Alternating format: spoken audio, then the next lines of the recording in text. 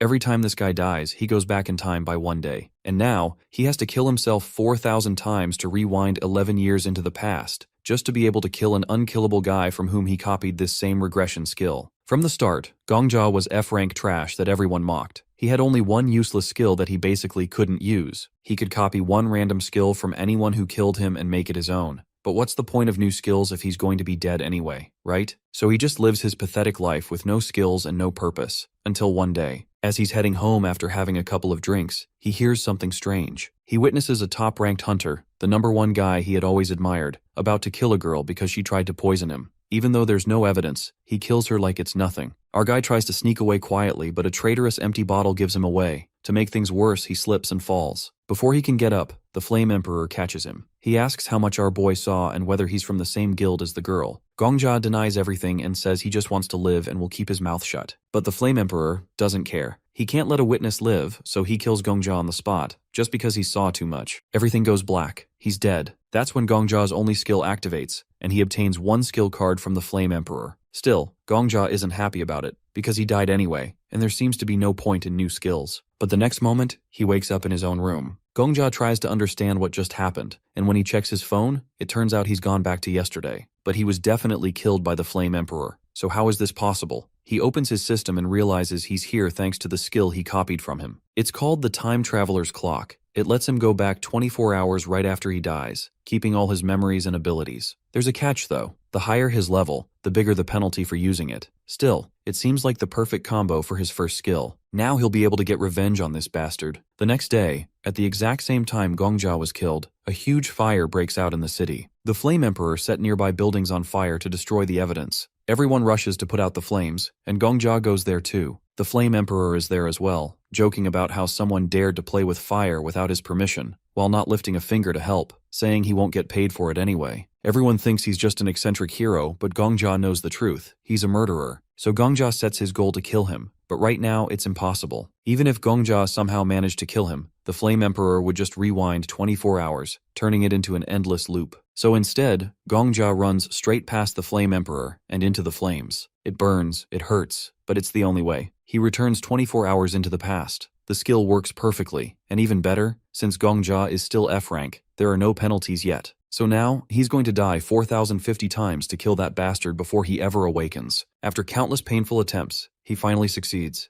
He somehow remained in the same building for 11 years and with the same knife, and finally reached the point where he could meet the Flame Emperor before he ever becomes the unstoppable killer everyone fears. Our hero lies on the floor with his mind all over the place. He gets up and sees that his plan actually worked. There are no annoying posters of the Flame Emperor on his wall anymore, and no posters of him anywhere in the city even. Apparently, he died 30 times more than he's supposed to, and he feels kinda traumatized by that. He sets off immediately to start his mission. Our hero gets to the Flame Emperor's house when he is just a regular F-rank hunter, frustrated with his life. He remembers the Emperor's complaints about having to deal with slimes, hating every minute of it, but not being able to escape. It wasn't just the slimes he hated, it was his whole boring life. He watches the Emperor deal with his daily grind, getting real pissed off while killing slimes. He stands back with his knife, waiting for the moment when the Emperor, tired of the slimes, starts looking for something bigger. When a slime attacks, Gongja cuts it down quickly. He doesn't care much about it, it's just another thing to deal with. The Emperor, still hunting, doesn't realize the danger that's coming. Over at the 6th floor of the hunting zone, the Flame Emperor stands there with his weapon, and Gongja shows up, covered in fake blood from a fight with wolves, which is actually just a story he made up. He asks for a potion to heal, but the Flame Emperor asks for a lot of gold. Gongja gives him 20 gold, but the dude laughs at him, calling him poor. Gongja then gives him 40 gold, but the dumbass Emperor still wants more, trying to see how desperate Gongja really is. Gongja, pretending to be in worse shape than he is, hides the pain. Sensing Gongja's weakness, the Emperor decides to take advantage of him. He grabs Gongja's wallet, counting the gold inside.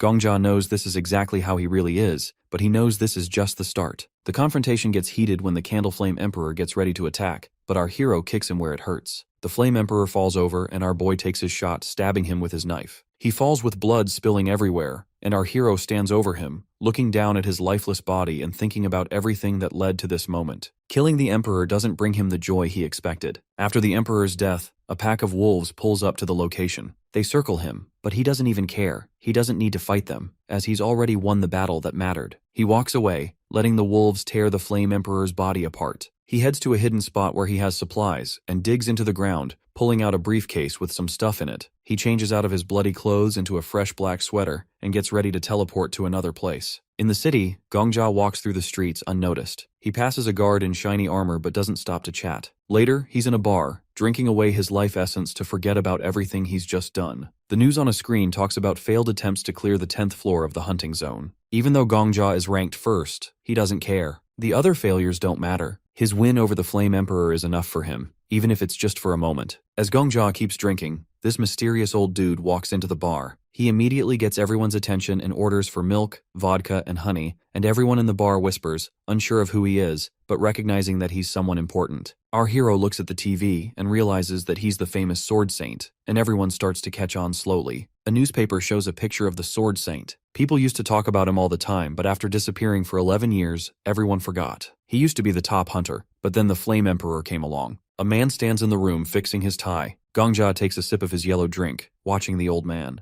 This guy's got S-level skills, but unlike the Flame Emperor, he's not all showy. His skills are all about fighting and attacking. Gongja thinks about which skills he can copy, including the Sword Saint's, who's right in front of him. Gongja looks at his phone, confused. There's nothing useful about the man. It's really weird for real. The Sword Saint's got no public presence at all, unlike the Flame Emperor, who was always in the spotlight. Gongja thinks it would be way easier if this guy liked attention too. Suddenly, the Sword Saint yells, making Gongja jump. The old man says something about someone not being quiet enough, and Gongja just watches in silence. The old man says all the top hunters are a little weird, and Gongja wonders if they're all like that. Gongja gets a notification on his phone. It's something he definitely shouldn't mention to the Sword Saint. He reads about some bandits causing trouble in the 9th floor hunting grounds. The Sword Saint had heard about this before, but didn't react the way the bandits expected. Instead, when one of them tried to mess with him, the Sword Saint wiped his sword and mocked them, saying he'd never heard of their rule about avoiding fights. One bandit tried to say the Sword Saint was too rich to care about rules, but he didn't finish the sentence because the Sword Saint killed him right there. Gongja reads it surprised. This guy really lives up to his reputation. Gongja focuses on the details, especially the warning not to mention the bandit's family to the Sword Saint. It's clearly a touchy subject, and Gongja's even more curious now. He watches the old man sit down and order a drink, talking to himself. Gongja realizes this guy is unpredictable. As the Sword Saint gets ready to leave, Gongja follows him. The old man walks out, and Gongja quickly leaves the building behind him. The people inside seem relieved the Sword Saint is gone, and some say they don't like him. Gongja smiles and leaves money for the bartender, who thanks him and says he's welcome to come back anytime. Out on the street, Gongja's confused. He thought he was following the old man, but now the Sword Saint's gone. He looks around and eventually spots a man in a blue suit and hat. Yup,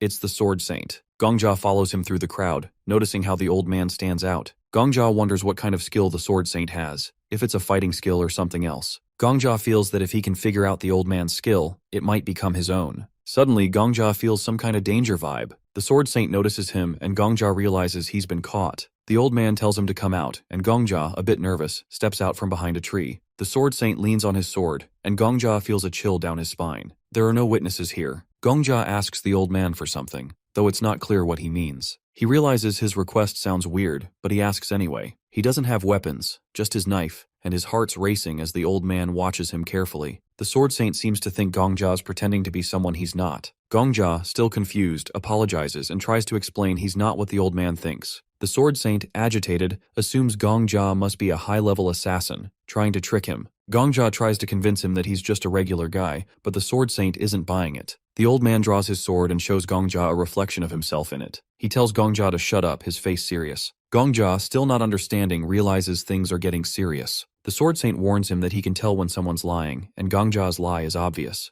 The old man talks about the 4091 people Gongja's killed, which is shown by the red number above his head. Gongja thinks back to all the lives he's taken, including his own deaths, since he's killed himself 90 times to reset things. The Sword Saint is furious, seeing Gongja as a demon who's killed without mercy. Gongja, standing there, terrified, tries to explain that he only killed the Flame Emperor. Gongja, realizing there's no way out, bolts, but the Sword Saint's right on his tail. Gongja barely dodges, but then he trips on something and falls straight into the ground. He just lies there, too tired to move. He knows it's over, and Sword Saint stands over him, raises his sword, and finishes the job. Or at least that's what Gongja expects. But nothing happens. Instead, Sword Saint suddenly tells someone to shut up. Gongja, still on the ground, looks up, confused. The old man is talking, but not to him. He's arguing with someone only he can hear. From the way he's talking, It sounds like this person is telling him not to kill Gongjia yet, to keep him alive and ask him some questions instead. Our suicidal protagonist has absolutely no idea what's going on. Sword Saint sounds too normal for this to be some random crazy schizophrenic episode. Then he realizes that the old man must be using some kind of skill to talk to someone else. Maybe telepathy. That's when Gongjia freaks out. Cause if Sword Saint is telling people about him, that means others now know about the number floating above his head. They know about the 4,091 kills, and if the Hunters Department finds out, he's done for. He can't hide. Every big shot hunter, every top guild, they'll all come for him. And when they catch him, probably a very public and very painful execution. His only way out is to die again, reset time, and pretend none of this ever happened. He needs to make the old man mad enough to kill him fast, so he calls Sword Saint an old man and says something about passing his greetings to his grandkids. A literal death wish. That gets the old guy's attention real fast. Gongjia, still talking, mentions noble families, and how the bigger they are, the more bandits they attract. He brings up all the recent trouble in the news, adding that the old man's grandkids must be something special, considering their bloodline. Sword Saint gets real mad, and before Gongjia could even say anything else, Sword Saint swings his sword in light speed. For a second, our boy is flying through the air, and for some reason, the moon looks upside down. Then he sees his own body, his rather headless body. He expected to feel pain, but there's nothing, just a weird and kinda good floating feeling. Well, at least it was quick. That sword was so fast he didn't even notice it happen. He would love to have that kind of skill. Then finally, he appears in the game lobby, and the system pops up, telling him that the skill condition has been met. That means he can copy it. This was the plan all along. He'll grab an S-rank combat skill, come back stronger, and be unstoppable. He looks at the choices, but there's no golden card. This has to be a joke. He just died for this. He stares at the choices, feeling like he just got scammed. It makes absolutely no sense as the Sword Saint was the best fighter. He had to have an S-class skill. But then he realizes the old man made it to the top without any S-class skills. His power wasn't from some overpowered ability. It was just him. What a waste of time. Still, he doesn't have a choice. Most of the silver cards look terrible, but 4 seem okay. He picks one and hopes for the best. The system confirms it, and he reluctantly accepts it as he gets respawned. Then he hears something. He turns and sees a red-haired man right beside him. The big muscular guy nearby thought Sword Saint had just appeared out of thin air next to him. He told Sword Saint to keep quiet so he could continue his late-night training without any interruptions, leaving our boy hella confused. Our hero asks the guy who he is. The red-haired dude looks completely surprised. He turns around and asks if Gongjia can actually see him. Gongjia says, and then he asks if he could hear him too. When Gongjia says yes again, the dude sits down right in front of him, talking about how this is weird and shouldn't even be possible. But then the red-haired guy jumps up and starts demanding to know where they are and why the place feels as cramped as a doghouse. Out of nowhere, he asks about the old man's location. Gongjia, confused, asks if he means the famous Sword Saint. The red-haired guy tells him yes, calling him an amateur. Gongjia stands there surprised, wondering if the legendary Sword Saint is really just some amateur in this guy's eyes. He quickly checks out the red-haired guy's skill description and realizes this dude isn't from this world. He's basically a ghost. So he straight up asks if he is the ghost tied to Sword Saint's back. The ghost turns to him and confirms it. Gongjia freaks out, apologizing and saying he doesn't mean to copy or mess with the ghost's essence. But the ghost starts yelling, demanding to know if he could send him back to the old man. He shouts that since Gongjia copied his skill, he should be able to undo it. He's not having it if Gongjia says it can't be reversed. But the protagonist says that he hasn't gotten rid of the skill like he wanted to. The ghost then climbs onto the ceiling, hanging upside down, and yells that he, Sword Saint's teacher, has been kidnapped by some incompetent loser. Gongjia begs him to stop screaming upside down, saying that he's scaring him. The ghost calls this a disaster and blames Sword Saint for neglecting his teacher. He says he's warned Sword Saint 1,000,000 times to respect and appreciate him, especially in tough times. Gongjia asks him to chill, but the ghost dude says he's been dead for ages. The protagonist tells the ghost that he should just die quietly and move on. The ghost yells back, saying Gongjia is cursing him as a dishonest ghost and pushing him toward the afterlife. Gongjia thinks that this dude is talking way too much and way too loudly. At that moment, he starts to understand why Sword Saint is always so aggressive about telling people to shut up.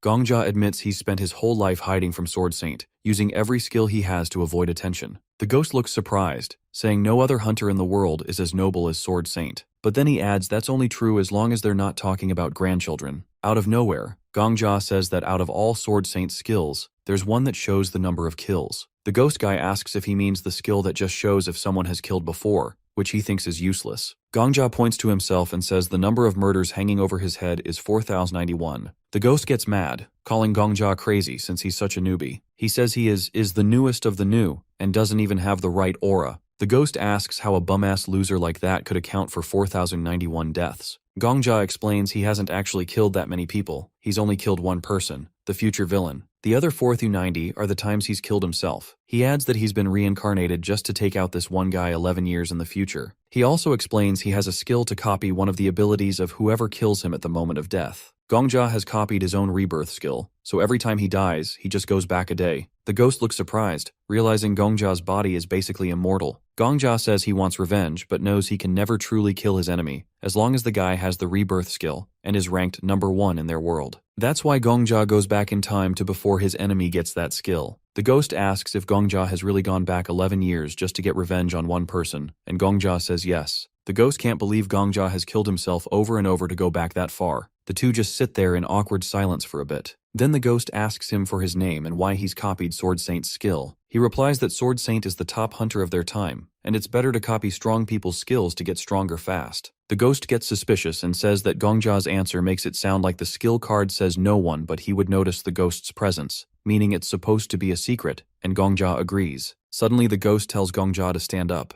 He starts flying around him, checking him out. He says Gongja is stubborn, has a decent body, and really wants to improve himself. Then the ghost flies right up to Gongja and tells him to show how he catches monsters. A while later, they're in a forest facing some monsters. Gongja asks if catching a couple is enough, and the ghost agrees. Gongja pulls out his knife and swings at a slug-like monster. The slug flies at him, wrapping around his body, but Gongja stays calm and stabs it a few times, killing it. The ghost wipes slime off his face and says he expected that. Gongja asks what he means, and the ghost starts talking about his past life. He says he was once the best swordsman in another world, where a huge tower appeared, and he climbed it faster than anyone else. Gongja remembers the legend of the Flame Emperor reaching the 40th floor, with maps even showing a 99th floor, something crazy impressive. The ghost points at himself, saying achievements like that naturally caught the attention of experienced hunters like him. He says that's why he's interested in watching Gongja hunt. Our poor boy says it all seems pointless since he has no potential, and the ghost says that's nonsense, as he actually has incredible potential. Gongja can't believe it. He asks if the ghost is joking.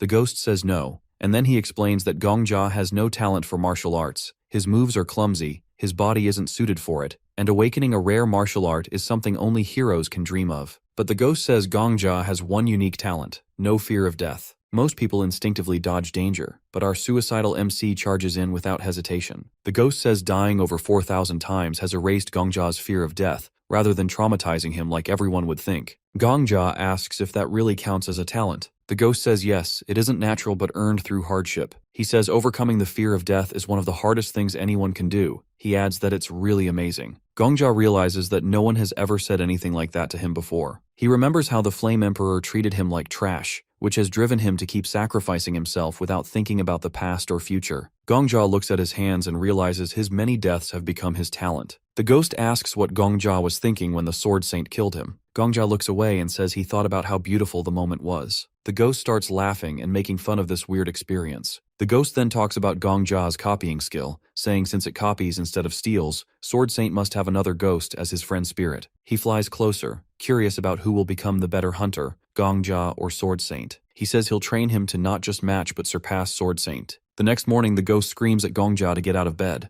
Gongja asks for 5 more minutes, but the ghost yells that Sword Saint might already be taking over the 10th floor while Gongja is still sleeping. Gongja covers his ears with a pillow. The ghost threatens to sing a song from his homeland, saying one verse once made 33 soldiers' heads explode. Gongja checks his phone and sees it's 4 a.m. The ghost says even bugs are up by now, and since Gongja is weaker than a bug, he needs to wake up earlier. Gongja says the ghost is only waking him because ghosts don't sleep and he's bored. The ghost calls Gongja a zombie who can't even die right. Gongja finally gets up annoyed. 3 days pass. Gongja trains hard, copying Sword Saint's skills and staying away from Sword Saint. The ghost makes fun of Gongja's talent, calling it an abyss, but Gongja sticks to the training plan the ghost made. The ghost says Gongja needs extra classes and tells him to win the lottery to pay for them. Gongja goes to the Merchants Association, the only place in Babylon where they sell lottery tickets. The guild is run by a hunter called the Countess, who has a special skill to trade tower items with the outside world. She controls the tower's economy. Gongja hands over his lottery ticket. The clerk checks it and announces that Gongja won first place. The ghost makes fun of the clerk's cat-eared hat, saying the guild leader must be weird. Gongja stays calm because he knows the ticket is from last week. The clerk calls Arthur Taylor, also known as the caretaker of gold. Arthur is a big deal in the guild and takes Gongja to the top floor, a place usually only for important people. Gongja feels special for once. In the VIP room, Gongja sees his prize, 53,000 gold coins. That's like 5.2 billion in his country's money. Our boy is beyond surprised now. The ghost warns him it's dangerous to carry that much money, so Gongja decides to leave it in the guild's safe. He asks Arthur to find him a place to stay in the Merchants Association and tells him to keep his name secret if the media asks about the winner. Arthur agrees but looks a little annoyed.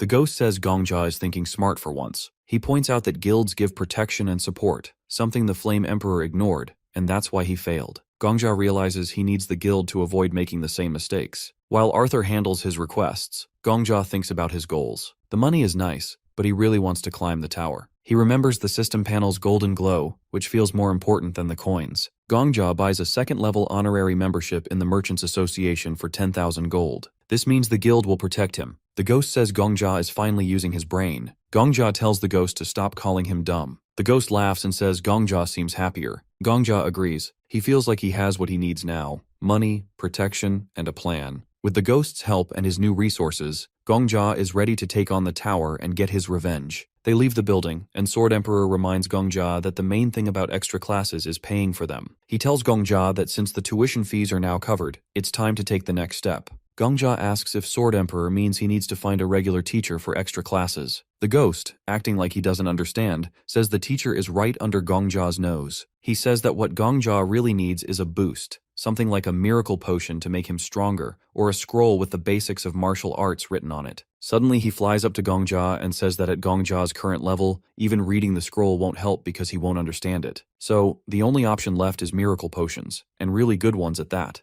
Gongja, annoyed, asks how good these potions are supposed to be. Sword Emperor starts talking about the Castle of Alchemy and a guild of doctors and pharmacists. He says they'll definitely have something like a miracle potion made by the best craftsmen. Gongja asks if this won't cost a fortune. Sword Emperor leans in and whispers the price in Gongja's ear, shocking him. Gongja starts running after Sword Emperor, shouting that even if he spends all his money, he'll only have enough for 4 bottles. The ghost replies that if they get a bulk discount, they might be able to buy 5. Gongja keeps running after Sword Emperor, asking him to fly slower. Suddenly, Sword Emperor stops abruptly. Gongja, irritated, asks why he stops so suddenly. Sword Emperor, now serious, tells Gongja to hide. He remembers he forgot to mention something important. Gongja realizes what's happening and is stunned. They're so distracted because they see someone. Sword Emperor says that Sword Saint is a regular customer of this store. Gongja gets angry and asks how Sword Emperor could forget to warn him about this. He says he should have been told in advance. Suddenly, Sword Saint stops and looks in their direction. Gongja hides behind a trash can, trying not to make a sound. He's terrified and thinks about what to do because if Sword Saint catches him, it'll cause a lot of trouble. But Sword Saint turns away and keeps walking. Gongja is relieved but still shaken. He says it's ironic that he's hiding behind a trash can. Sword Emperor says there's bad news.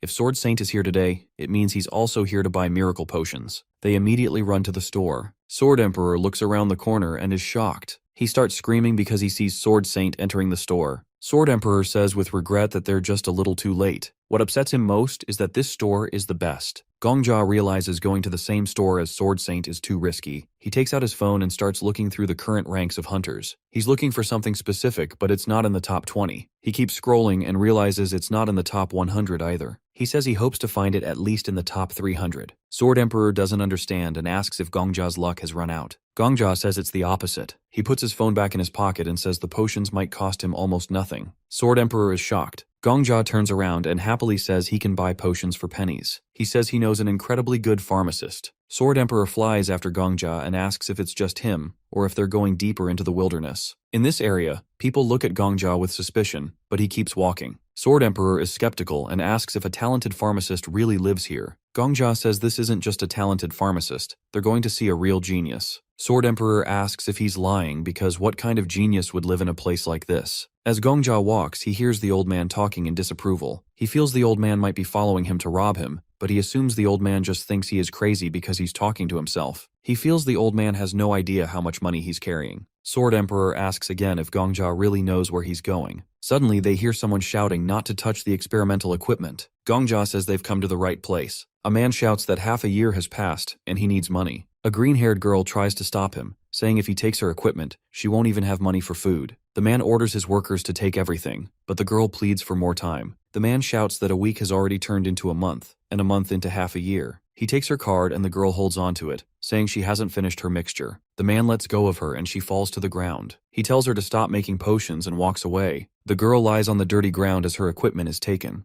Passers-by say the store was going to close anyway and that the prices were too high. The girl shouts that her prices aren't high, she barely charges more than the cost. She says they won't find potions anywhere else in Babylon at that price. She puts her hand on her chest and says they should thank her for even selling in such a terrible area. The dude leaves, calling her hopeless, and she begs them to buy at least one bottle of her special strength potion, but they refuse. Sword Emperor points at the green-haired girl and asks if the R-boy was talking about is this loser. He replies, asking what if it is her. Sword Emperor is shocked and asks if Gongja has even seen her. Gongja walks up to the girl, who's lying on the floor, crying. He kneels down and asks if she's still selling. He says she's not some crazy person or a loser. She's a pharmacist who will rise to 5th place in rank in the future and become the head of the Alchemy Castle Guild. The girl stands up, brushes off the dirt, and says she can do anything. She asks how expensive the order is, and Gongja says he thinks it'll cost 20,000 gold. She's surprised, and our boy thinks to himself that it's smart to make connections with people who will become influential figures in the future before they rise in rank. He thinks it's like getting golden geese. He asks her what's wrong, asking if she'll accept the order. He decides to get to know her before she even steps foot in the rankings. The girl invites Gongja and her unknown guest, Sword Emperor, into her messy home, apologizing.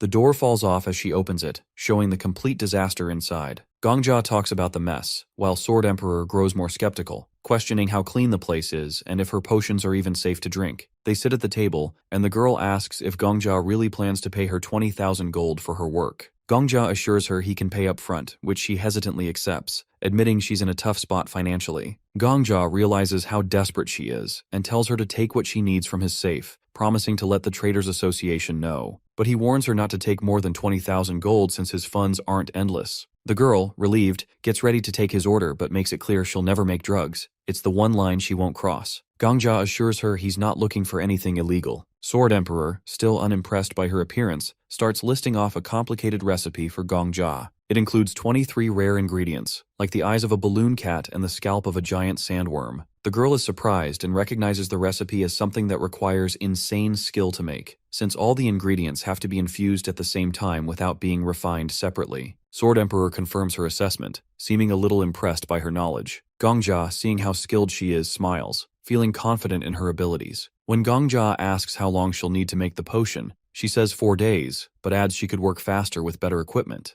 Gongja, remembering her future reputation, agrees to the timeline. As they leave, Sword Emperor expresses doubts about whether she's reliable, but Gongja defends her, saying she'll become a master alchemist within 10 years. Sword Emperor, offended, brushes off her potential, saying she might just take the money and run. 4 days later, the girl delivers 30 bottles of the potion, way more than expected. Gongja calculates it'll last him 30 days and notes it's 15 times stronger than store-bought versions. Sword Emperor, embarrassed, asks how Gongja knew she'd come through. Gongja explains he trusted her because she seemed genuinely kind and talented. He remembers her bravery during a city fire and her dislike for the Flame Emperor, realizing she's a rare genius. Gongja offers her a partnership, hoping to build a better future with her help. The girl agrees and promises to prioritize his orders. The next day, Gongja gets ready to hunt on the 3rd floor, knowing it won't be easy. Sword Emperor tells him to drink the potion first. Gongja drinks it, noticing it tastes like mild lemon and honey. Almost immediately, he feels a sharp pain in his chest and starts sweating like crazy. Sword Emperor explains the potion is working, heightening Gongja's awareness of his aura,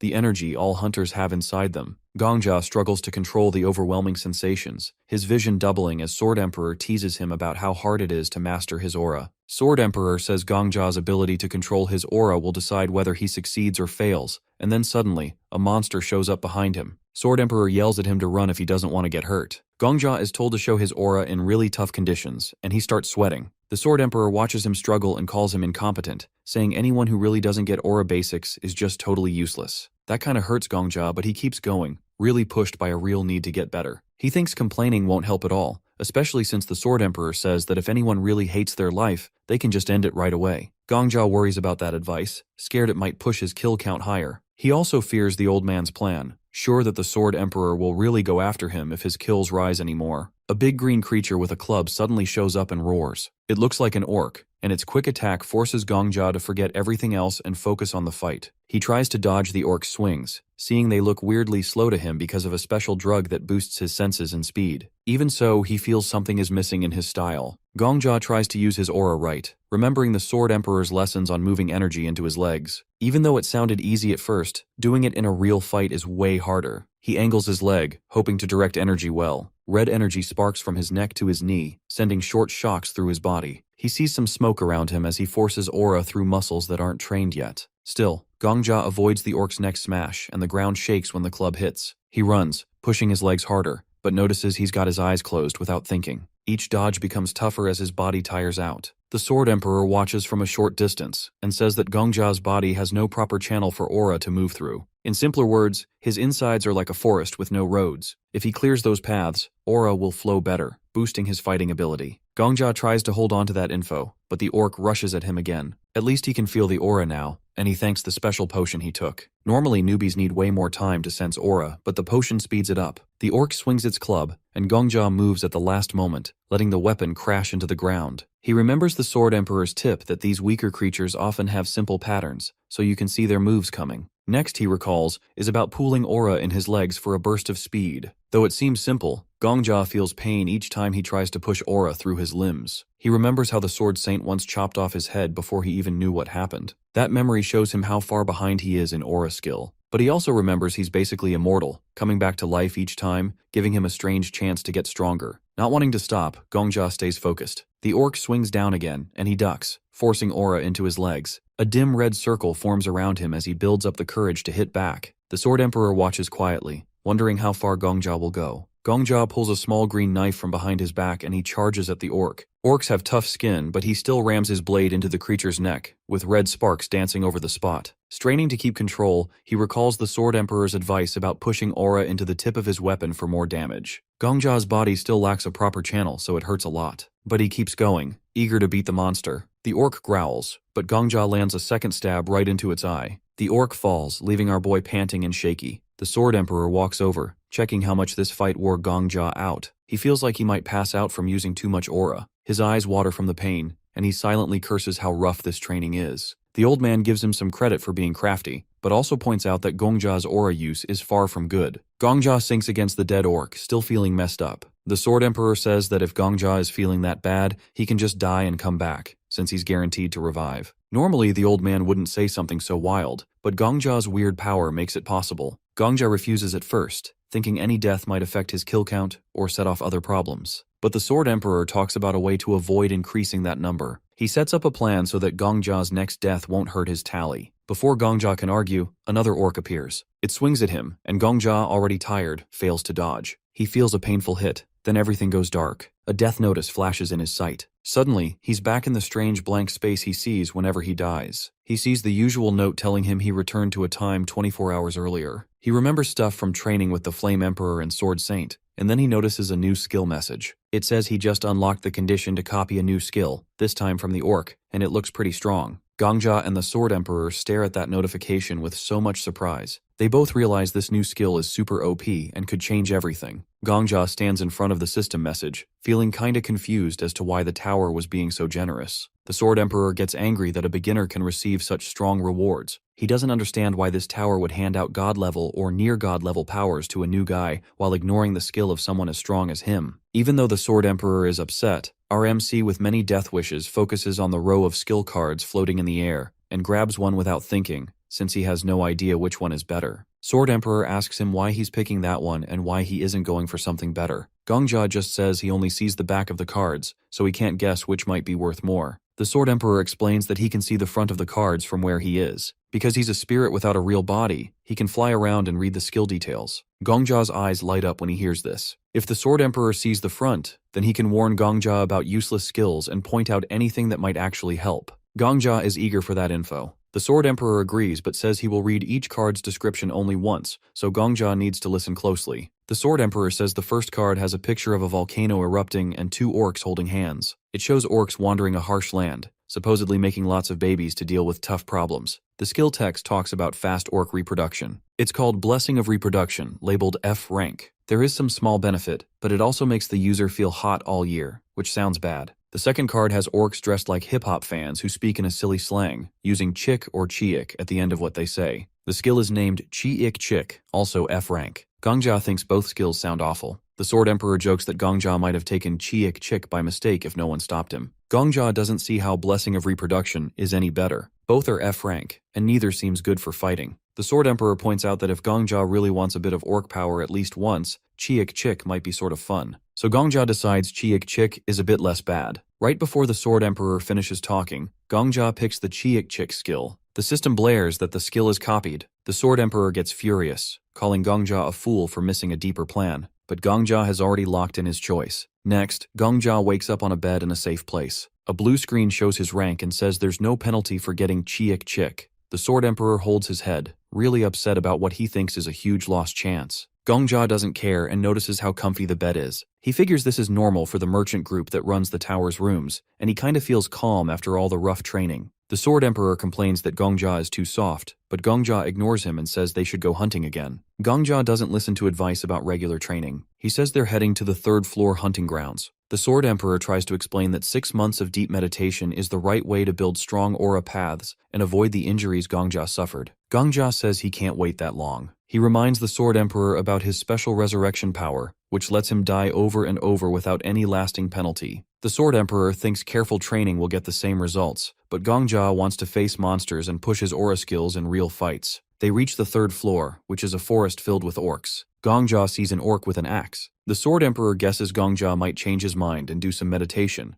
but Gongja pulls out his dagger, looking ready to fight. A small spark of aura shows around him. He looks at the orc and notices again that its moves seem slow to him. He decides to try out Chiik Chik, so he speaks like an orc, saying something like Chwick. The orc is startled and lowers its guard for a moment, confused why a person is talking in orc style. Gongja takes that second to rush in, aura flashing around his dagger, and slices the orc's neck. Green blood sprays out, and the orc drops before it can even fight back. The Sword Emperor scolds Gongja, saying it's not honorable to trick an orc with random words. He adds that orcs, even though they act wild, still have their own ways of living, and they could see Gongja's orc speak as some kind of trick. Gongja just ignores the complaint and basically makes fun of both the orc's speech and the Sword Emperor's anger. The Sword Emperor stomps his foot, angry that the tower handed Gongja such an easy skill to fool enemies. Gongja says it doesn't matter, because the new skill worked and gave him a fast kill. 1 week later, Gongja stands before the Goblin King, the boss of the 5th floor hunting grounds. He activates his skill and jumps forward, speaking in the special goblin language. The Goblin King looks surprised that a human can speak the royal goblin lingo. Gongja stabs the monster's neck, sending green blood flying. He pulls out his dagger and thinks this goblin is the strongest enemy he has seen all week. He closes his eyes for a moment and hopes the goblin's soul finds peace. Sword Emperor says that he's being too dramatic, but Gongja says he spent 6 coins, meaning 6 deaths to beat this foe. He believes 1 coin means 1 life, so he can do what he wants. Sword Emperor taps Gongja's head and says it is nothing special, but Gongja disagrees. He points to his new goblin-speaking skill card at level F, earned at the cost of many coins. Sword Emperor says goblins are not much different from humans, but Gongja looks at a black and white ball by his hand that shows his new power, but Sword Emperor calls it unimportant. A system alert says Gongja's strength grows. Both he and Sword Emperor see a bright light. Red sparks float around him, and the system says his level goes up. He feels a lot happy that his skill slot is bigger now. He looks at his hands and thinks about his higher rank. Another system notification praises him. Sword Emperor wonders if the red sparks mean blood or fire. Gongja thinks they come from leveling up,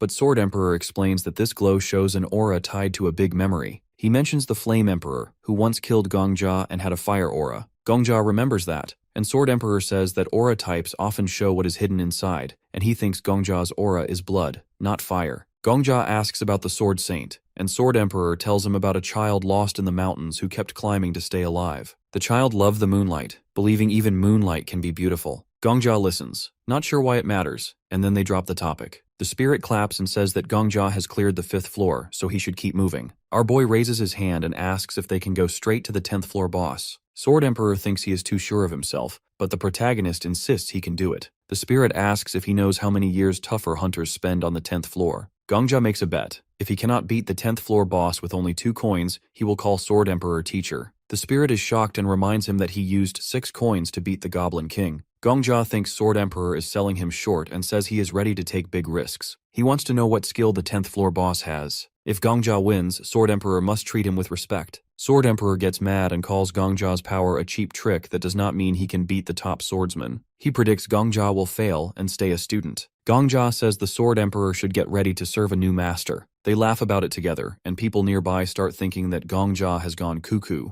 Later on, a knight stands at the entrance to the 10th floor. He says Gongja cannot go alone because even a group from the Black Dragon Guild has failed. Gongjia sees no problem and points out that any willing hunter can try. The knight worries he will be blamed if Gongjia dies. Sword Emperor thinks Gongjia should just knock the knight aside, but instead, he takes another route and tells the guard he understands his fear. Then he says he wants to die, which surprises both the knight and Sword Emperor. He explains that he lost his partner a year ago and also learned he has a deadly disease, so he does not have much time. Instead of waiting in a hospital, he plans to fight monsters until he dies. He offers all his money, meant for treatment, and asks the knight to let him through without writing down his name. The knight, moved by his story, finally agrees. When the gate opens, Gongjia goes through with Sword Emperor. They reach the 10th floor, once cleared by the Flame Emperor. Gongjia wants to beat that record. He walks to a door and steps inside, aiming to do something greater than the Flame Emperor did. The room is filled with creepy dolls that's got shining eyes in different colors. The dolls ask to play with them, and they pick hide and seek. Gongjia and Sword Emperor get ready, and a system message says he has entered the boss stage. He agrees to join the game, and another message pops up, wishing him luck. Black Dragon Guild has always been the top guild ever since the tower opened. However, today the guild faces its 30th loss in the purge. Paparazzi crowd around, taking pictures and asking her why they failed. This hot purple-haired chick holds up a device and says their skills were fine, but their luck was bad. Flame Emperor stands all cocky as fireworks light up behind him. Apparently, he's got the 10th floor stage cleared. He says luck counts as a skill too and calls them pushovers. Later, people call this interview the pushover declaration. Everyone wonders why only he managed to beat the 10th floor. Back to our suicidal protagonist in the burning building full of dolls. These dolls belong to Hellfire Maiden, the 10th floor boss. The way to beat this floor is simple. The true doll is hidden somewhere in this estate. Destroying that real doll is the goal. These flames aren't ordinary flames, they're aura-based hellfire. Even with aura, the protagonist only has 10 minutes to stay alive. People with fire-type aura don't get burned, which is why the Flame Emperor did it easy peasy. Gongjia creates a shield around himself to fend off the flames. Flame Emperor tells him that he's been living off his luck, but the protagonist disagrees, saying that he's having it pretty rough right now with these flames. Flame Emperor tells him that his time is almost up. He adds that Old Man Sword Saint could last for 30 minutes here, and he's waiting till he can last an hour before he takes on the floor, unlike someone who charged in unprepared. Sword Emperor asks what he will do with only 2 coins left. The protagonist replies that he'll die once, then figure it out. The ghost tells him that dying won't strengthen his aura. There are 2 ways to finish this stage. Either find the real doll by sheer luck, or handle aura well enough to survive the flames till he finds the one. Sword Emperor tells him that 2 coins won't help, but Gongjia says there is a third choice, and the ghost doesn't fully know his stuff. He starts to pick at random and he picks the closest doll. Gongjia gets a hold of its tiny noggin, but it melts right away, screaming it's the wrong one. 5 seconds left, and Gongjia wonders why this stage is made like this. The spirit says nobody gets the tower's reasoning, so he should go ask the idiot who gave a sorry, sweaty, weak loser such a strong power. Time's up for our boy and the fire immediately consumes him. He yells and asks the fire to kill him quicker, while Sword Saint teases him, saying there's no doubt he's a masochist for going straight into such a painful death with no plan,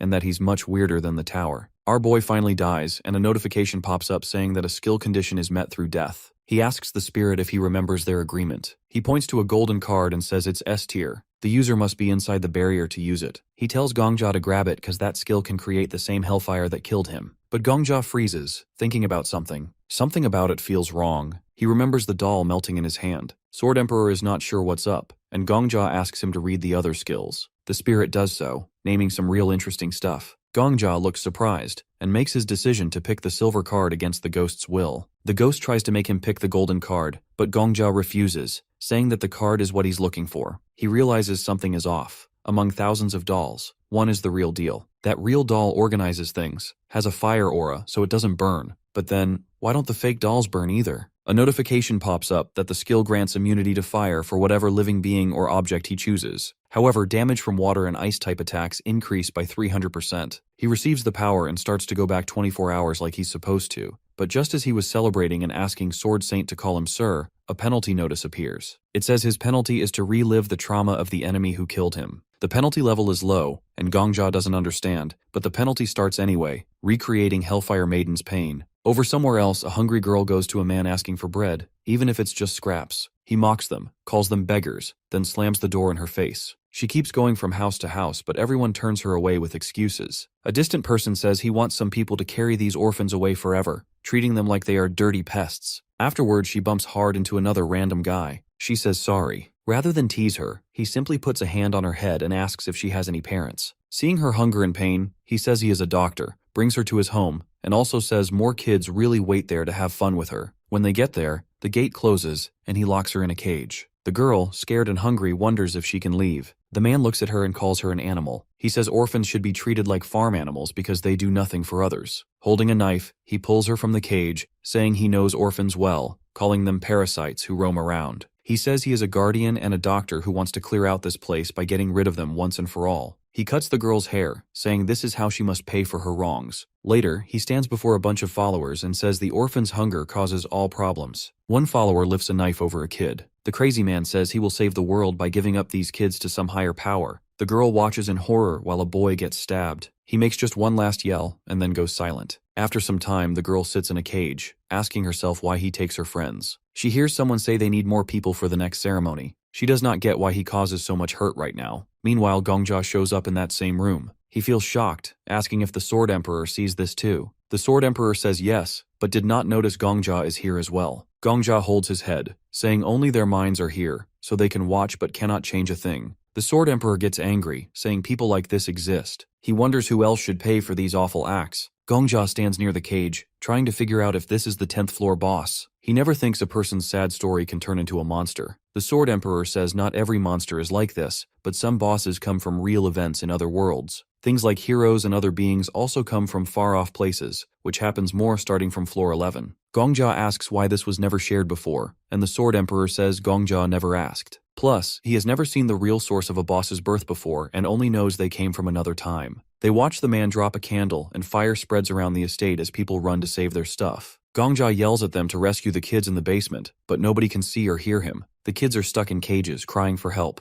The flames grow and they cannot get out. They only want food and some playtime with friends. This sad scene ends, and Gongja's mind snaps back to the present, like he just woke from a nightmare. The Sword Emperor tells Gongja they could not have done anything else. Gongja feels sick because of that cold reply and calls him heartless. The Sword Emperor says those kids died a long time ago in another world. If this took place inside the tower, maybe Gongja could have helped, but this was just an old memory. He tells Gongja to find the doll acting as the boss and finish it, then go on. Gongja does not want to just kill the boss without thinking. He says the Flame Emperor would do that in a second, but he does not want to act like that. At the estate door, the Sword Emperor pushes him to remove the boss and clear the floor. Gongja fires back that the Sword Emperor is as cold as the Flame Emperor. He remembers the S-class skill note that no one can leave here unless the boss says so. The Black Dragon Guild got out without winning against the boss, which means the boss let them go. Gongja figures the boss only wants someone to stay and play. They walk into a big hall packed with dolls. Gongja feels each doll holding some part of the children's souls. He decides to help them rest by playing hide and seek like the boss wants. He uses a skill that makes fire around him, but the flames do not hurt him and can free the dolls. They watch, saying he is fine in the heat. One doll asks if he plans to join them. Gongja closes his eyes, counts, and says he never loses hide and seek. He goes after the dolls, and each one fades away when he tags it, even though it is not easy. He keeps moving deeper into the estate, ending up in the same basement from before. He finds the last doll, a small girl sitting in that same cage. One eye stays shut, and she looks really tired. She asks if he wants to play with them. Gongja puts his hand on her head and says she is water. She thanks him, then disappears like the rest. Gongja sees a vision of the real child, finally resting in peace. A system message says the 10th floor is cleared, and that Gongja now steps into the boss stage. The system panel says the clearing reward is ready and will come 24 hours after stepping onto the 11th floor. Gongja and the Sword Emperor stand outside a building. The spirit at home says Gongja looks a bit down, but clearing a hidden scene is huge and means he will get a sweet reward.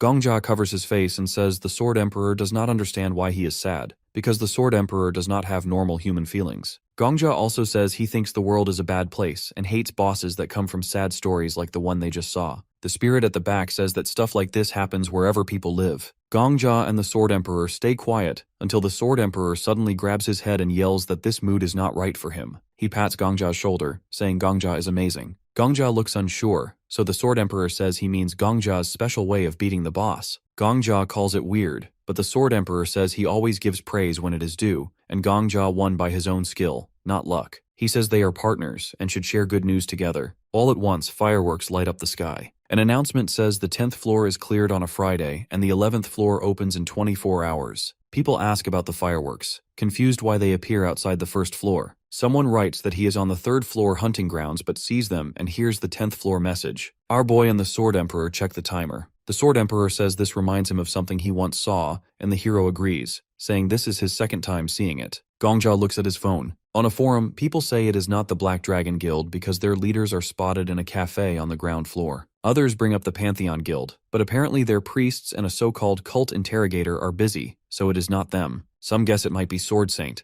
but someone shares a photo of Sword Saint drinking milk. Everyone is confused about who cleared the 10th floor. The spirit at home asks Gongja how it feels to go from a small helper to the main star. Gongja, staring at his phone, says he feels like he has everything he wants now. The spirit laughs and says that is not true, he only beat the 10th floor. Still, the spirit admits Gongja is the closest anyone from his world has come to the top. Gongja says he is still climbing and will reach the end. A man in armor suddenly runs over and asks if Gongja did it. Gongja acts dumb, so the man explains he means clearing the 10th floor. He shows his phone and points out that Gongja is the only challenger today, and everyone up there is going wild. Gongja taps him on the shoulder, asking what they would do if he really is the one. The man asks him for at least a name, but Gongja reminds him he once gave the man 100 gold. The man begs for a nickname and Gongja says he has none. The man stands there in shock as Gongja walks off. The Sword Emperor praises Gongja again, saying a person's name is special, so people will be hunting for Gongja now. Our boy says he just remembered something. He says the Sword Emperor promised to call him Master if he beat the boss using only 2 coins. He yells that he did exactly that, finishing the 10th floor with 2 coins. The Sword Emperor looks upset, saying they are partners, putting his hands on Gongja's shoulders. He says partners are equal, and a person who conquered 99 floors and one who takes on the 100th are on the same level. The protagonist ignores his fuss and asks to be moved to the first floor. He turns away and demands the Sword Emperor call him Master Gongja forever. Later, Gongja sits in a cafe where people talk about the 10th floor being cleared. He sips coffee and listens to music while they chat, not knowing he did it. He asks the Sword Emperor if this taste of winning is sweeter than his caramel macchiato. The Sword Emperor stays quiet, so Gongja makes fun of him some more. The Sword Emperor tries to keep calm, but finally asks what Gongja wants. Sword Emperor says Gongja should pick a new skill and use it on Sword Saint, so he can go back to being Old Man Sword Saint. Gongja jokes if they are not stuck together for life now. Seeing that about an hour and a half has gone by, Gongja figures it is time for something else. While sipping his macchiato, he notices a cat. He does not expect such a big figure to come in person, but he pets the cat like he knows nothing. Deep down, he realizes there is something strange about this cat. At that moment, 5 people walk up and ask if he is Hunter Gongja. He shows his ID, saying he wonders how long it would take them. Right away, they call someone on the phone, saying they want Gongja for their group. One person from the vigilante squad bows and explains what joining them is like. Gongja stops him and says he has 2 rules. First, do not share his name with the news. When they ask for how long, he says until the clock hits 0, so he can dodge reporters before heading to floor 11. The recruiter agrees. Since they are in a public place, Gongja says they should serve the other customers first. They say sorry and rent the cafe for an hour to keep it private. They all sit at a table with the drinks, and the vigilante squad offers 10,000 gold up front. Someone from the League of Adventurers laughs at them for being broke, offering 20,000 and a leader spot. A person from the Gate of 1,000 Faces says they will treat Gongja with the highest respect and pay 25,000.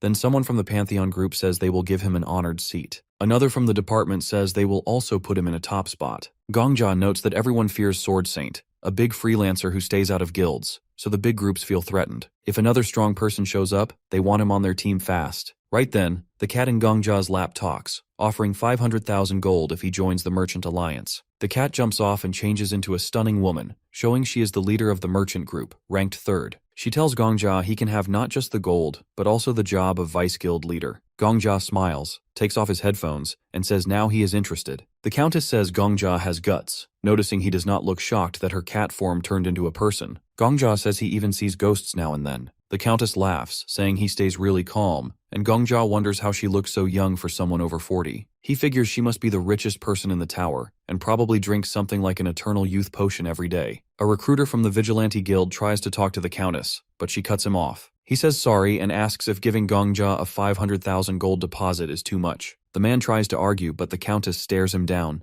and he looks away, stumbling over his words before admitting he was wrong. She taps him with her fan, telling him to call his bosses if he wants to keep arguing. If anyone has a better offer than 500,000, they can stay, but if not, she won't waste her time talking to them. Everyone except the Countess and Gongja leaves. Out of nowhere, someone yells insults from far away. The Countess says that guy finally showed up. An angry man with a bandage, leader of the 1,000 Faceless Gate Guild, ranked 5th, walks in with a few others. A cult interrogator, who is ranked 4th, follows, saying the other guild leaders should admit they messed up by letting Gongja slip through their fingers. Miss Paladin, ranked 8th, says that calling the Countess Miss might not be right, and reminds them their job is to keep hunters in check. The Black Witch, who runs the Black Dragon Guild and is ranked second, just stands there quietly. Gongja cannot believe all the big names in the tower are now in one place. The Countess says it has been a long time since they were all together and remembers how they once worked as a team to clear the second floor. Viper threatens her and says she is only good at throwing money around, calling her deal with Gongja ridiculous. The cult interrogator raises a hand, saying they should order coffee first. He says it would be rude for guild leaders to come to a cafe and not buy anything. They start ordering drinks while Viper keeps complaining, saying the world is falling apart. The 10th floor was just cleared,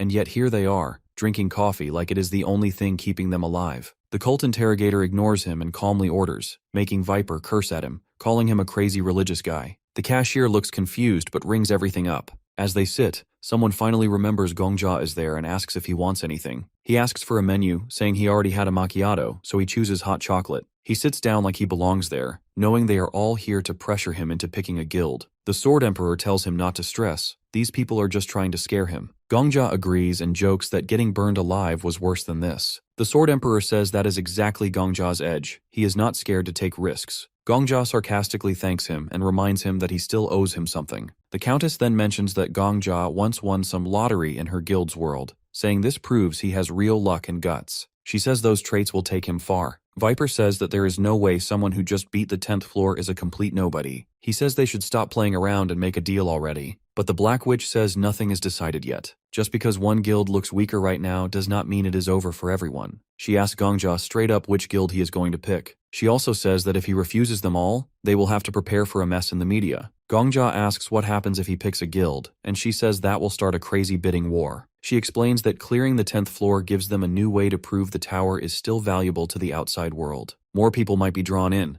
and different kinds of visitors could show up, keeping things exciting. She says curiosity is what keeps the tower running. Gongja says the food shortage will probably get better too. The Black Witch agrees, saying it is getting harder to bring in enough supplies just from the 9th floor. The Countess adds that she trades with the outside world but needs more goods. The Black Witch says they need more adventurers beyond the 10th floor to gather useful stuff. But first, they need something big to get people's attention, a strong symbol of a new era. Gongja realizes that in the past, the symbol of a new era was the Flame Emperor. He remembers that the Black Dragon Guild once tried something against him, but he does not know the details. He figures that whichever guild gets him will become the next big deal, while the others fall behind. Gongja reaches into his pocket, saying he feels too awkward to just pick a guild straight up. He has another idea. He pulls out a deck of cards, shuffles them, and says he will join the guild of whoever wins at poker. If he wins, though, he will join every guild here, but on equal terms. He will look like a member, but he will hold some power too. The Countess opens her fan, raises an eyebrow, and asks if this guy, who has only cleared one floor, thinks he deserves the same position as people who have conquered way more. She calls it interesting and agrees to the game. The cult interrogator says he is fine with playing as long as nobody cheats. Viper says no skills are allowed, and if anyone tries to use them, they are out. Miss Paladin says her guild is way too poor to fight in a full-on bidding war, so gambling is their only shot, and the Black Witch also agrees to play. Gongja holds the cards and turns to the Sword Emperor, reminding him that he promised to call him Master Gongja until this challenge is over. The Sword Emperor looks like he wants to disappear, but Gongja demands that he burn the cards for him. He quickly agrees, saying he will even watch for cheaters, and so they start playing. Sword Emperor starts giving Gongja hints right away. First, he whispers that the Countess has a straight and tells Gongja to fold. Gongja does what he says. Then Sword Emperor moves behind Viper and tells Gongja to call, forcing the snake to fold. Gongja listens again. When Sword Emperor checks Miss Paladin's hand, he tells Gongja to go all in. Gongja trusts him and does it. After 30 rounds, Gongja has not lost once. Viper slams the table, yelling that Gongja is cheating. He points at him, furious that an F rank could win this much. Gongja asks how he knows his rank, casually mentioning that he got promoted to E rank just yesterday. Thanking the snake for the high rating, Gongja then asks if he ran out of chips. The snake, completely beaten, goes to sit at the loser's table. The cult interrogator waves at him, saying he ordered an extra espresso for him, knowing he would lose fast. The snake gets even madder, curses at the Inquisitor, and flops into a chair. Time passes, and only 3 are left. Gongja, Miss Paladin, and the Black Witch. Miss Paladin loses next and throws her cards down. She says she thought her poker face was her best skill, and wonders if Gongja can read minds. Gongja just smiles and says maybe he has a skill or can see through everything. Miss Paladin stands, sighing that new players are getting harder to handle. She joins Viper, who is still fuming, saying she gave up too easily. He keeps shouting that Gongja must be cheating. Miss Paladin says it was obvious from the start. No newbie would suggest a game like this unless he was sure he could win. She says Gongja basically told them he would beat them without getting caught cheating. Then she adds that brute force is fine, but sometimes people need to use their brains. The snake yells about pride. She asks him if pride will put food in his mouth. Suddenly, the cult interrogator offers the snake a sip of coffee, joking that at least his pride can help him finish his espresso. At the table, the Black Witch says things just got easier for her. Gongja raises an eyebrow. She says she feels more sure now that they can make a deal. Then she says she is from Ukraine. She lost her family in a civil war and has been on the run ever since. Whether in the tower or outside, life alone is rough. Gongja tosses in some coins and says he gets it, but asks what her point is. He points out that nobody from the first generation in the tower had an easy past. He was an orphan too. The Black Witch says, to her, the tower is home. Nobody cares where you come from, and they all work hard to keep things that way. The tower lets people understand each other's languages and fight on fair ground, at least better than the outside world. She says outsiders see the tower as a junkyard, but even flowers can grow in trash. She calls him by name and warns that when the countdown ends, the media will chase him, and his life will change. Gongja says he actually likes attention and wants people to admire and envy him. The Black Witch puts her mug down, saying Gongja and Sword Saint are complete opposites. Gongja notices that the Black Witch might have a flush, and he has nothing to beat it. Still, he goes all in, pushing all his chips forward. She looks surprised. Gongja says he does not need some fancy title just because he cleared the 10th floor. He plans to reach the 20th, 30th, and even the 100th, no matter how long it takes. He respects that the tower means a lot to them and sees no reason to make enemies, but says they are still rivals. He adds that he does not care about the food shortage or the poor. If they want to use his name as a solution, fine, as long as they support him in climbing higher. He just wants to keep moving up. The Black Witch says she got him wrong. He and Sword Saint are the same, never satisfied. Gongja lifts the edge of his card and asks if that is a compliment. She calls it an insult, saying people like them always want more. They flip their cards, and the Countess announces that the Black Witch has a flush, while Gongja has a full house. Our boy wins, and says that that is the best compliment he could get. He stands up, saying he expects to be treated as an equal, as promised. The Black Witch asks if he will take responsibility for the benefits he will get. Gongja tells her not to worry, because a hunter's job is to climb. The Black Witch says that is a bold thing for a newbie to say. The Sword Emperor agrees, joking that if boldness were a skill, Gongja would be level 5. He says that he can finally live, then starts making fun of Gongja. Gongja ignores him, thinking the Sword Emperor does not act like someone with such a big title. The Black Witch asks if our boy is leaving already. He says yes, because the 11th floor is opening soon, and he needs to get ready. She says nobody knows what is up there and asks how he plans to prepare. He replies that floors 11 through 20 are role-playing stages. The guild leaders all get surprised, and Gongja says that is all the info he got as a reward for clearing floor 10. The Black Witch looks away and says she will pay back that debt later. And with that, Gongja and the Sword Emperor leave the building. Some time passes, and people start talking about how there is still no official news about the 10th floor. Everyone is confused since even Sword Saint himself says it is not him, and the media is completely silent. There is also a rumor that someone saw all the guild leaders meeting up yesterday. Our boy stands in the crowd as they all stare at the countdown. 11 seconds left, and people get excited and count down out loud with the timer. Meanwhile, Gongja pulls out his phone to check for news about the 10th floor. There is still some time left, so he refreshes the page. Suddenly, a flood of articles pops up, revealing that he is the one who cleared the 10th floor. That makes him happy. When the countdown hits 0, the crowd cheers. A message announces that training preparations are complete. Then, the same message plays again.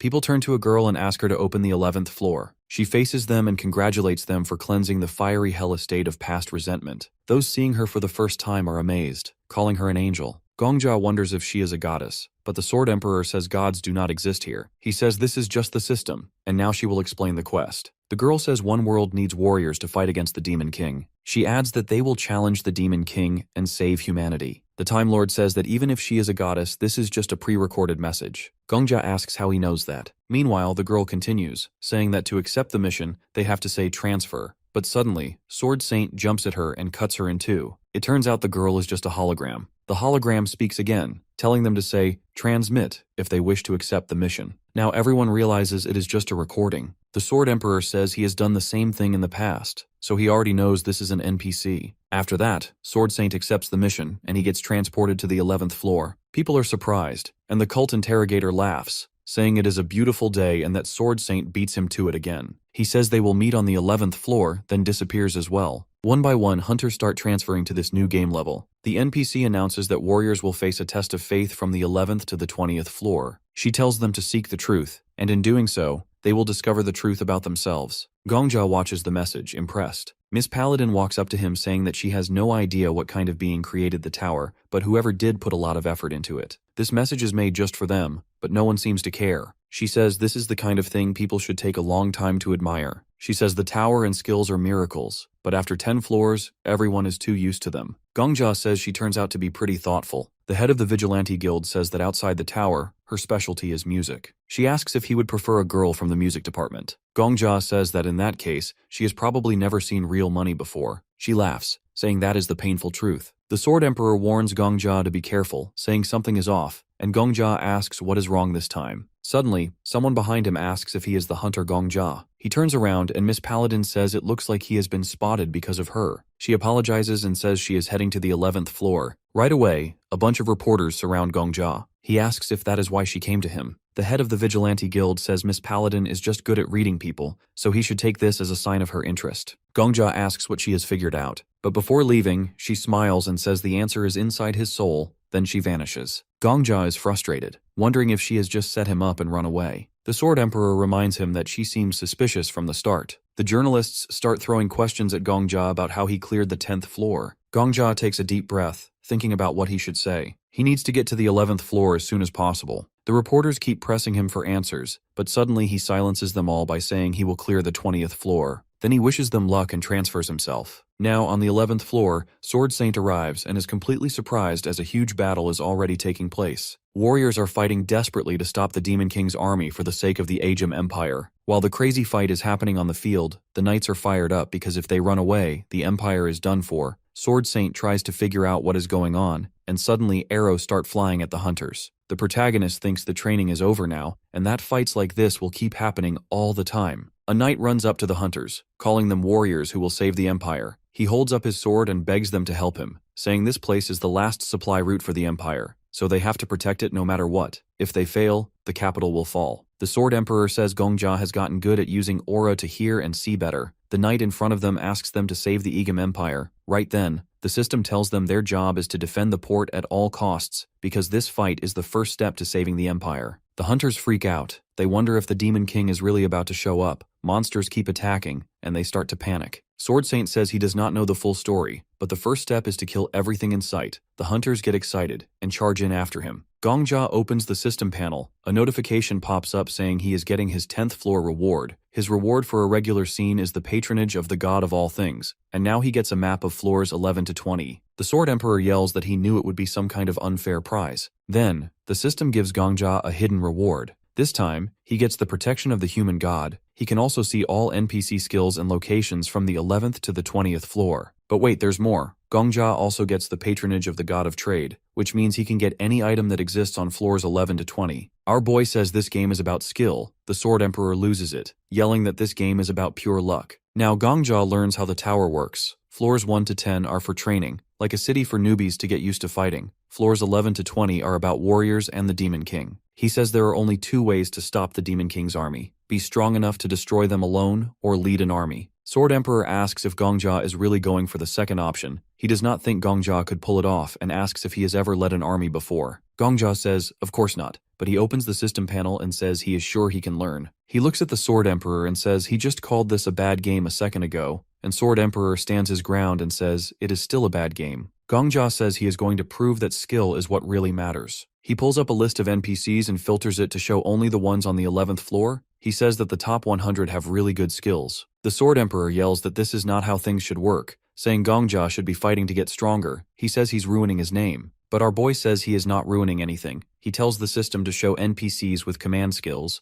then he filters it to the top 3 and checks where they are on the map. He also looks at where he is. He adds again that this game is all about skill. He adds that his decent prize just became super good, all thanks to his brains. The Sword Emperor calls him names and asks if he really thinks he is smart. Our boy then laughs and says having an empty head is also a skill. Gongja heads towards the closest blue dot on the map. He finds the NPC he needs. He walks up to Commander Sarbus, and he asks what he wants. But the first thing our boy thinks is that Sarbus has a really cool mustache, so his skills must be cool too. Gongja looks at him and says if he really sees him as a warrior, then do him a favor. Sarbus agrees but freezes when he hears what Gongja wants. He asks Sarbus to kill him. Gongja says he has a secret weapon, and if he dies, a god's power will come down to save the battlefield. He adds that this is a special death move, and with this blessing, the Empire will win for sure. The commander is horrified and says he can't kill a warrior who came all this way from another world. Gongja asks what is more important right now, Then he says if Sarbus won't do it, he'll do it himself. He keeps pushing and says this is the only way to save the Empire. He insists he'd rather die by Sarbus's hands than by a monster's. The commander hesitates but says that while saving the Empire is important, he still can't do it. But after thinking for a while, he finally picks up his sword and prays for forgiveness. He says he will try not to make it hurt too much, but first he asks for Gongja's name.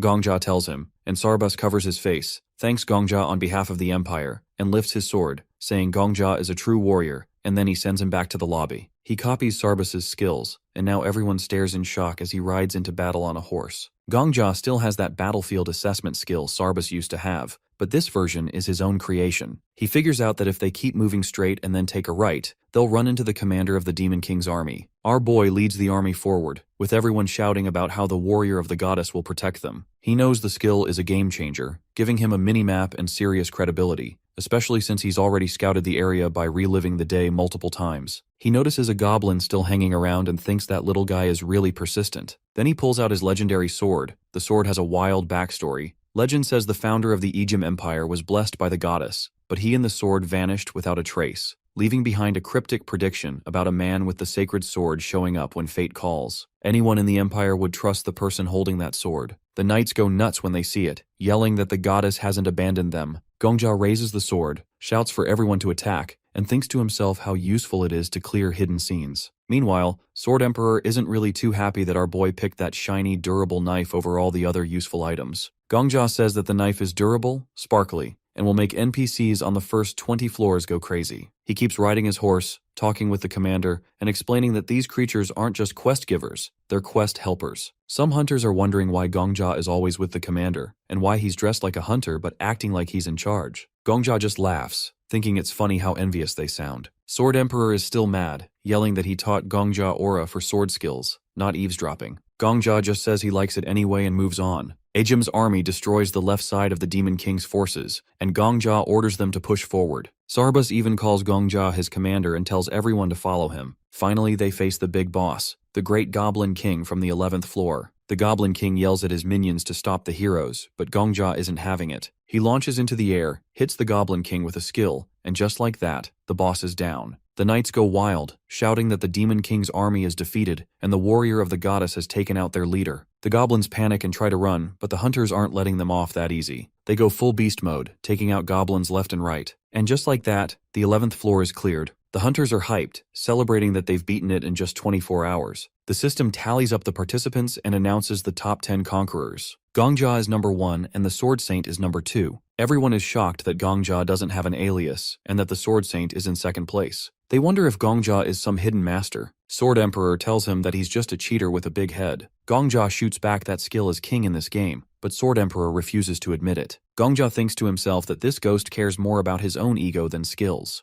Gongja then tells Sword Emperor he'll train in sword skills before tackling the 20th floor, so he asks him not to be mad. He even jokes that he can't get through this without learning anything if he's hanging out with Sword Emperor. Sword Emperor gets all excited, saying that Gongja will finally understand his true power. Sarbus comes over, bows, and thanks Gongja for the win. Our boy says not to thank him, since they all did it together. Sarbus admits he was skeptical at first because some oracle predicted warriors from another world would come to save them, and he wasn't sure they'd actually risk their lives for a different world, but our suicidal MC proves him wrong. They shake hands, and Gongja thinks that even though they're from different worlds, a handshake means the same thing. Sarbus says he's counting on Gongja in the future, and Gongja says he'll do his best. Then the system starts handing out rewards for clearing the floor. Gongja is surprised when it announces the top conquerors will get their rewards first and be the first to enter the 12th floor. Everyone else has to wait, but before Gongja moves on, Sarbus asks him to protect their empire. The Sword Emperor asks Gongja what he will do if Sword Saint sees him. Our boy wonders what Sword Saint could possibly do that would be worse than murder. The Sword Emperor doesn't get it and asks again. Gongja says he has a plan and tells the Sword Emperor not to worry. Then he moves, and the other top players follow him. They end up in the Imperial Palace of Ajim. The cult interrogator is super impressed with our boy. He walks up to him and says he's been watching his moves on the 11th floor. He thinks it's amazing how he used the NPCs. He asks if the sword he has is the reward for clearing the 10th floor. Gongja says yes, and the cult interrogator is shocked that he became the leader on the 11th floor thanks to a reward from the 10th. Gongja acts modest and says it's no big deal. Suddenly, Sword Saint shows up out of nowhere and attacks. The cult interrogator steps in to protect Gongja.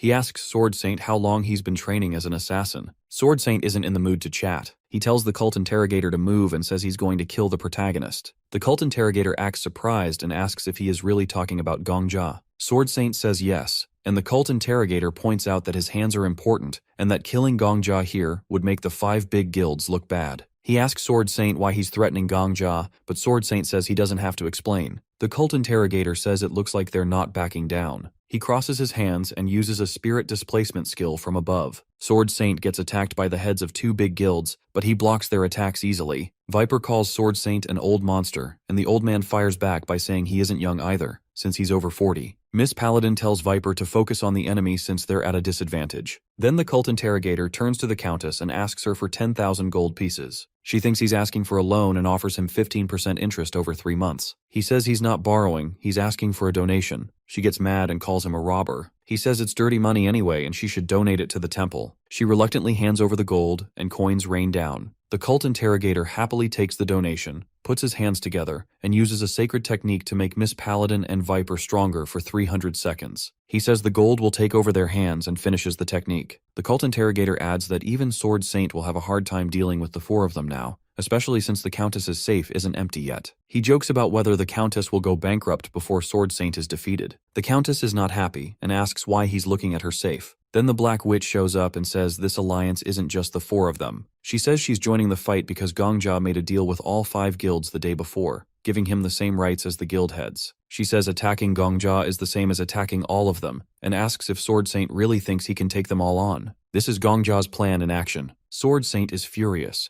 and our boy turns to the Sword Emperor and reminds him of what he said on the 11th floor. Gongjia says there are 2 ways to deal with a strong enemy, either have enough power to take them down alone or lead an army. He says a solo player is no match for a hunter with an allied army. He then walks up to Sword Saint and offers to talk. He says he's confused about why Sword Saint attacked him since this is their first meeting, and Gongjia has always admired him. But looking at Sword Saint's face, Gongjia realizes the guy still thinks he's some assassin sent by the Black Dragon. The Sword Emperor says that to Sword Saint, Gongjia probably looks suspicious, not a hunter who earned his place, but an infiltrator who snuck in with the help of the big guilds. And that's why Sword Saint is so angry. Sword Saint looks up and says that whether it's the outside world or Babylon, there's no difference. He starts talking about how not even a day had passed since he entered the tower when people began begging him to join their guilds. But he refused. He asks if they want to know why. He points his sword at the Black Witch and says it's to prove that in this tower, you can exist on your own. He says unlike the rotten outside world, where blood, nationality, and origin hold you back, here you can rise to the top with just a sword. He says success here depends only on your talents and skills. He shouts that he wanted to show everyone this truth. Then he angrily asks them what they're doing and says they're no better than the messed up world outside. The Black Witch snaps back, saying Sword Saint judges others without knowing anything. She says he's only so outstanding because he's always been alone,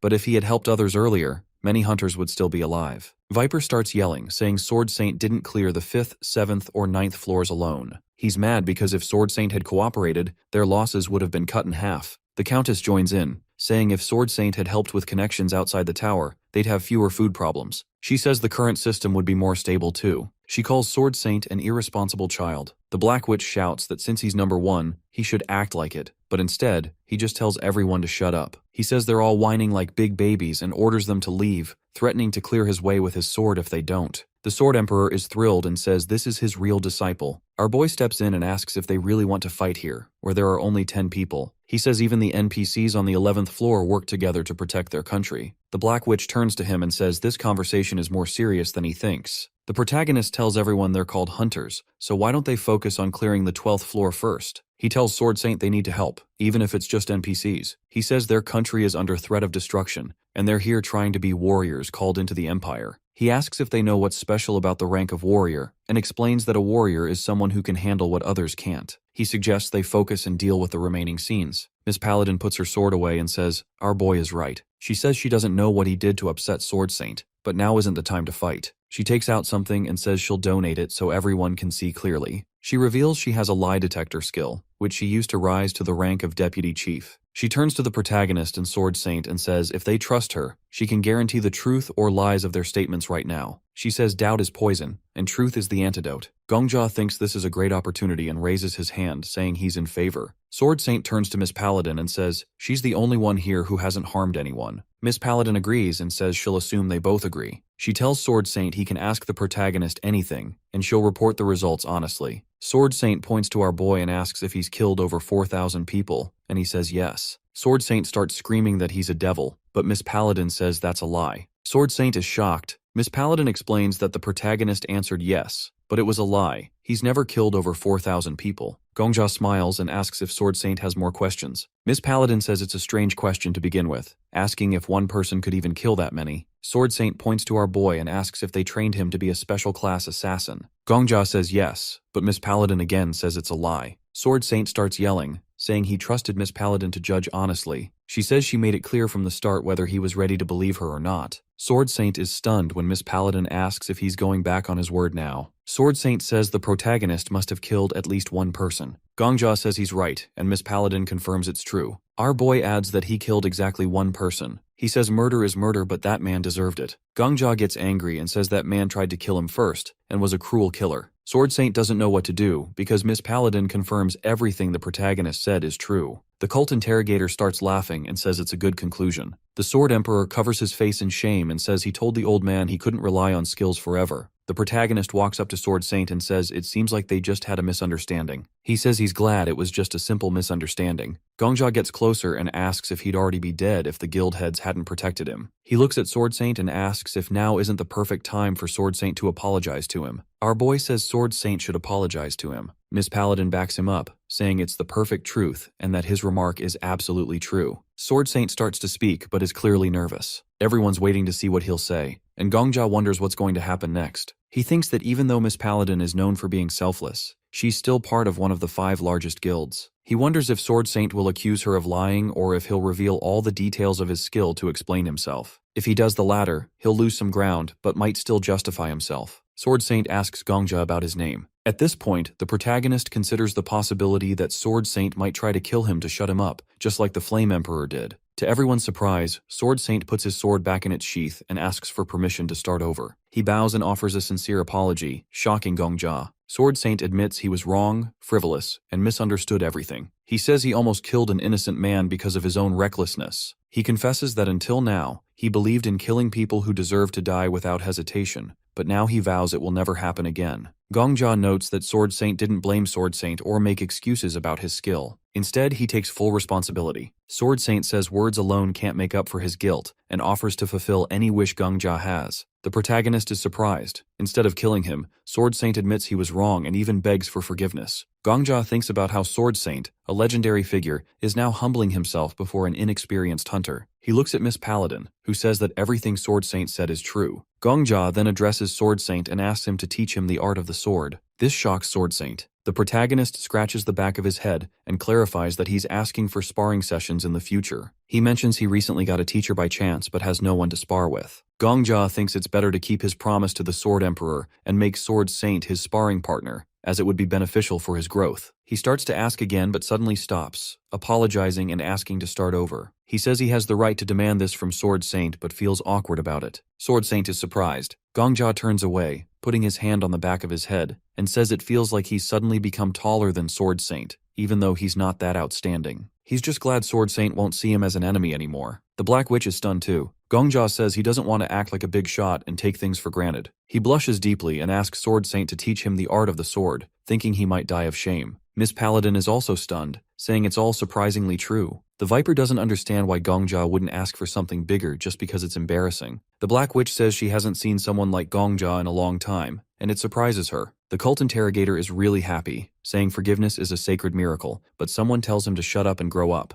The Countess turns to Sword Saint and says since he apologized and everything ended well, they wasted her 10,000 gold on him. Sword Saint stands with his head down but suddenly grabs Gongja by the shoulders, talking about how wrong he was about such a kind and correct young man. Gongja is surprised as Sword Saint shakes his hand and tells him to call him Old Man Sword Saint. He says he has a kind granddaughter in the outside world, and would be happy to introduce them if she ever enters the tower. Or Hero is confused and says he's not interested in relationships. Sword Saint tells him that youth is the best time for love and that Gongja could learn a lot from it. The Sword Emperor says when Sword Saint gets carried away, he becomes completely fairy tale minded. Sword Saint promises to take good care of him from now on, and our boy is feeling so embarrassed he considers killing himself and starting the day over. Suddenly, a system notification appears, announcing that Gongja has taken first place in conquering the 11th floor. The system says he's being given a reward. Gongja is surprised since he's the first to receive it. He thinks about how little information there is about floors 12 through 20 and wonders what the reward will be. The system gives him a choice between two awards. In front of him are two figures. One radiates a pleasant light, and the other is completely black, holding a sword. The first is the patron goddess of the Ajim Empire, touched by Gongja's devotion. She offers him an important role in the empire, such as chancellor, marshal, or commander of the knights, with corresponding abilities and reputation. Gongja knows hunters can take on roles in the empire and gain skills and reputation from them. Conquerors who reach the top in previous scenes get to choose special roles first. The system then shows Gongja the special roles he can take on the 12th floor. He looks at the list and thinks that before, he could only choose something like a guard. Then he notices the Demon King's reward. The Demon King, really happy with Gongja's activity, offers him a secret alliance. He promises to give Gongja the same reward as the goddess, but adds an extra gift. If Gongja kills all the other warriors in the top 10, the Demon King will use his position to transport Gongja directly to the 99th floor of the tower. Gongja silently stares at this offer, shocked. The Viper asks why he's gone quiet and is staring into space. Gongja is confused, wondering if killing all those people would let him skip straight to the 99th floor. The system asks him once again to choose one of the two rewards. The Sword Emperor says it's a trap and tells Gongja not to fall for it no matter what. The protagonist replies that he knows it's a trap because the Flame Emperor definitely chose the Demon King's reward. He says that the Flame Emperor probably picked the Demon King's reward, but ended up stuck on the 40th floor, not the 99th, which proves it's a trap. Everyone looks at him confused. Gongja keeps speculating that maybe the Flame Emperor initially sided with the Demon King,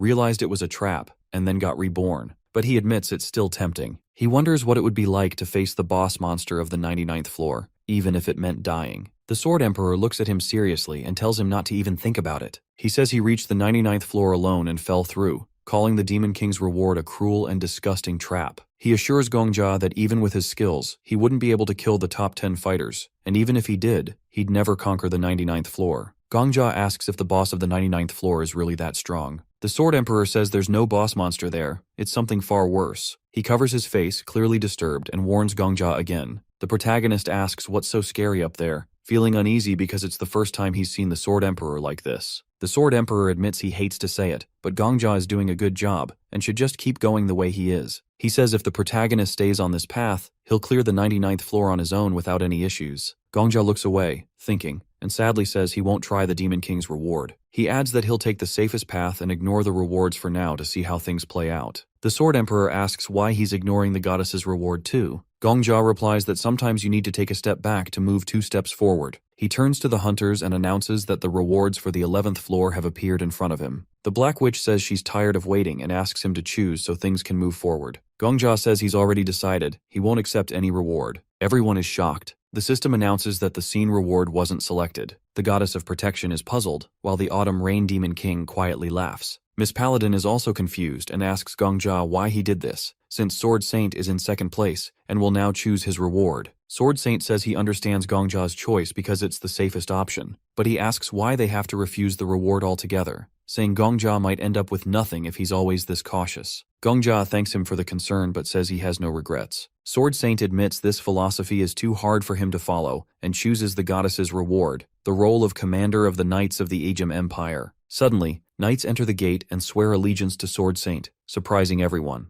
The cult interrogator is next to see the rewards and says it's like playing Mafia. He promises to explain everything and touches the ground, making descriptions of the rewards appear. The Viper and the Black Witch are both surprised by the second reward. The cult interrogator puts a hand to his chin and says, the person who chooses the goddess is called a warrior, while the one who chooses the Demon King is a traitor. He adds that the chairman's position is much more dangerous than a mafioso's. 9 people will become warriors, including the vice head of the vigilante detachment. Miss Paladin confirms this and says she can identify the traitor. The cult interrogator looks at Gongja and says he went too far in refusing the reward, but respects his decision. He chooses the title of Marshal of the Empire. The Viper says choosing a reward is more profitable and picks the rank of Guard Commander. Miss Paladin chooses the title of Minister of Foreign Affairs, thinking it's the most acceptable. The Black Witch picks Chancellor and warns everyone not to choose the Demon King, or his reward will be destroyed. The Countess reassures her and chooses the title of Minister of Finance. With that, the careful calculation of the awards is completed. The Sword Emperor asks Gongja if he's confident in his decision. Gongja says it's the right choice, thinking that sometimes in the pursuit of prey, it's better to retreat and let it go. The system announces that the selection of the top conquerors is complete, with one person refusing the award. It also says 8 people accepted the goddess's reward, shocking everyone. Then it reveals that one person accepted the Demon King's reward. The Black Witch gets angry and starts yelling at everyone, reminding them not to choose the Demon King's reward. The cult interrogator smiles and says it's surprising because being a traitor is a very unprofitable game, but someone still chose it. The Viper feels nostalgic for the atmosphere of the early days of the tower, and the Countess asks if he's talking about a time when there were 10 large guilds instead of 5. She says a lot of people died back then, many of them killed by others. They start shouting at Miss Paladin to use her lie detector on everyone immediately to find the traitor. The Black Witch, as the owner of the Black Dragon Guild, says she doesn't know who dared to betray them, but she'll make sure that person gets the most painful reward. She tells Miss Paladin to interrogate everyone with her lie detector immediately. Miss Paladin starts by revealing that she's not the traitor. She then turns to Gongjia and says he's above suspicion since he refused the reward, but she still asks him if he chose the Demon King's reward. The protagonist denies it, and Miss Paladin confirms he's telling the truth. She then turns to Sword Saint and asks if he chose the Demon King's reward. Sword Saint swears on his honor and glory that it's not true. Next, the cult interrogator says it's not him, and that he doesn't want to die at the hands of the Black Dragon Guild leader. The Viper and the Countess also deny choosing the Demon King's reward. Miss Paladin approaches the head of the Black Dragon Guild and asks if she chose the Demon King's reward. The Black Witch denies it, and Miss Paladin confirms it's true. The Viper is shocked, wondering if none of the top 10 chose the reward. Miss Paladin says not to be too surprised. It's possible the traitor has a skill to hide the truth, or even a split personality. She adds that no matter how strange it sounds, anything can happen. Sword Saint looks at Miss Paladin with hostility and says she could still be the traitor. The Black Witch asks if he really doubts them. Sword Saint says he dares to doubt, and even if Miss Paladin isn't the traitor, she might be lying to protect the 5 guilds. Miss Paladin admits that logically such a possibility exists, and she could very well be the traitor. She says the most important thing now is to stay calm and composed because they've already overcome so many obstacles. The cult interrogator calls her innocent, but adds that trust is a beautiful word that takes time to build. He says it took them 10 years to form the 5 guilds and start cooperating. The cult interrogator turns to the 3 hunters who took 8th to 10th place and says spending another 10 years building trust with other hunters is too inefficient. Miss Paladin tries to stop him, but the cult interrogator has already started using a sacred art. He tells the Viper to deal with the 10th place hunter. Miss Paladin shouts at them to stop, but it's too late. The cult interrogator kills one hunter, and the Viper kills another. The system announces that the hunters who died did not serve the Demon King. Sword Saint is furious and pulls out his sword, shouting that they've shown their true nature. He says nothing has changed, even after all these years. Meanwhile, the cult interrogator attacks the last hunter. Gongjia is shocked as the system reports that this hunter also didn't serve the Demon King. The cult interrogator calmly says it's not them, and that the situation has become more complicated. He's convinced the traitor is among the top 5. Miss Paladin screams at him to calm down, but the cult interrogator says he's already calm and that the highest probability is the traitor is among them. Sword Saint attacks the cult interrogator, but Viper steps in to block him. Sword Saint calls the cult interrogator a fanatic and tells him to give a signal before killing someone. The cult interrogator sits on the floor, looking at his severed hand, and says the situation is heating up. He won't be able to use sacred art techniques without both hands. The Viper, under Sword Saint's onslaught, asks for help, saying he's about to die. Miss Paladin entrusts Gongjia with full authority, saying he's the only one who didn't accept any reward and can't possibly be the traitor. She asks him to stop Sword Saint. The cult interrogator, pouring a potion on his hand, agrees that it's better to trust someone who can't be the traitor. Another guild leader also entrusts Gongjia with full powers. The protagonist is shocked and turns to the Sword Emperor, asking if he has some kind of talent for winning over psychopaths. The Sword Emperor just congratulates him on his rise in social status and asks if he refused the reward because he foresaw all this. Gongjia says rancor relationships are never stable, so if a traitor appears, something will definitely happen. He knew giving up the reward was the best option, but didn't expect things to get this bad. He decides he'll have to be reborn later anyway. He turns to Miss Paladin and asks about the cult interrogator. She says he's always been like this. When they first entered the tower,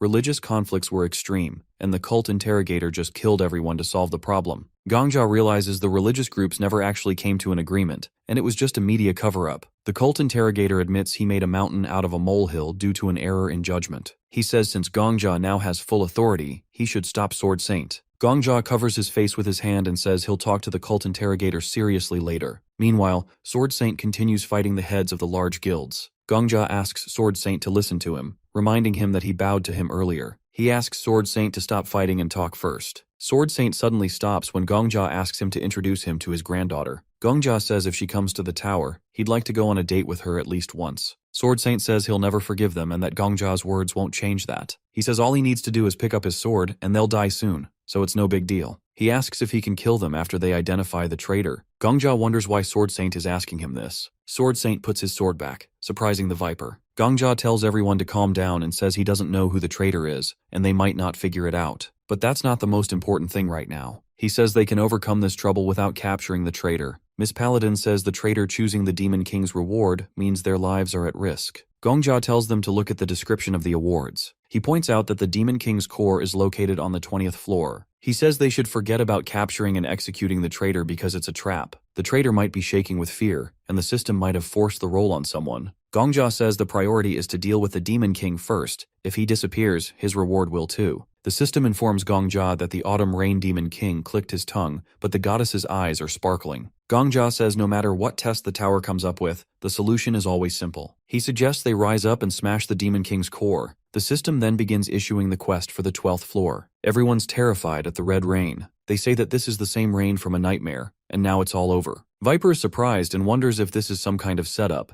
asking if the NPCs are acting this way on purpose. But Gongjia says the quest has begun. He walks over to the window, breaks it, and the Autumn Rain Demon King appears. The Demon King calls them all pathetic nobodies. He mocks them, asking if they really believe people summoned from another world would become their shields. He says they can call thousands of warriors and millions of knights, but they're all just the same little people. Gongjia opens the map and sees the castle is surrounded. The entire map is covered in red dots. The Demon King says they'll be consumed by their malice. A quest notice pops up, saying the Demon King has been weakened, and the heroes need to stop him. Viper is surprised and asks if the Demon King is really weakened. Gongjia repeats that now isn't the time to quarrel with each other, but Viper starts shouting that this quest is designed to fail from the start. Gongjia tells them to calm down and says the tower doesn't give impossible quests. He points to the NPCs and says the Viper, as the head of the Ijim Empire's guard, needs to lead the guards. Gongjia says they can't complete this stage just as hunters. The guild heads need to inspire the NPCs and lead them into battle, treating them like real people. He tells Sword Saint as a commander to unite with the Viper since they've both been given leadership roles. It's time for them to do their duty. Gongjia then tells Miss Paladin to find the Emperor and the NPC officials from the Ministry of Foreign Affairs. He turns to the cult interrogator and says he doesn't like hunters like him, but right now, they can't afford to lose the marshal. The cult interrogator laughs and says he likes Gongjia more and more, but Gongjia cuts him off, reminding him that they've handed over all powers to him. Our boy says the knights on the fortress wall are terrified of the army in front of them, so the marshal needs to personally climb the wall and calm them down. He orders the marshal to protect the wall at all costs because if the enemy breaks through, the scene will end. The marshal bows and says he's never broken a promise since birth. They all start acting on Gongjia's orders. The protagonist says he'll go first. The other hunters are surprised and say this is much cooler than the port, the Black Witch, but she asks him to call her the head of the Black Dragon Guild. He asks how she ended up here, and she says she has an instant movement skill that lets her move to any place in her field of vision. The Sword Emperor says Gongjia should die from her just once because instantaneous movement is a top-tier skill. Gongjia asks why she's here instead of going to the fortress wall. She says she came to take him away. She saw on the 11th floor that he has a sword that affects local NPCs, and with it, he can raise their morale. She says the knights on the wall need him, not her. She extends her hand and asks him to agree to move with her. She says he needs to clearly say he'll move with her, or her skill won't work. Gongjia is surprised. Instantaneous movement is at least an S-class skill, and she's sharing information that should be kept secret. The head of the Black Dragon says she's the chancellor of this empire and asks how she could hide something while defending her country. She tells Gongjia to hurry because there's no time. He agrees, and she grabs his hand, saying there's one more condition. They jump off the ledge, and only then does she use her movement skill. As they move, Gongjia thinks about the NPCs and how they're no different from living people. Even if they seem like an illusion, their fear is real. They land, and Gongjia thanks her for bringing him here, but she surprises him by asking him to wait. She says she can't leave without showing her leadership to the younger ones. She adds that she didn't become the head of the guild for nothing. The head of the Black Dragon Guild starts addressing the knights of the Ijim Empire. She shouts at them to stand up, saying a stone fortress wall alone won't protect them.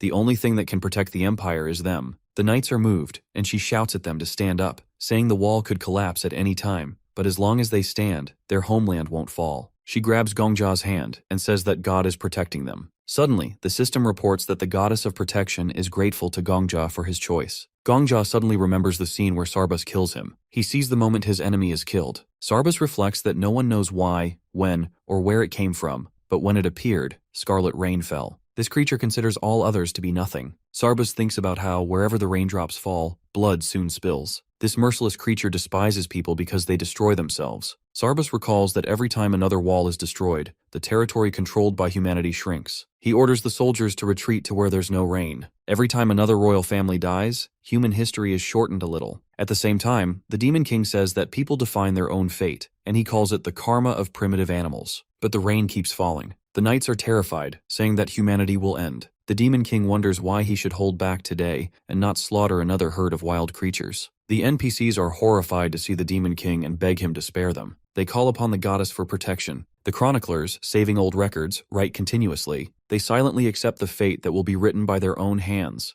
a sentence declaring that humanity will be destroyed. Lord of Nightmare, king of all demonic creatures, they name him in these final moments. They call him the Demon King. Suddenly the rain stops, and the fortress is illuminated by a ray of sunlight. The knights are really happy and shout that the empire is blessed. But Gongja understands that this isn't some great divine intervention. The rain only stopped where the light of the sacred sword reaches. He reflects that sometimes you have to be content with little, especially when you have nothing left but little. Gongja thinks about how, at the very beginning, there weren't any high-ranking NPCs in the audience hall because they had all abandoned the empire. Meanwhile, the knights cry and shout that the goddess hasn't abandoned them. Gongja continues to reflect that this is why the tower was chosen as the stage for the empire, just as the estate that became a grave for children was chosen as the stage for the 10th floor. The Black Witch shouts at the knights to stand up. The knights immediately become inspired and regain their composure. The head of the Black Dragon Guild sighs in relief. She looks at Gongja and asks why he has such a strange look. She asks if he's really that impressed by her speech. She turns away and says there were a lot of Reds in their country, and she couldn't stand communists, but they were excellent speakers. Gongja is confused, and the Sword Emperor calls it a failed joke. The head of the Black Dragon then turns back and asks Gongja what he's planning to do. The protagonist confirms that they first need to hold the fortress wall. He thinks about the S-class skill of the Black Witch, instantaneous movement, but he realizes that even if he moves there, it's enough to blink once to find himself surrounded by monsters. He says they need to balance the forces with the Demon King first. Gongja tells the witch that while the NPC warriors hold out, they need to lead the hunters. Otherwise, the Demon King might bring in more monsters to break through the fortress wall. He asks her to take him directly to the Demon King. The witch asks if he's really planning to die, calling it a suicide mission. Gongja reflects that her doubts are natural, but for him, death doesn't mean defeat. He says he has a couple of aces up his sleeve and asks her to trust him. The witch repeats Gongja's words that all hunters have a secret. She wishes for his blade to be sharp enough to pierce this boss. Meanwhile, the Demon King says the goddess has played a funny game. He adds that it's so ridiculous it can't even be called reckless. He asks if, by nurturing these non-entities, the goddess has become like them. The Demon King says if that's the case, he'll show his light too. He strikes with his sword, and the blow is so strong that many knights are thrown aside. The attack reaches the fortress tower and the palace itself. The system notifies the heroes that one warrior has died, a warrior who didn't serve the Demon King. The head of the Black Dragon says in shock that there was an audience hall. She adds that Sword Saint, the cult interrogator, and the Viper are leading the troops, and Miss Paladin, following Gongja's orders, is looking for the Emperor. That means only the Countess could have been in the hall. Gongja realizes she wasn't a traitor. The Black Witch calls her a scoundrel for dying first. Gongja says if the Countess died, the tower's connection with the outside world is in trouble. But the Black Witch says they need to focus on what's in front of them. She says even the Demon King can't keep attacking like this forever. Gongja opens the map and sees the Demon King's army has changed formation. He wonders if they're trying to break through. He extends his hand to the witch and agrees to her proposal to defend the fallen castle gates. They hold hands, and in a moment they move. Gongja realizes they're on the front line now, with no allied army to protect him. The Sword Emperor tells Gongja it would be great if he could hold out for 30 seconds alone. He says that to win this war, Gongja must become the hope of the human race. Even 30 seconds can matter, and the one who gives those 30 seconds is a hero. Gongja drinks an enhancement potion, and it immediately takes effect. The Sword Emperor asks if Gongja remembers his promise to teach him the art of the sword until the 20th floor. He says it's a little early, but it's time for practice. He starts giving Gongja commands. He says there are 2 goblins right in front of Gongja. They have poor eyesight, and because of the dust clouds, they're squinting, effectively blinded. The Sword Emperor says that in battle, it's not the absolute second that matters, but the relative one. You can win this second by taking away the enemy's sight. Gongja's sword will be faster, and the protagonist says it's hero time. Gongja starts fighting the goblins. One dies, then another, and another. It's a sword dance that lasts for seconds. The Sword Emperor tells him not to just swing the sword, but to connect each blow seamlessly. The Sword Emperor instructs him to aim the sword down, and then immediately send it back up.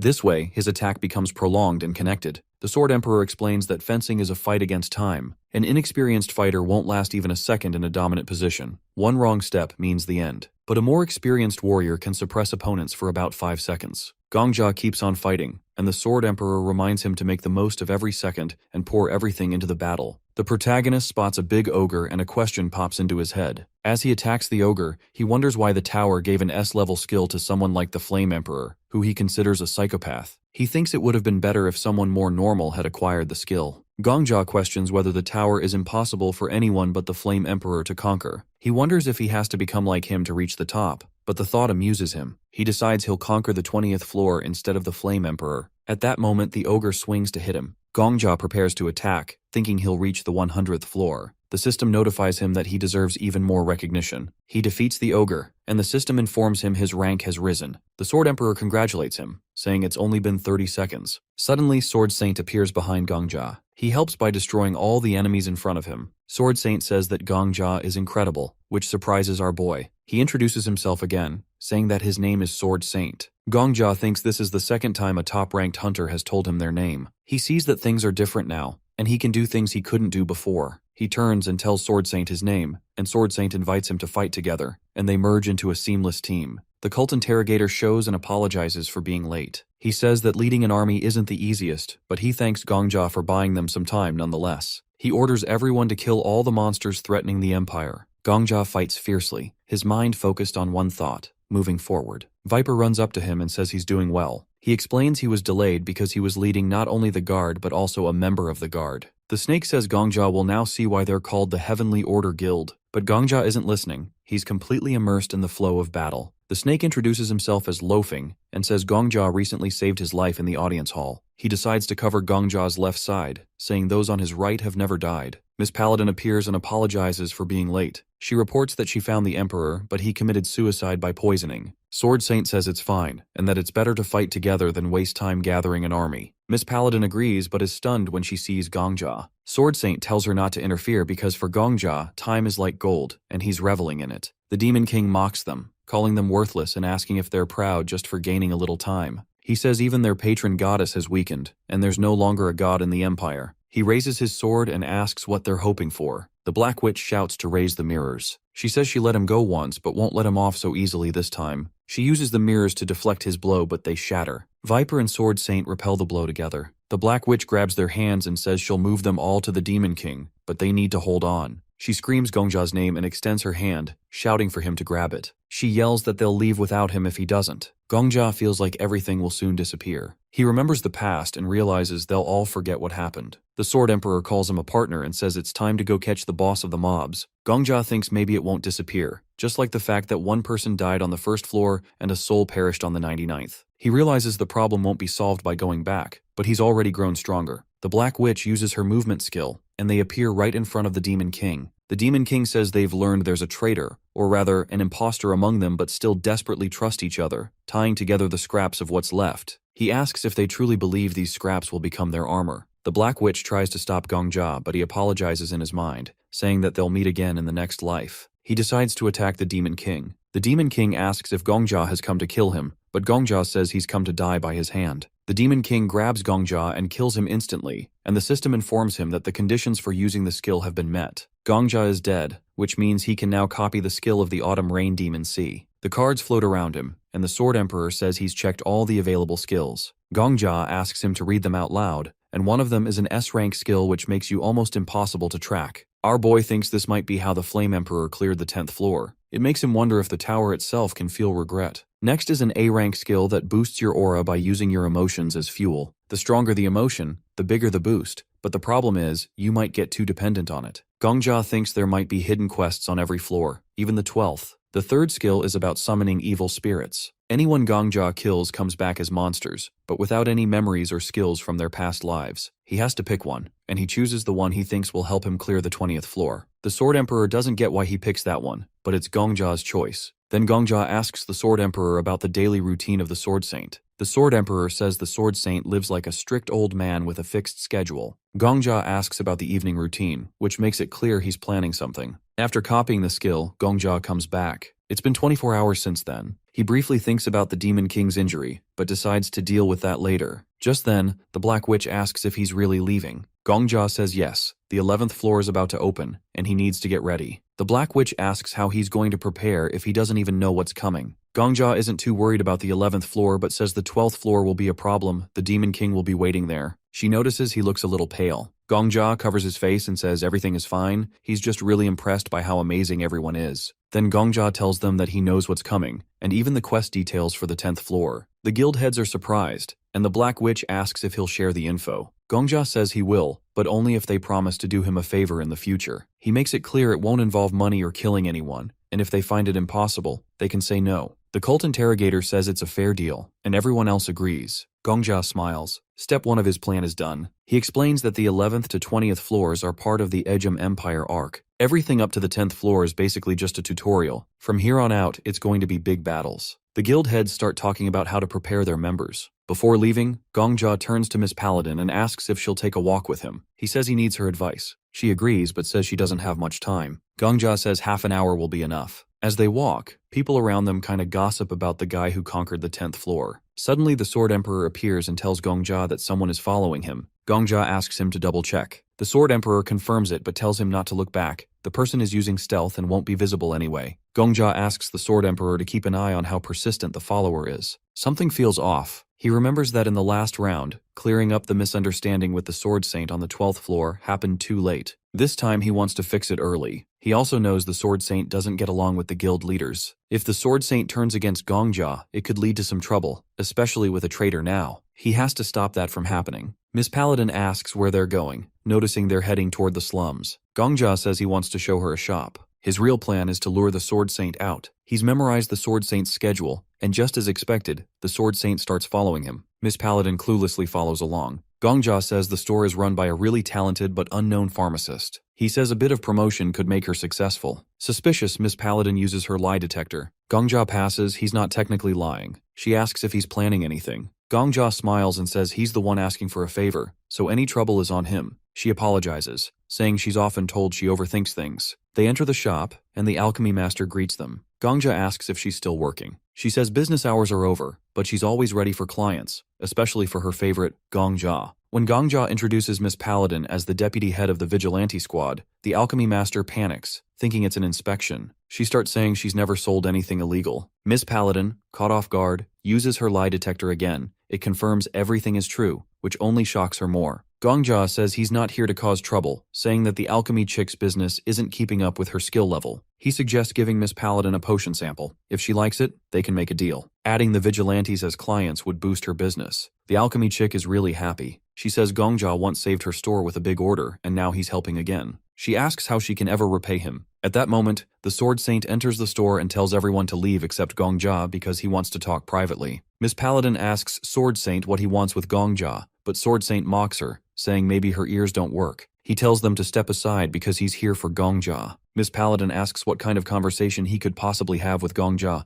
but Sword Saint repeats a third time, "Get out of the way." She doesn't move and tells him that even if he says it 30 times, it won't change anything. She says he's old now and clearly can't understand basic things anymore. Miss Paladin reminds him that Gongja officially joined the top 5 guilds, and attacking him now would mean declaring war. Sword Saint gets irritated. He says if the guilds are involved, then Gongja must be an infiltrator, so he reaches for his sword. Miss Paladin still looks confused and says she doesn't understand what he's talking about. She also grabs her sword and says she knows he's been going around attacking people just because of suspicion. The vigilante squad didn't step in before because they didn't want to deal with his personal drama, but this is different. He's about to do it right in front of her. Sword Saint asks if she really thinks she can stop him. Miss Paladin says no, but she'll fight with everything she's got. If she dies here, he'll just be remembered as a murderer who killed an innocent person. She tells him not to hold back if he wants that title. Gongja thinks to himself, "Yep, that's Sword Saint's weak point. The poor guy can't hurt innocent people." He remembers this from the previous round. Sword Saint really trusted Miss Paladin because she never hurt anyone. That's why Gongja brought her along. Then the alchemy chick steps in. She puts herself between them and says Gongja is her client and her benefactor. She says even though Sword Saint is famous and respected, she won't let him touch Gongja. Sword Saint starts calming down, and the alchemy chick asks him to leave her shop. Gongja realizes that these people might not be stronger than Sword Saint, but their presence alone can stop him. And Sword Saint lets go of his sword, turns around and leaves. Everything goes just as Gongja planned. He fulfills the second condition, to find a chance to exchange a few words with Sword Saint before the guy tries to kill him. As Sword Saint walks off, Gongja suddenly yells after him. He shouts that tomorrow at noon, he'll be waiting in the wasteland north of the city. He tells Sword Saint to come if he really wants to know who Gongja is. Sword Saint looks back, says nothing, and keeps walking. Miss Paladin says this whole thing got way too intense. She jokes that this kind of meeting wasn't supposed to happen unless it's a cursed moonlit night or something. Gongja asks if Sword Saint is really known as a murderer. She says not officially, but the top guilds are aware of it. She says Sword Saint's daughter and son-in-law were killed by some murderer while he was still in the outside world. Sword Saint never talks about it, so nobody knows much. Gongja feels kinda sad hearing that. Miss Paladin says maybe that's why Sword Saint acts this way. He sees a killer and instantly goes all killer mode. But again, there's no solid proof, just what people have pieced together over time. Sword Emperor tells him that it's true. The old man once told him that his grandson and granddaughter barely survived. Gongja asks why he never mentioned that before, and Sword Emperor casually says because Gongja never asked. Miss Paladin says she kind of gets Sword Saint. Even she sometimes gets the urge to eliminate people who clearly deserve it. She turns around and says the guild leaders all know each other's backgrounds, so now that Gongja is with them, he'll get to know everything too, though some of these stories really stink. She says they're way off topic now and asks how much potion is available, but reminds Gongja that the vigilante squad is always broke, so they can't afford anything too expensive. The next day, with just a few minutes left before the countdown ends, everyone waits and the mood kind of feels a lot like the last round, except for one big difference. Gongja checks the news and realizes it's a little different now, because this time, he made an appointment with Sword Saint. Sword Saint shows up and asks if Gongja really thinks he won't attack just because he's alone. He says if someone kills as many people as Gongja did, it'd be strange if he wasn't confident. Gongja feels kinda nervous, and the Sword Emperor asks if he's okay. Our boy says he's fine, just kinda feeling a little tight in the chest. Gongja decides to say something serious. He tells Sword Saint he knows why he wants to kill him. Sword Saint says Gongja must be feeling guilty. Gongja says it's because of the detective eye skill. Sword Saint looks surprised and asks how Gongja figured that out. Gongja says he just needs him to trust what he's about to say. He thinks about how hard it is to gain someone's trust. Everyone has their own truth, and Sword Saint lives by his skill. Convincing someone like that is no joke, but Gongja is ready to risk his life for it. He says he's a fortune teller and that he has a prediction skill. He knows that Sword Saint's skill sees the number 4093 above Gongja's head. Sword Saint raises his hand behind his back and asks how many fingers he's showing. He says if Gongja is really a fortune teller, he should guess easily. Gongja knew it had come to this. Sword Saint starts to explain what'll happen if he guesses wrong, but Gongja stabs himself with a dagger first. Sword Saint is completely surprised as he never expected the protagonist to kill himself. But now Gongja respawns and relives the day again. This time, when Sword Saint puts his hand behind his back, Gongja interrupts and says exactly what he's about to do, which surprises the old man. He tells Sword Saint that killing him is easy, but without him, the 12th floor can't be cleared. Sword Saint still says it's not enough. Maybe Gongja doesn't have foresight, but some other skill like insight or mind reading. Gongja stabs himself again and respawns.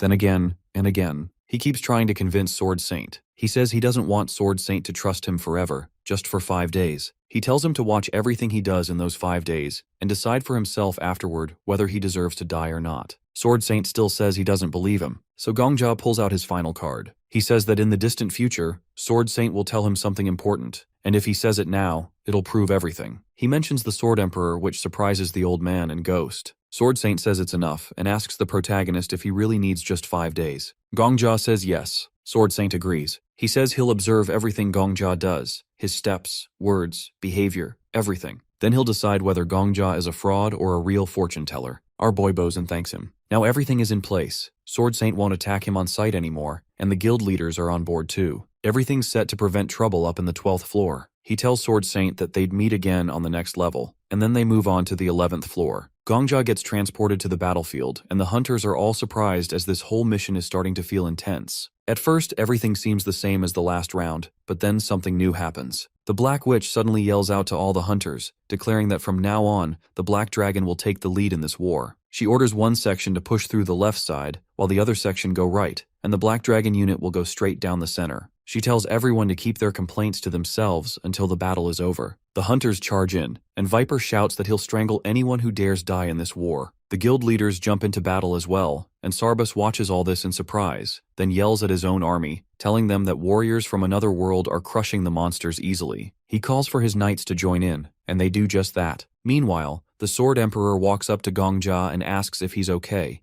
teasing him that if things keep going like this, he might fade into the background. He keeps making fun of him, saying that he loves attention more than anyone and wonders if he's okay losing his spotlight. Our boy just says it's fine and that he doesn't care. The Sword Emperor laughs and asks if Gongja has finally grown up. Behind Gongja, Sword Saint is silently standing, and Gongja doesn't notice at first. Then he turns and jumps in fear when he sees the old man right behind him. He asks what the old man's doing, and Sword Saint reminds him that he said he'd watch Gongja for 5 days before deciding whether to kill him or not. Gongja asks if he really meant 24/7 surveillance, and Sword Saint says yes. Gongja says that maybe he should fight some monsters too, since the rewards depend on contribution, and without even turning around, Sword Saint casually slices off the heads of several goblins. He says he'll swing his sword from time to time so he shouldn't worry. Gongja walks towards the Black Witch, but her men stop him, asking what he wants with the leader. The Black Witch turns around and sees him and Sword Saint, telling them to make it quick since she's busy leading the charge. Our boy tells her that he has a reward for clearing the 10th floor, and she barely reacts, so he pulls out a mini-map and says he can see the whole battlefield, with the location of enemy and ally forces. That gets her attention, so she turns around and asks if it's real, and he asks why he would lie. Immediately, she grabs his hand and scolds him for not coming sooner, then demands to know where the boss monster is. He points at the spot, and it's surrounded by enemies that are hard to see, but the map shows it clearly. She immediately activates a teleport skill and tells him to accept the transfer. He agrees, and as they prepare to teleport, Gongja notices how different she is when she's not in control. Her real personality shows when she's flustered. They teleport right above the battlefield, and the Black Witch asks where they need to go next. Gongja quickly points toward a distant shape, and they teleport again, appearing directly above the boss monster. As they fall, she asks if he even knows how to use a sword, and he says he's strong enough to handle this one. Then she launches him straight toward the monster. Gongja jumps down with his sword, landing on the ground and slicing the boss in half. The smaller monsters around freeze in terror, and Gongja turns and casually asks if they want a piece of the action too. The monsters all run for their lives, but the hunters chase after them. The Black Witch praises our hero, and says the stage is already cleared in under an hour, with less than 30 hunters dead. Gongja is really surprised as she's always had a serious face because so many people died early on,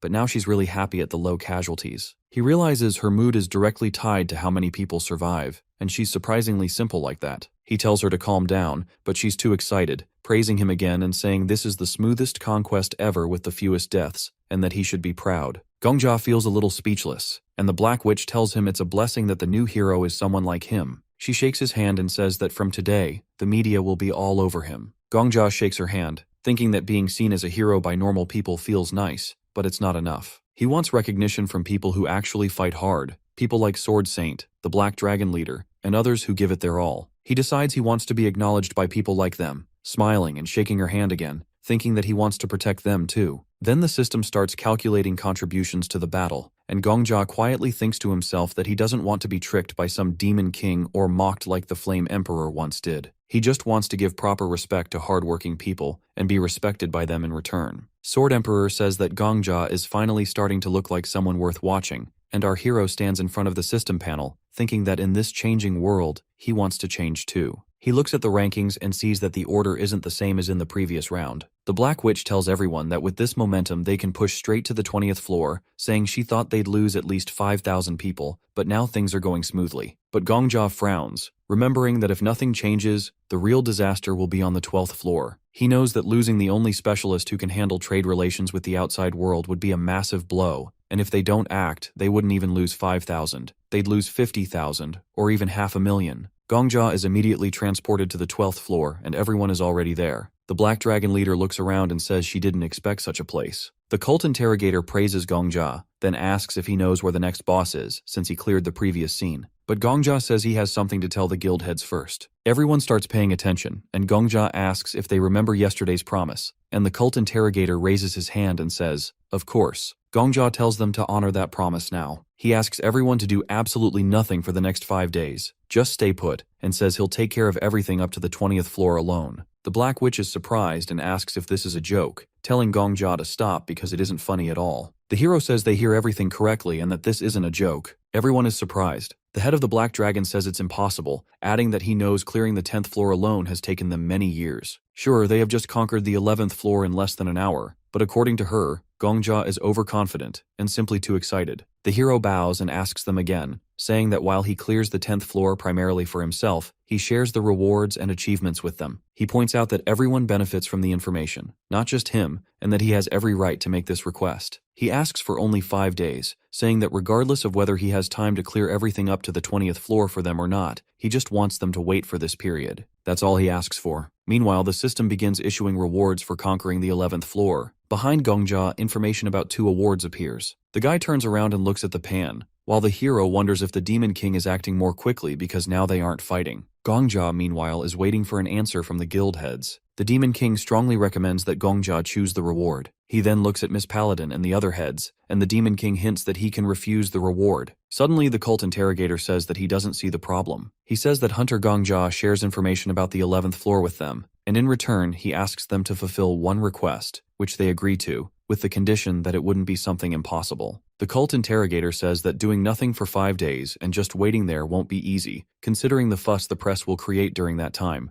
But according to him, the request isn't impossible, so he's for it. The Black Witch begins to object, but the cult interrogator says that an agreement is an agreement. She grabs her head and reluctantly agrees. Viper also agrees, though he has no idea what Gongjia is up to. The Countess agrees because if Gongjia is asking for this, he probably already has some kind of plan. Miss Paladin also agrees, and soon all the other guild heads follow suit. However, Sword Saint still stands aside and watches. Suddenly, he says that he hasn't made any such promises. He says that he and Gongjia agree on only one thing, that Sword Saint will be watching over him for the next 5 days, so he sees no point in fulfilling any more requests. Sword Saint adds that if Gongjia goes to clear the 20th floor, he will follow on his heels, as per their agreement. Gongjia replies that everything is fine, though he is thinking that he plans to defeat the Demon King alone. But with Sword Saint on his back, he will definitely feel more at ease, so he isn't going to give up on it. Then he asks them to listen and silently turns around, looking at them joyfully. He thanks them for fulfilling his request and, as he leaves, says they will see each other in 5 days. Gongjia opens the gate and walks out. Both he and the Sword Emperor are surprised when they see that all the NPCs have frozen. Gongjia explains that this is because the quest hasn't started yet. Sword Saint, as agreed, continues to follow him. The hero explains to the Sword Emperor that no one has yet chosen a role, and now the Empire has neither a Chancellor nor an Admiral. Replacing them with hunters will trigger the quest from the 12th to the 20th floors, as it ties into the quest given upon entering the 11th floor scene. Gongjia begins to remember and wonders if, last time, the quest on the 12th floor has been given out too late. He realizes that the quest only opens after analyzing the roles. Heading toward the exit of the fortress, he says that if they don't choose a role, the quest won't begin, and neither will the invasion of the Demon King's army or the Empire's resistance to it. As he continues to leave the fortress, Gongjia turns around and asks the Sword Emperor what will happen if the Demon King dies in this state. He opens the minimap and asks again what will happen if the boss dies before the quest begins.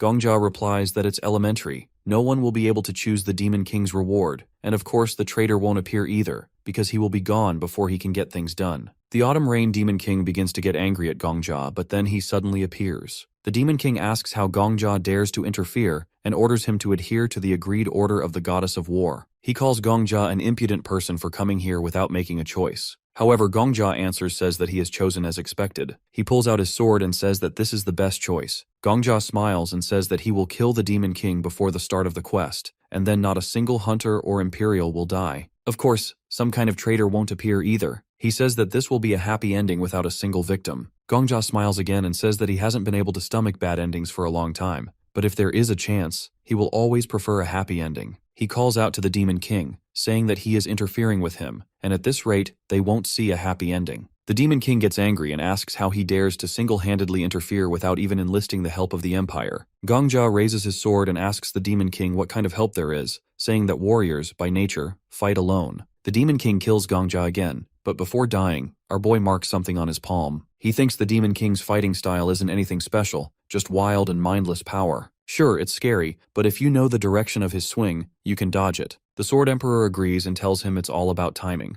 Gongjia dies again. Still, he keeps drawing marks on his palm. He calls it the Prison of Time. On the next attempt, he drinks a potion and fights the Demon King while under its effect. But again, the Demon King's sword cuts him down. Gongjia dies and draws another mark. He wonders what would have happened if they had just gone through the quest normally. How many people would die in the battle waves that follow? 1 dead knight means 20 years of life lost. 10 deaths? 200 years gone. 100? 2,000 years wasted. Our boy didn't pick any special role to earn that kind of time. He just wants to protect it. He dies again and returns 24 hours earlier. He thinks the only way to win this time back is to have a body ready to be banished forever. Sword Emperor laughs and mocks him, saying he still can't dodge a basic swing even after knowing where it'll come from. Gongja dies again. While fighting, the Sword Emperor says our boy still doesn't know how to use aura properly. The aura must flow evenly. Gongja dies again. He finds himself once more facing the Demon King, who tells him to obey the rules of the warrior goddess. But Gongja ignores it and keeps attacking, saying today he'll end it in one blow. He jumps, strikes, dies again. He repeats the same scene again and again. Every time he declares that the warrior is here to cut down the Demon King. He dies over and over but never stops. He mocks the Demon King, calling himself the Sword of the Empire. The Demon King tells him to prove it. Gongja raises his sword and prepares to strike, then dies again.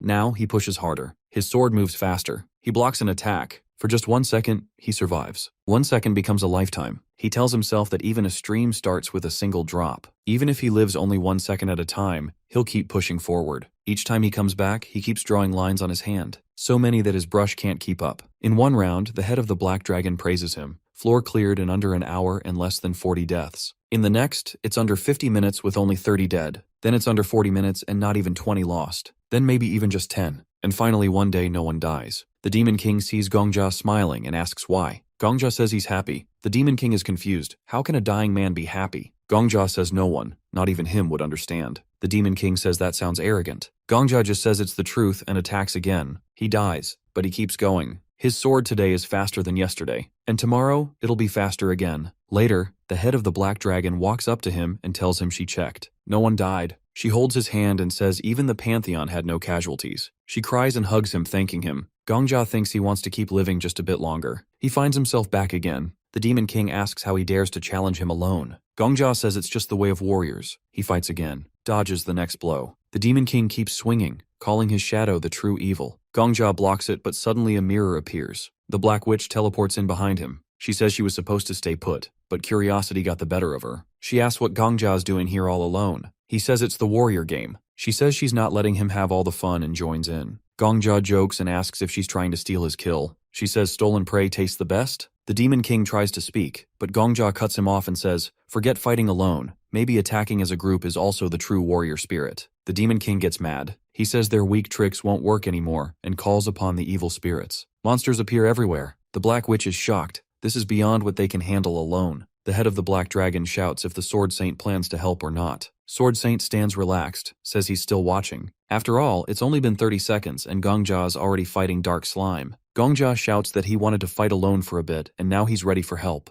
The head of the Black Dragon prepares to leave and tells them to grab her hand, but Gongja refuses. He says it's fine. He raises his hand and points to the sky, then activates his skill. He summons his own evil spirits and the Demon King is surprised. In a flashback, the Demon King was injured. It grew in size little by little, but it still wasn't that big. Each time it received a new body, it also got happier. Suddenly, the Demon King in the form of a puma saw a girl. She started running away, screaming for her dad to save her, but there was no one nearby. The Demon King ate the girl up and absorbed her completely, and there was nothing left of her. With her memories slowly flowed into the Demon King, and the creature became the girl. Her father yelled out for her. It turned out her name was Estelle. He looked out from behind the bushes and asked her what was wrong with her clothes. The girl turned to her father and said she's okay. Back to our hero, who had just activated his skill. Skeletons start to emerge from the dark shadows, and Gongja asks the Sword Emperor if he's wondering why he chooses to summon evil spirits. He says that at first he also leans toward a different skill. He starts talking about the technique that enhances aura, saying it would probably be kinda cool if he could use it like the Demon King. But now, his opinion has completely changed. He shows a skill card and draws the Sword Emperor's attention to the fact that the card mentions summoning people killed by the owner of the skill. He asks the Sword Emperor how many people he has personally killed. The Sword Emperor replies that he has killed 0 people, adding that maybe he's only killed 2, the Flame Emperor and himself. Gongja agrees and says that must be true. Then he asks why the detective eye of Sword Saint shows his kill count as over 4,000. He says the method of counting deaths in the tower is different. He asks again how the Sword Emperor sees the number of deaths on his hands. Suddenly, the Sword Emperor sees that one of the skeletons is holding the same sword that Gongja carries. He realizes these aren't just ordinary skeletons, and Gongja says that he really has died many times. The Black Witch looks surprised and asks if this is Gongja's skill. She says this must be why he cleared the 10th floor alone. The Demon King also looks all surprised and asks where Gongja got such a technique. Our boy tells him that he has no intention of telling him where. The Demon King shouts that this is unforgivable and unacceptable. Meanwhile, Gongjia turns to the Sword Saint and asks him to fight the skeletons with him, saying that with his support, they'll be invincible. Sword Saint says he's not thrilled about fighting beside monsters, but admits they're still better than Gongjia. Then the hero turns to the Black Witch and asks her to help him, saying the two of them can defeat the Demon King together. Gongjia raises his sword and calls to the evil spirits, telling them to show what they do best. He points the sword at the Demon King and commands the skeletons to kill or die. The skeletons rush toward the monsters, but the large monsters take them out easily. The skeletons rise again, even with missing arms or legs, and by uniting, the skeletons manage to defeat the large monsters. The Sword Emperor watches says that the nature of these skeletons is just like Gongjia's, an army of monsters who don't fear death. The Demon King gets even more pissed and asks Gongjia how he dares to do this. He calls him a mere outsider from another world, someone who hasn't carried the weight of this world's pain, hatred, or life. He demands to know how Gongjia dares to interfere. Gongjia points his sword straight at the Demon King and asks what difference it makes where he's from. He says he's here now, even if the Demon King doesn't think he has any right to be, and he tells him not to interfere. Right then, the system sends a notification that Gongjia has earned a nickname from the tower, the Death Sovereign. The tower officially gives him this title, and Gongjia says that the tower has recognized his rights. In another flashback, the Demon King doesn't age and just gets more beautiful over time. People call her Lady Estelle and the Holy Virgin. Rumors say Estelle can cure any disease, so people bring their sick kids to her. One desperate mom begs Estelle to save her dying child. Estelle tells her to leave the child and come back at dawn. When they're alone, Estelle picks up the crying baby and says it smells delicious. She talks about how people are desperate for love and how the kid's mom wrapped him in the best rags she could find. Even with so little, the kid is full of life. Estelle promises the child it won't hurt anymore. Then she eats the kid. His flesh and memories fill her, and she says she understands everything now. She tells the child to live a little longer, touches some black goo, and a kid comes out of it, though she calls him a non-entity. When the mom comes back, Estelle hands over the revived baby and says he's healthier now and won't even catch minor illnesses. She tells the mom to keep loving the child just as before, and the mom bows and thanks her. Over time, more people gather around Estelle, calling her a savior who heals the sick and gives people hope. She becomes known as the one who saves those who suffer. Meanwhile, some knights are accusing her of heresy. Their boss orders them to attack, and they go in with torches, burning everything and killing people. Estelle screams in rage, calling the knights heartless monsters who don't care about human life. She says their evil will destroy them. Over at the battlefield, Gongjia dodges an attack from the Demon King and tries to keep his team calm. The Demon King swings again, and Gongjia can't figure out where the next hit is coming from. He dies, but his reincarnation power rewinds time by 24 hours. The system reminds him he keeps his skills and memories, so he's not starting from scratch. He fights the Demon King again, dies again, and keeps looping, slowly getting better each time. The Black Dragon's head helps Gongjia every round, but the Demon King keeps summoning monsters, and Gongjia keeps dying. Time passes, and eventually only 4 days are left before he can summon spirits again. He dies again, and finally, with 23 hours left, he faces the Demon King once more. The dragon is worried he'll die, but Gongjia dodges the attack and says he's fine. The Demon King asks if Gongjia has some kind of foresight, and Gongjia gives a vague answer. Then the system tells him spirit summoning is available again. Gongjia activates it, surprising the Demon King. He jumps high and swings his sword, but the Demon King blocks it. The Sword Emperor, one of the summoned spirits, says the Demon King is strong but valuable. He tells Gongjia to test if he can summon a second spirit later, and jokes that Gongjia could go from zombie to zombie king. Gongjia tells him to stop talking because it's distracting. Suddenly, Gongjia dies again and resets the day. He's mad and yells that the Sword Emperor distracted him. The Sword Emperor mocks him, saying it's not his fault Gongjia is weak. The system updates, showing nearly 7 days are left before the next summoning.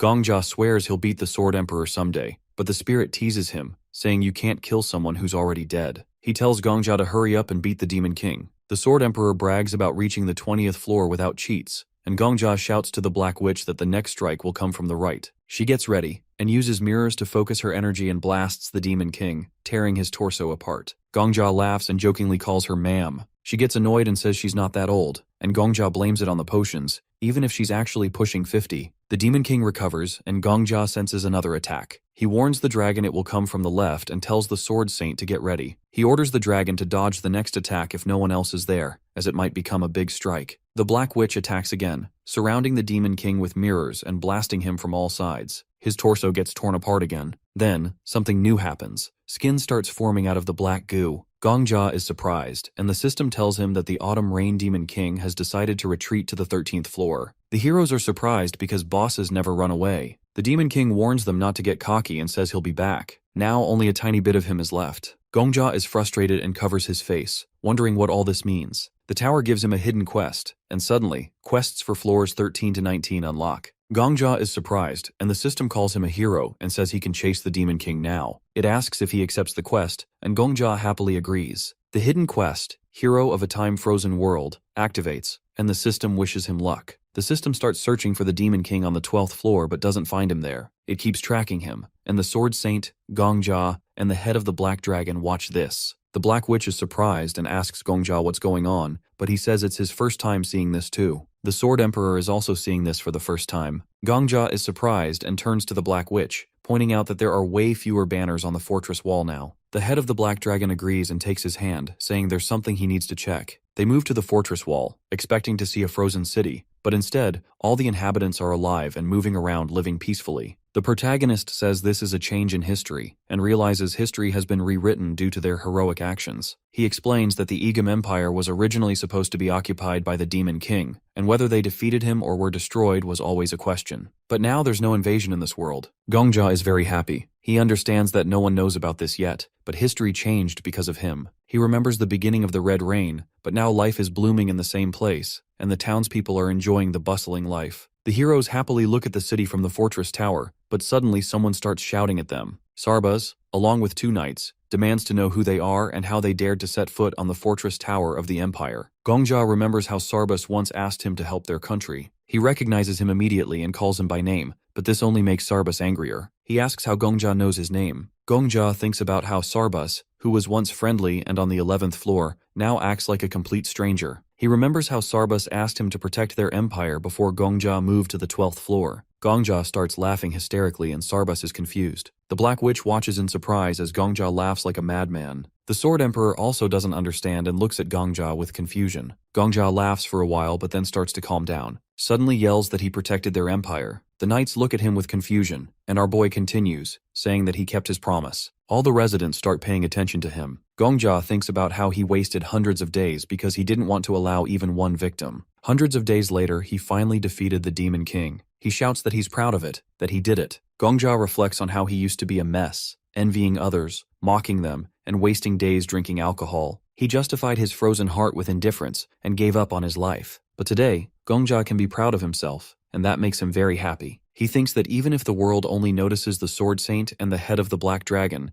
the most important thing for him is that he was a worthy person today. The system starts counting the participants in the purge and displays 3 conquerors on the screen. The first one is the Death Sovereign. Sarbaz irritably asks Gongja what he's talking about. Suddenly, Gongja shouts his name again, waves at him, and tells Sarbaz to take care of the empire. Gongja confuses the knights by shouting that it's enough to catch the Demon King, but their empire can still rot here and there. He starts shouting that they'll manage it themselves. The Sword Emperor laughs and says that he thought Gongja would act like a decent adult, but all he did was brag loudly. Meanwhile, Gongja turns to the head of the Black Dragon and suggests they quickly head to the 13th floor. She says with a gloomy look that she understands hunters in the top are never normal. She uses her movement power, and they end up next to the Sword Saint. The old man says the right to enter first is always given to the first place. The head of the Black Dragon calls Gongja the Death Sovereign, and says since he's their representative, he should say the word transmit, and he says it. They get moved to the next floor right away. As soon as they step in, the system pops up, welcoming the Demon King.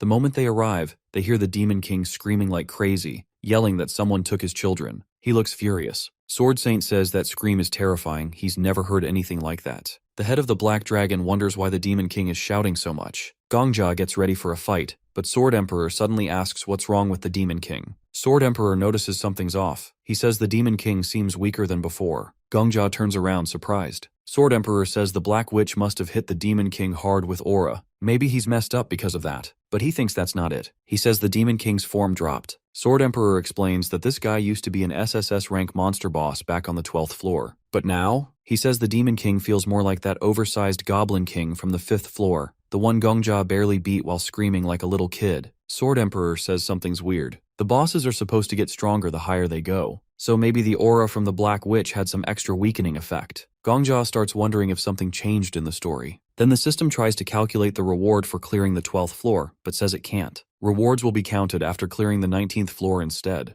For now, Gongja just gets a small reward, his God of War patronage gets boosted, and a map from the 11th to 20th floor is revealed. Gongja is surprised. It's like a whole world map. He turns to Sword Saint and the Black Witch and says he figured it out. He asks the Black Dragon to remember what they saw before. The story about the Demon King invading the capital is gone. The refugee camp is gone too. Gongja tells them to think, where did all those refugees even come from? He realizes it makes sense. They probably evacuated the whole continent. But even that refugee camp vanished. The Black Dragon gets it too. She says the story of the invasion changed, not just in the Empire, but the whole continent. Gongja says they've gone back in time to before the Demon King almost took over everything. They're now at the moment when this temple was attacked. He tells Sword Emperor that the Demon King's level dropped. He adds that every time hunters level up, people say their existence becomes stronger. Gongja always thought that was just fancy nonsense, but maybe it's real. Maybe the Demon King got stronger by killing all those Imperials and refugees. And now that all of that is gone, his power dropped too. The system says the Demon King's existence is fading. The Demon King suddenly starts screaming again. The heroes get ready for a counterattack. The Demon King calls upon his evil spirits, summoning thousands of demons. He calls them his children and orders them to attack. The Black Witch says she always hated zombie movies. While fighting,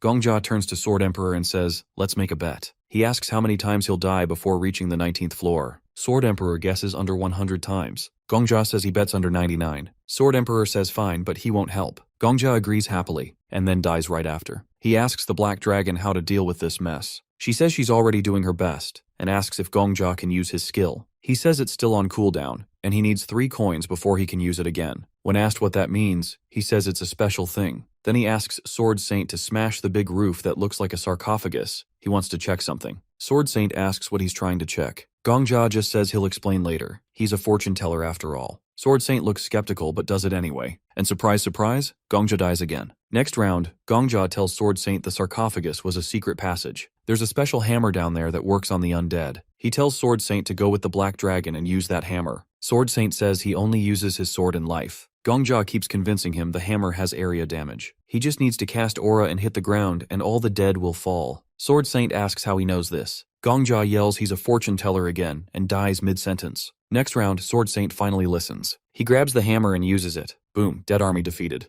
Gongja tries to say only the Demon King is left, but then a massive monster shows up. He can't tell if it's a zombie or a giant or both. He thinks maybe it's the sacred Cyclops who used to protect the temple, but now serves the Demon King. Gongja says he'll fight it, dies instantly. Sword Saint says he wants to fight it instead, but Gongja refuses and tells him to keep fighting zombies with aura attacks. Sword Saint complains that this is the perfect enemy for his sword. Gongja yells again that he's a fortune teller and orders the Black Dragon to blast the Cyclops in the eye. The Black Witch gets excited. She says she always wanted to shoot a giant in the eye. But suddenly the Cyclops shoots a laser from its eye and kills Gongja again. Gongja comes back and uses his spirit summoning skill. The Black Witch is surprised. It's supposed to be on cooldown. Gongja orders them to attack the Cyclops, but asks one thing, don't hit the eye. The Black Dragon is confused. Gongja says if they hit the eye, something bad will happen. The Black Witch complains because she really wants to hit it. Gongja says yeah, he gets it. It's a tempting target, but just don't. Sword Saint tells her to listen to him as he is the fortune teller. The Black Witch sighs and says she'll try her best. Then she attacks the Cyclops. The Demon King retreats to the 14th floor. Suddenly, flowers bloom everywhere, and kids are running around laughing. Gongja looks at the mountain and sees the Cyclops is normal again and protecting the temple. They all hold hands and move forward. They reach the forest, and the Demon King retreats to the 15th floor. They fight again, he runs to the 16th, same thing, then 17th. The story is slowly wrapping up, and the Demon King ends up on the 19th floor. His existence is almost gone. The heroes arrive and find the Demon King looking super weak. He says none of this would have happened without Gongja and his meddling hero friends. Now he's just a tiny little guy. Gongja grabs his sword and says now he can finally see the Demon King's eyes. He says it's crazy that they never made eye contact until now. He tells the Demon King to gather everything he's got and attack. He asks how much weaker the Demon King will get if he runs again. He says if the Demon King wants any shot at winning, he better fight now. But the Demon King just calls Gongja a scavenger hyena. Gongja yells for Estelle. He tells her one last time, go all out, otherwise his story will last longer than hers. At another time, Gongja dies and gets a penalty for using his skill. He and Sword Emperor get transported to a burning village, and he gets surprised. He hears knights shouting that they need to kill everyone because they're all monsters who've been corrupted. Estelle watches all this in horror as she can't understand why people are burning other people. The knights say they've got orders from the emperor. They're doing all this on the orders of the Forest King. There are also magicians who got the same orders. The village keeps burning, and some residents don't make it out of the fire and stay in their burning houses with their children. The fire doesn't spare anyone, young or old. At dawn, when it's all over, Estelle looks around horrified. She walks through the village and sees burnt wood everywhere. As she walks, she also sees burnt bodies. She remembers taking another step and seeing the corpse of a girl she once cured. She falls to her knees, and she starts saying the names of all the dead people. She picks up ashes from the ground and starts eating them along with the dirt. After eating the ashes, she calls the knights non-entities. She repeats it again and again. Meanwhile, some black substance starts coming out of her eyes. She stands up and says they were people too. They were also born human. They know the beauty of life as well. She says they're people, so they're also capable of crying. She wonders why they stubbornly call other people monsters. The black substance completely covers her, and her eyes turn red. She wonders if they're people, but she's destined to be called a monster. It starts raining red, and Estelle keeps wondering if only they have the right to be called people in this world. She says they need to prove that a person is a person. The Demon King's shadow covers everything around him, and he says now they'll prove it. The Demon King curses them and says their evil created him. No more villages will burn. He says their malice will consume them. Sword Emperor immediately wakes him up. He says this isn't Gongja's hell, and now the penalty reproduction is complete. Later on, Gongja is still fighting the Demon King. He cuts him in half, and Sword Emperor gives him a signal. He tells him to empty his mind, and the Demon King jumps back, feeling so much pain.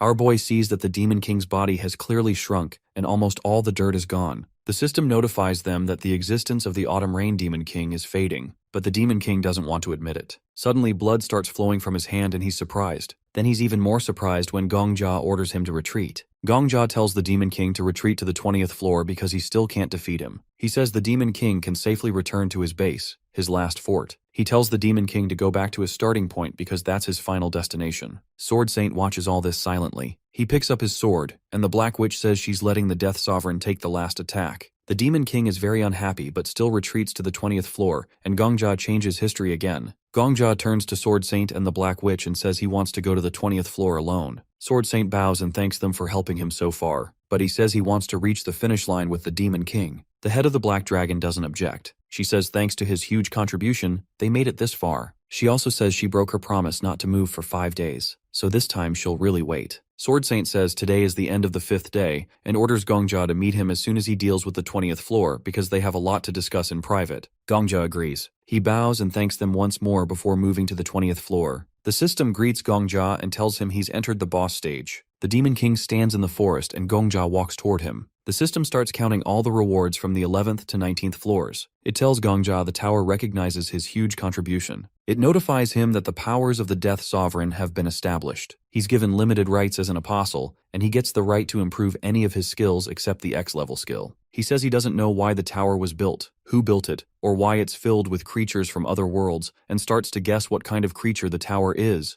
A creature monitoring their choices, and one that will remember Gongja's choice. The hero points his sword at the Demon King and says it's time to end him. The Demon King is terrified, shouting that Gongja should not dare destroy his paradise. And from here, the boss scene starts. Our boy stands in front of the Demon King, lifting his sword. The Demon King yells that he can't forgive anything. He says the memory of the ashes is still stuck in his head and eyes. He asks how the protagonist dares to forget everything they did. He summons his sword and asks if he plans to burn his paradise by turning back time. The hero thinks this place is the tightest stage in the world, and this Demon King is actually the weakest boss ever. The Demon King charges at him, swinging his sword, but our boy easily blocks it. He says that everything has changed now. He and the Demon King have switched roles. On the 12th floor, the Demon King used to be the boss, and he was the hero. The Demon King was the one who attacked, and he was the one who stopped him. Now he pushes the Demon King back without trouble. He says this world is crazy, because now even the Demon King is the one trying to fight back. The Demon King screams and attacks again, telling him to die. But our boy just says those words mean nothing to him. I mean, dying is literally his hobby. Then he cuts the Demon King straight in half. The system pops up and says the Demon King's existence is fading away. The Demon King heals, but the protagonist cuts him again and says he'll just have to keep getting weaker. Every time he slashes, the system keeps saying the Demon King's presence is fading. Then he cuts him again, and suddenly the Demon King freezes. Dark dirt starts pouring out of him. Estelle panics because the tower has taken away her title as the Autumn Rain Demon King. She screams and begs the tower not to do it, but it's useless. Even her eyes turn back to normal. The hero watches her struggling. He says she's weak enough now. Estelle looks scared and tells him not to come closer, but he walks toward her and says if she doesn't stop him, he'll keep coming.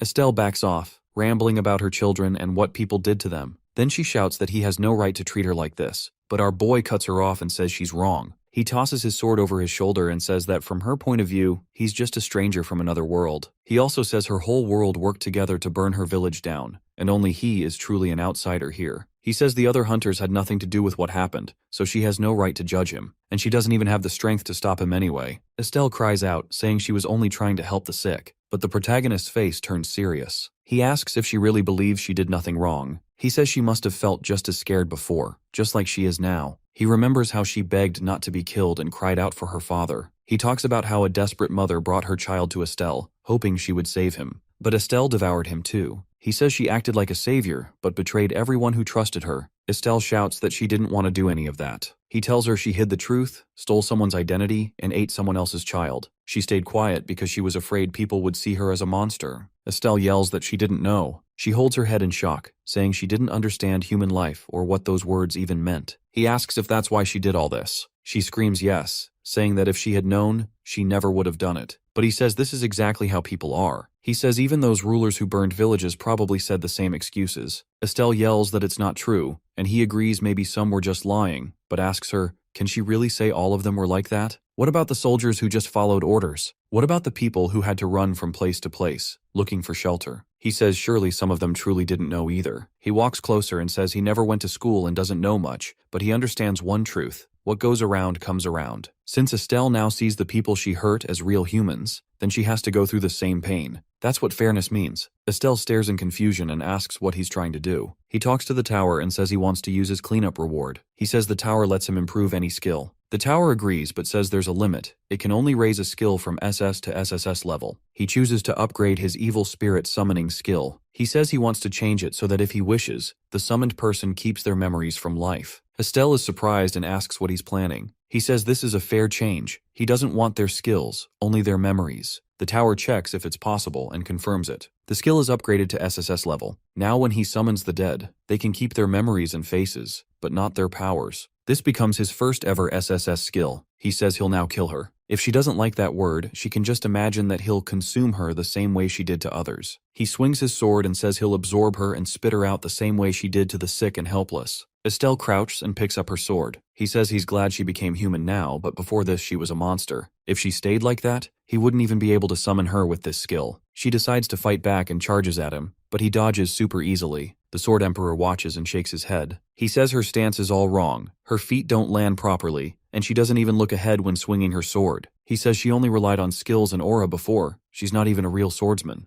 Estelle attacks again, but the Sword Emperor reminds our boy that's why he always tells him to train the basics, because at the end, only your hands and feet can save you. He yells at him to end it. The protagonist smashes Estelle's sword in one hit and a big chunk flies off. She falls and cries, and he stands over her, about to end her for good. He raises his sword, but the Sword Emperor suddenly stops him. He apologizes for interrupting, but says he shouldn't rush to kill her. The hero, annoyed, asks why. The Sword Emperor says this all seems too smooth. He says Estelle might not be a monster anymore. Maybe she's just an NPC now. But they don't even know if NPCs can be summoned through his skill. He argues that NPCs are people too, but the Sword Emperor says that's just how he sees it. He tells him to check the skill description again. It says it only works on people he killed. He says that still includes NPCs. The Sword Emperor says sure, but how does the tower see it? Estelle stays silent while he talks to himself. Then he gets an idea. He asks the tower, does this skill work on anyone he kills or only people like hunters? The tower says the question is unclear. Then it says the question is outside its authority. The tower checks his rights and announces something surprising. Because he is acting as the Death King and has temporary apostle rights, the question will be taken seriously. The tower says it'll call a meeting with the 6 pillars of eternity to vote on the answer. He is surprised and asks the tower to wait, but it's too late. He's already being transported to the meeting. The protagonist appears in an empty space, totally confused, when a notification pops up about participant verification. One by one, the pillars start joining.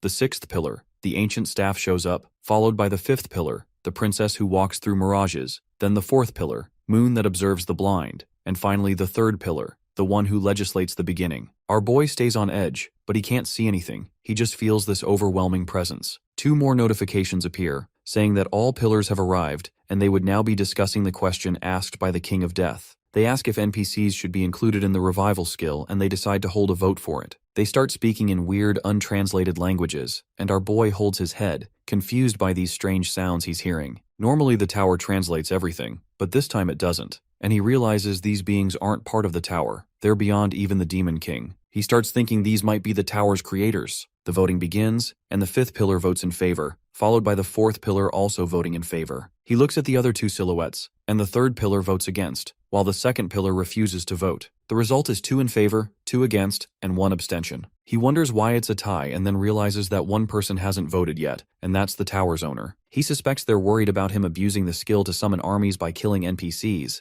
but he believes he's proven his intentions. He speaks up, saying that he's not the kind of person to misuse the skill for such reasons, nor would he become one. He gets a response saying that his declaration is not bad, but still complicated. The celestial being asks him to speak from the heart and not the brain this time. With a confident smile, he replies that the Demon King is his prey, so they shouldn't even think about touching it. The first pillar, Master of All Lives, votes in agreement, and with that, the voting ends with them wishing him good luck again. NPCs are now included in the skill, but his temporary apostle power is revoked. He snaps back to reality, and the Sword Emperor asks why he zoned out after he simply asked him to ask the tower a question. He stays silent for a moment before finally speaking up, saying that it all happened in the blink of an eye, but at the same time, it feels like an eternity has passed. He asks the ghost heart anything strange, telling him that the tower summoned him to another world, and that the tower's creator appeared and laughed at him. The spirit admits he knows nothing about it. Not even a legend who cleared the tower to the 99th floor knows what our boy is talking about. He raises his sword at a terrified girl, preparing to strike, and decides to handle other matters after reaching the 100th floor. The Sword Emperor asks if he's going to ask about the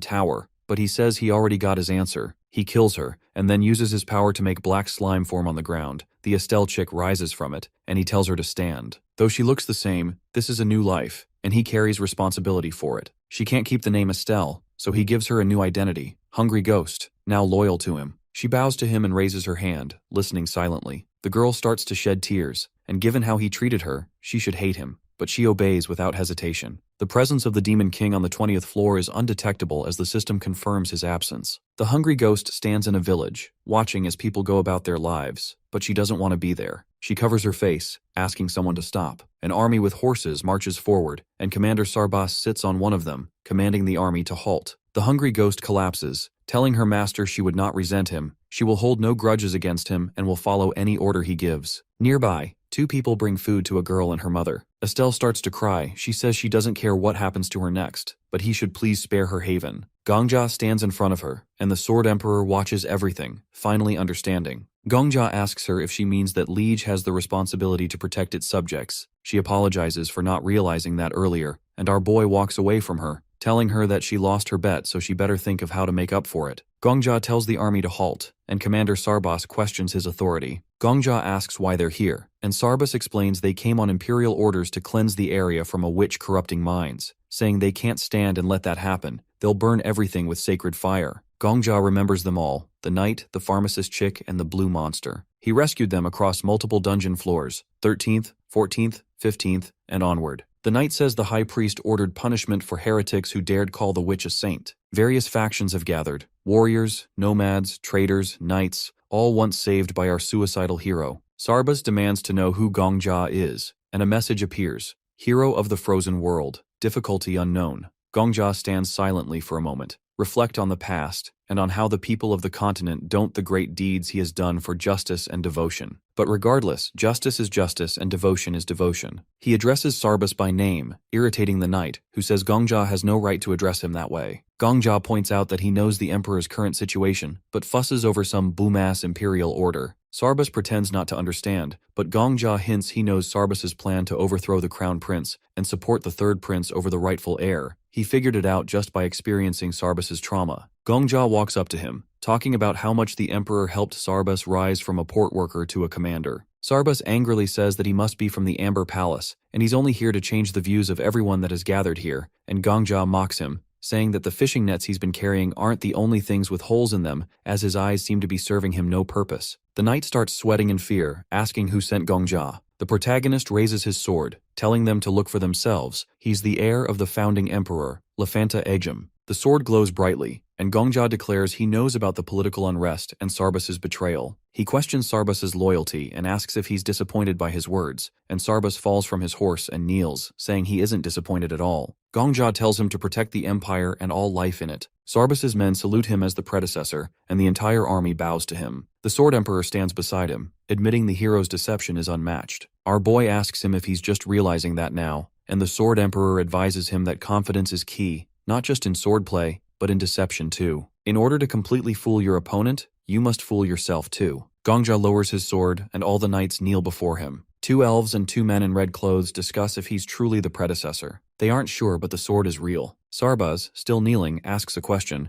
Why is the predecessor here if the army came to defeat a witch? Gongja recalls the spirit's advice. Believe your own lie. His eyes turn red, and he declares the witch is already defeated. He points to the white-haired girl, Estelle, the witch of the West. Sarbas confirms it's her. Gongja waves his hand, and the girl stands. The army shouts to burn her, but Gongja orders the hungry ghost to kneel. She does. He tells her to bow and hit her head on the ground, and she obeys. Then he tells her to do push-ups, planks, squats, and run sideways. She follows all commands until she collapses, saying she can't move anymore. Gongja says this proves the witch is no longer a threat. She now obeys his every word. Sarbas and his warriors are surprised, and a knight questions this, saying the girl might still be dangerous, and they can't fall for this. He says Gongja has nothing but a sword to prove his identity. Sarbas defends him, saying doubting the sword means doubting the goddess. The knight says he's just following orders from the High Pope, but Sarbas interrupts, accusing him of prioritizing the church over the empire. He declares the third prince no longer needs the priest's support, and they start fighting over it. Gongja smiles quietly, as he has seen clearly what the third prince's faction truly stands for. No wonder Hungry Ghost tried to put a wedge between them. The elves talk about the pointless fighting, with one saying humans with short lives are always thick-headed. Some knights are offended, and one warrior suggests settling this with a duel. Suddenly, a blue monster with a long tongue appears and tells everyone to give way. The lizard-like creature says it's easy to resolve everything. Test the witch and the hero using a soul gem. The gem, given by the ruler of the merpeople, shows whether someone's soul is light or dark when exposed to their blood. The monster holds out the gem and says that if Gongja is truly the emperor's predecessor and the girl is truly a witch, then both must take the soul gem test. The creature explains how the gem works. If it touches the blood of someone with a good soul, it glows white, but if it's someone evil, it turns black. Our boy asks the Sword Emperor if this is true, and he confirms it, saying that half-creatures are good at making tools like this. So Gongja tells them to test him without hesitation. The lizard says that bluffing won't help and warns Gongja not to regret it later. The monster grabs Estelle's hand, cuts her palm, and lets her blood drip onto the gem. The gem turns black immediately, and the lizard is surprised at how dark her soul is, wondering what kind of crimes she's committed. He calls her a witch, or even the Demon King, and pushes her aside. Now it's Gongja's turn. He steps forward and says he's ready. The lizard cuts his palm, still talking about how bluffing won't help, and lets his blood touch the gem. The gem lights up like a solar flare, glowing so intensely that everyone is blinded. The elves and the lizard are surprised, and the commander and the others can't believe how pure Gongja's soul is. He's glowing like a holy figure, with a halo above his head. The lizard is convinced that our suicidal boy is a saint, and tries to remember where he's seen a soul like this before. Tears fall from the lizard's eyes as he whispers that Gongja must be the apostle of the goddess, and Gongja confirms it, saying that he is indeed the apostle. The dumbass knights are all confused, wondering what the creature meant by calling our boy the light, but it's clear that Gongja is something special. Some monsters notice the sword he's holding.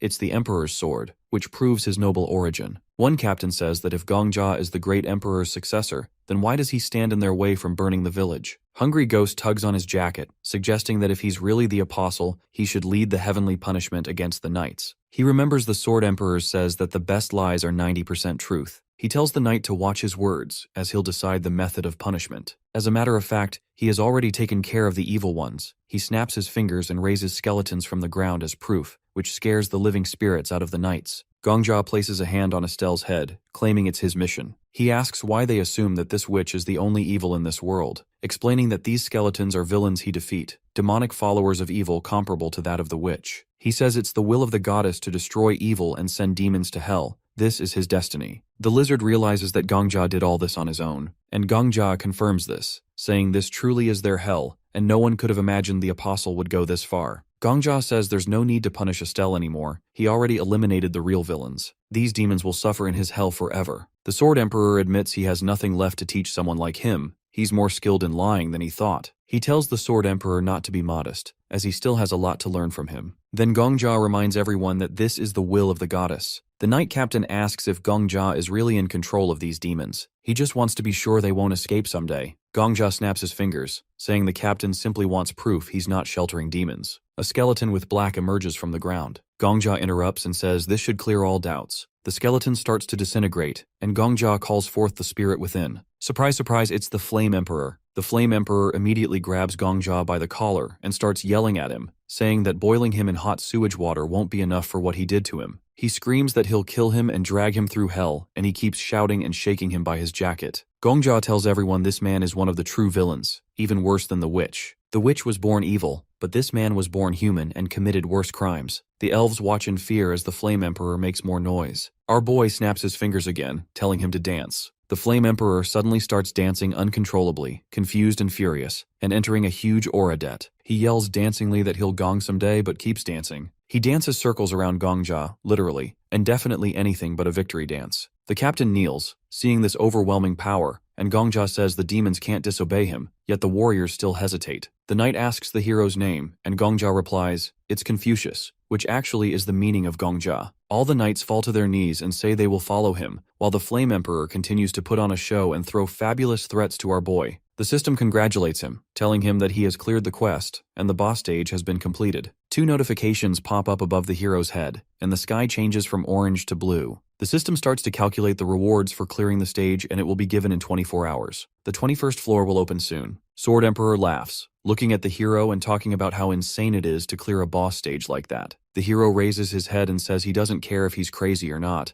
At least he cleared the tower up to the 20th floor, doing everything his own way. Not a single hunter died during the battles. He remembers how knights died in the past, but this time, no imperial or continental resident lost their life, and he was able to take the hungry ghost under his wing. Even if they had just watched from the sidelines, the stage would have probably cleared anyway. But the other possible ending was brutal. Burning the city down and destroying everything could have been another outcome. The tower doesn't care about good or bad endings. If it did, someone like the Flame Emperor wouldn't have made it to the 40th floor. Gongja says the tower didn't choose this world, and the ending doesn't always need to be perfect. The day is calm, no fire, no rain. This ending is the one he chose. Sword Emperor asks if that ridiculous dancer is also part of his chosen ending. Flame Emperor yells, telling him to stop, confused why Gongja is letting him continue dancing, and our boy simply gives a thumbs up and smiles, asking if it's beautiful. A loud announcement says the 20th floor stage has been cleared, twice, and Gongja is bummed because there's no connection. Sword Emperor reminded our hero that he once said he'd rather be recognized by special people like the Black Witch or the Old Man, instead of just random people. Gongja tries to deny ever saying that at first, but then says the more the merrier. He says maybe it's possible to earn recognition from everyone, and Sword Emperor calls him greedy. Suddenly, Black Witch jumps on Gongja, happy that he's alive. She calls him crazy and says that on top of that, she heard that he's still a baby that's not even in his 30s yet. She squeezes his neck out of excitement and he complains that it hurts. The old man stands nearby under a tree, and the girl shows her phone to Gongja. She says people are glazing him for clearing the floor in just 5 days. She went back to the first floor and took screenshots of a bunch of news articles. Headlines are everywhere. 14th floor cleared, King of Death, a new star rises. She couldn't take screenshots of all of them, but it's clear that things are running wild, not just inside the tower, but outside too. Gongja is surprised about all of this, and the Black Witch says that everyone is talking about him, where he came from, how he got so strong, how he's climbing so fast. He asks if the went through the trouble of taking all these screenshots herself, and she proudly says yes. She even used a portal to get to the first floor just to collect all those screenshots for him. He can't believe it. The number 2 hero, going through all that trouble just for him. She moves his face closer and tells him again, yes, she did all this herself. His face turns red, and the girl warns him not to look at the comments because of the trolls. They obviously have nothing nice to say. Gongja looks at her and thinks she's like an angel. Sword Emperor jokes that anyone would look like an angel if they treat him nicely for even a minute. His face turns even redder. In his head, she's not just an angel now, maybe a goddess. She shows him a newspaper with rankings, and he's surprised to find out that he's in 3rd place now, something that's never happened this fast since the tower opened. She says he now represents all the hunters and hits his shoulder with the newspaper, reminding him to think about his next steps. Technically, he's a member of 5 major guilds, but he's not really part of any of them. Someone in 3rd place shouldn't just be called a regular member, he should be the head of a guild. He thinks about that title, guild leader. She says that if he plans to go off on his own like the old man and kill everyone in his path, she won't force him. Sword Saint heard that, obviously, and asks why they're talking behind his back. The Black Witch asks who all these people are, and Gongja says they're knights from all over the continent. He explains that after he beat the Demon King, an invasion event happened on the 20th floor, so he used tricks and skills to lie his way through, pretending to be some great emperor's descendant. She laughs and says he's good at lying, but still, no blood was spilled. Thanks to him, they can now trade with this continent. She adds that they don't need to do business with people of the outer world anymore, as their prices are insane.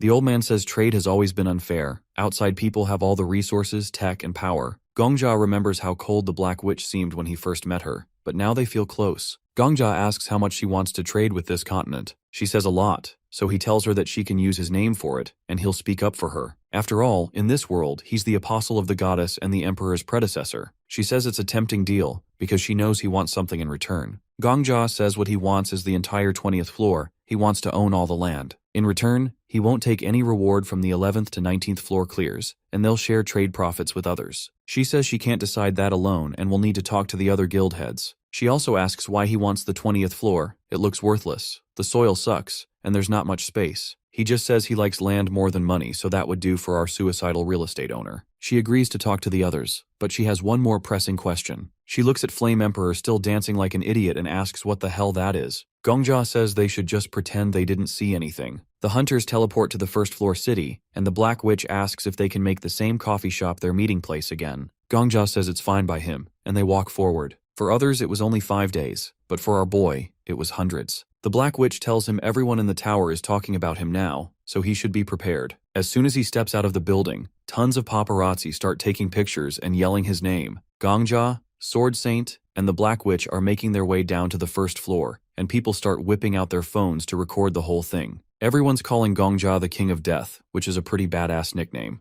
Journalists are shoving mics in his face, asking if it's true he soloed the 20th floor and what's the deal with him and the Black Witch. Gongja is sweating, and the Black Witch whispers for him to keep his mouth shut. She quietly asks if he's ever dealt with the press before, and he doesn't answer. She tells him he's got to pick a vibe, either go full-on mysterious mode or embrace the whole celebrity thing. Once he picks, there's no going back. Sword Saint says he'd rather stay out of the spotlight, avoid the drama, which is why he chooses to travel alone. Gongja asks about being mysterious, and the Black Witch says it all starts with keeping a straight face. No social media, no live streams, no constant filming. Interviews twice a year max, and only with reporters she okays. Gongja's still confused, so she breaks it down. Attention is like a drug, and once you get a taste, it's hard to quit. Sword Saint calls it all meaningless, and the Black Witch agrees, but says it's fun meaningless. Then she asks the hero what he really wants. He says he's after recognition, not just attention. She says that most people are cool with a small circle of fans, but Gongja's aiming for something bigger. She respects that, even if the difference seems small. Suddenly, the journalists get even more up in his face, and he asks the Black Witch how to keep a straight face, so she shares her secret.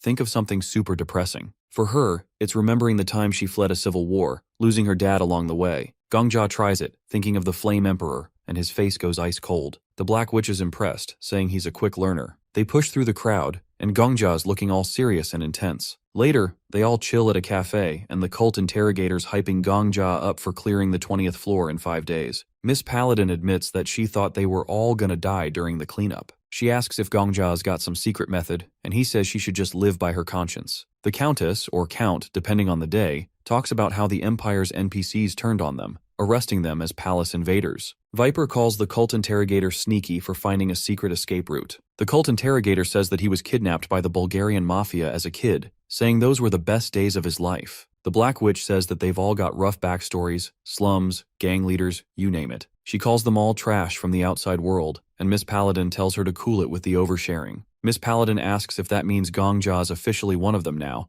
and the Black Witch says yeah, since he played a huge role in the cleanup. No one died, even with a ton of people on the 11th floor. She says Gongja's the perfect guy to represent their tower as a new hero. Everyone else has problems, the Count's too greedy, the cult interrogator's got too much blood on his hands, Miss Paladin hates the spotlight, and Viper's just awkward. Sword Saint is an old dude obsessed with fencing, and she works in the shadows. Gongja's the only one without a public image. The cult interrogator starts analyzing Gongja, saying he should play up the mystery angle, so now he's freaking out as they start planning his whole public persona with fake backstories and donation announcements. He reminds them that he's going for the mysterious gimmick, but the Black Witch insists they need at least one photo for the press. They start a photo shoot, making Gongja pose with a sword while the Sword Emperor tries not to laugh. Gongja's so done with it, taking off the jacket and yelling that hunters should focus on climbing the tower, not this nonsense. He mocks them for being stuck on the same floors for years while worrying about stupid stuff. The Black Witch and Countess just laugh, saying his outburst is perfect for headlines. Sword Saint tells Gongjia to give up, saying the same thing happened to him back in the day. He's ready to bounce, complaining this could go on all day. Gongjia follows him, and the guild heads shout that there's a press conference tomorrow, so Gongjia should lay low until then.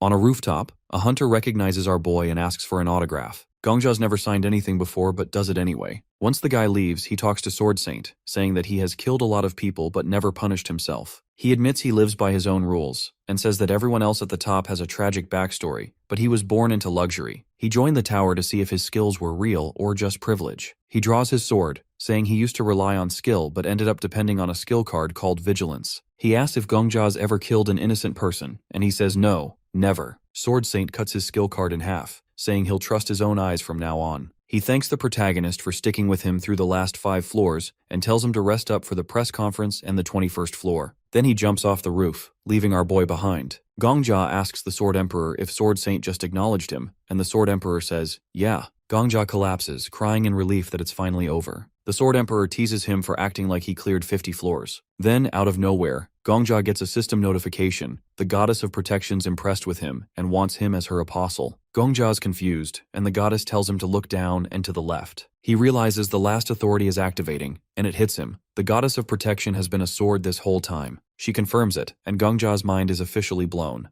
Gongjia sits on a couch watching the news, which is completely focused on him clearing the 20th floor. They keep showing clips of him taking down a massive ogre like it's nothing. They even claim that if the footage is real, the so-called King of Death defeated an 11th floor stage boss in a single strike, something no one has ever done before. Our boy feels super awkward about all the attention and quickly turns off the TV. The Sword Emperor says he wanted to keep watching, but Gongjia points out that every channel is running the same story anyway. Suddenly, Gongjia's sword starts talking. It's the goddess of protection again, who lives inside the blade, congratulating him on his incredible achievement. He says all this fame feels like a heavy burden, like some kind of tax he never asked for. He's already exhausted from yesterday and asks if the goddess is maybe overestimating him. She calls him the light and brings up the speech he gave when he first entered the tower. Gongjia cringes so hard he wants to disappear. He realizes that she might be fangirling over him the same way he used to glaze the Flame Emperor. Gongjia holds up the sword and threatens to clean it with a gross, dirty rag if she doesn't stop the glaze. The goddess panics and begs him not to do it, and he's glad she finally shut up. He looks at the sword and asks if she's really a constellation, some kind of being that represents an entire world. She explains she used to be a divine spirit but got sealed into 5 sacred swords by the founder of the Ijim Empire. Her name is Idol, the first sacred sword. There are 4 others: compassion, prayer, sacrifice, and salvation. If he can collect all of them, she'll regain her full power. Gongjia asks where to find the other swords, but the goddess goes mute. He guesses she probably doesn't even know. She says that she can sense them if she gets close, but Gongjia is not in any rush to track them down anyway. He asks what else she can do besides rallying Empire citizens and glowing like a flashlight. She brags about slashing through monsters and then blasts him with that blinding light he's seen a million times before. He tells her to come up with something better. Just then, the Black Witch knocks at the door, reminding Gongjia they've got 5 minutes before the press conference. She also says that the 21st floor will open right after, so he can head there once it's done. He agrees, and when she leaves, he goes right back to pressuring the goddess. He decides that aside from glowing and giving basic support, she's pretty much useless. The goddess says that's not fair, but Gongjia shuts her down, pointing out she didn't even protect her own empire. He threatens to toss her back into Agam if she keeps talking, and that shuts her up real fast. Soon the press conference kicks off, and Gongjia, the Black Witch, and the Sword Saint sit at a table while reporters swarm around them. The journalists immediately ask the Black Witch to face them,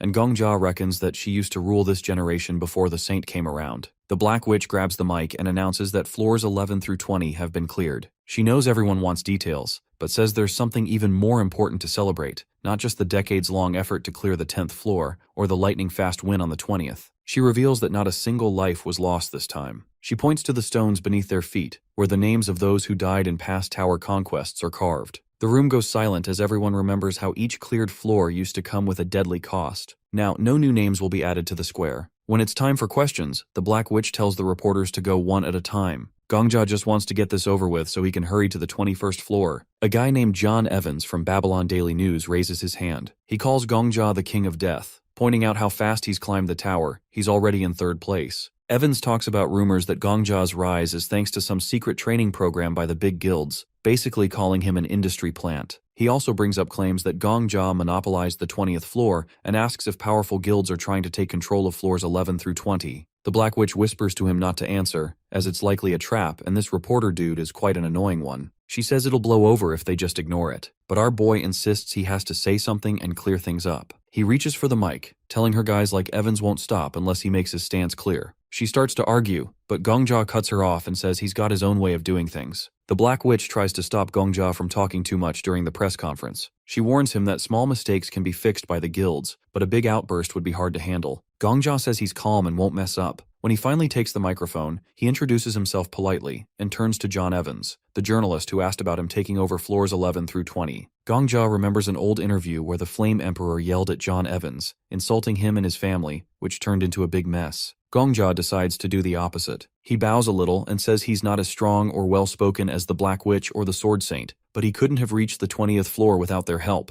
He makes it clear his success isn't just his own. He says aiming for 0 deaths is his job as a hunter, not a way to get famous. He also says he's giving up control of floors 11 through 19 and will just manage the 20th floor. After finishing, Gongja smiles at John Evans. Evans has no more questions. Other reporters start raising their hands, all trying to get Gongja's attention. Gongja remembers how the Flame Emperor once ignored a big newspaper, so he makes sure to let that same paper ask the first question, doing the opposite of what the Flame Emperor would do. Time flies as he answers questions, but with only 5 minutes left before the 21st floor opens, the Black Witch steps in. She takes the microphone and says they have to get back to clearing the tower. A reporter shouts one last question, asking what the relationship between the Black Witch and the King of Death is. The Black Witch smiles and says they're more than friends because they're teammates, then ends the press conference. Reporters ask more questions, but she leaves quickly. Gongja asks if she just stirred up interest and then left. The Black Witch laughs and says she loves drama, explaining that a little excitement at the end makes the event more memorable. Backstage, she grabs Gongja's hands, happy with how he handled the press. She says people love heroes but like them even more when they're humble. Gongja admits he was just doing the opposite of what the Flame Emperor would have done. The Black Witch says calling them more than friends is a way to distract people from rumors. Since she's dealt with gossip for a long time, she tells Gongja to trust her experience in handling the public. With 5 seconds left on the countdown, a girl appears. She congratulates everyone for beating the Demon King on the earlier floors. She says they can stay on the first floor for a quiet life or keep climbing. Because they've reached the 10th and then the 20th floor, she says they'll now see the deeper parts of the tower. Almost right away, the system starts moving people to the next stage, even those still sitting in cafes. The tower seems to be forcing everyone to go. They end up on the 21st floor. Someone greets them, saying he's been waiting forever. He calls the place the Great Library of Boundless Knowledge and welcomes them. The hunters are surprised because absolutely all the hunters, even those who are washing or sleeping, have been brought here. The library manager says that he wasn't careful enough. Suddenly, the hunter who was just washing finds himself wearing a black box. Gongja feels relieved and breathes hard. The Black Witch asks the library manager who he is. The boy says he's just a humble, nameless little man, the manager of a small library. He adds that compared to them, he's an unimportant third-rate character. The Black Witch looks unhappy, and Gongja looks around the strange library. He says it feels like a whole world. The library manager is clearly happy to hear this. He flies up to Gongja and calls him the King of Death. He says there's no need to feel uneasy because he just wants to greet them.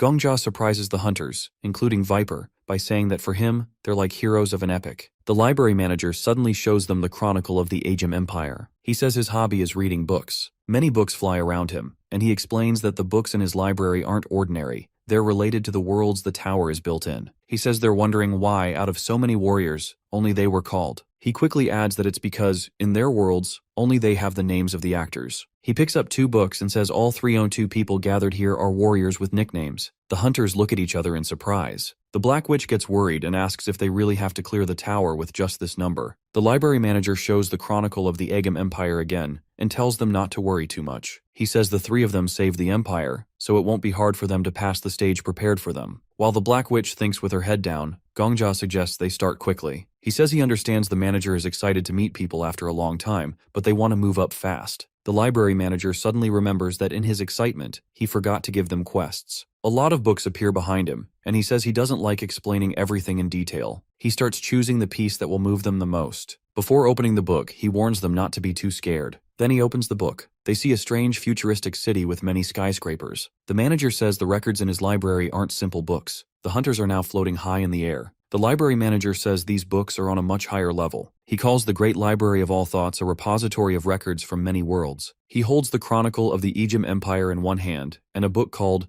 The Tale of the City of Ascension in the other, calling it their own world. Flying among the books, the manager says these books can be called many things: an epic, a chronicle, a saga, but he prefers to call them apocalypses. He says their apocalypse, as he calls it, is in progress. The long prologue is over, and they're now at the part where the story starts to get interesting. Gongja is high in the air, looking down at the entire city. The manager says not all apocalypses are progressing happily. Suddenly, there's a huge explosion. The manager, watching with the hunters, says some apocalypses have been discontinued. He says this world isn't the only one like this, as many people do this. If the reason for stopping one apocalypse was fire, the reason for stopping another was water. The water destroys all the skyscrapers and buildings in its path, and the manager calls it tragic. They're then transported to another apocalypse, where they see a volcano erupting. The manager says the actors in this apocalypse lived like they did, but before reaching the right conclusion, it ended for an unfair reason. He closes the book and says while he calls it discontinuation, people just call it destruction. As soon as the manager brings them back to the library, the hunters start vomiting. The Sword Emperor says it's no surprise they feel sick because they were shown things that are hard for ordinary people to handle. The manager tells them their quest is a post. He asks them to choose 8 discontinued apocalypses, 8 destroyed worlds. He says he just wants to read these apocalypses to the end. He wants to continue the stories of the destroyed worlds. He points at Gongja and tells them to personally enter the 8 worlds of the apocalypse and save them from the threat of discontinuation. He says that this is the quest of their humble manager. The hunters receive a notification with a task to save the world. The boy asks everyone to clean after themselves,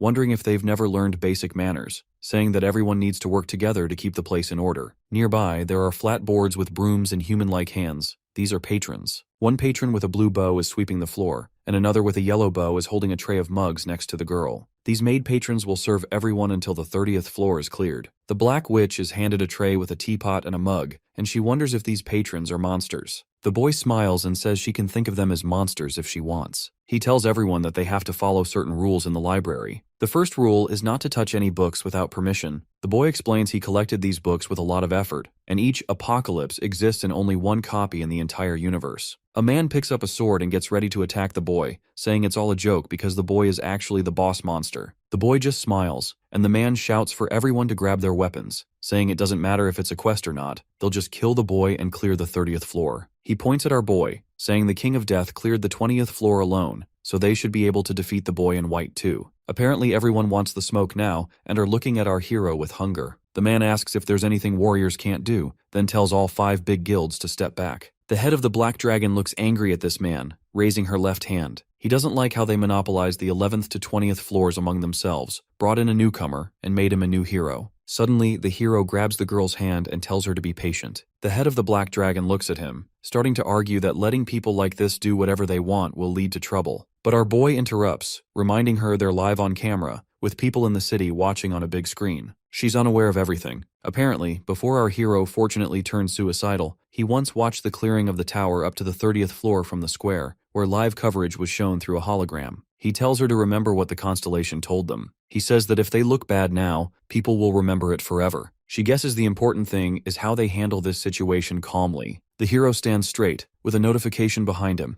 already working in the Great Library. A reward is given for clearing the 20th floor. Our boy looks at a pink table with hearts. The normal reward is the Blessing of the God of Beauty, which lets him see the interest levels of characters from the 20th to 30th floors. There's also a hidden reward, the Blessing of the Snake God, which lets him read the thoughts of those characters. The guy goes to the girl to test his new skill. She's got this pink character window showing her favorite genres, characters, and plots. Now the protagonist can know her thoughts and knows that she likes younger men like him and Prince Charming's. She looks at him, and our boy starts sweating from shock, while the Sword Emperor laughs until he cries. The Black Witch thinks something's wrong with him, but he says everything's fine. The Sword Emperor holds his head laughing and Gongja gives him a dirty look. The spirit tells him he should find a horse and ride it now to be her Prince Charming. The protagonist immediately uses the skill on the Sword Emperor, and his face twists in disgust when he realizes that his favorite type is Mother. The hero stands there smiling, but the ghost hits him from behind, telling him to leave his head and delete the memory, or he'll kill him, even if he can't touch him. Our boy says the Sword Emperor should better stay obedient until the 30th floor and should keep his head down, or else he'll open his thought window again whenever he feels like it. A group of people stand with weapons raised, ready to start a boss fight.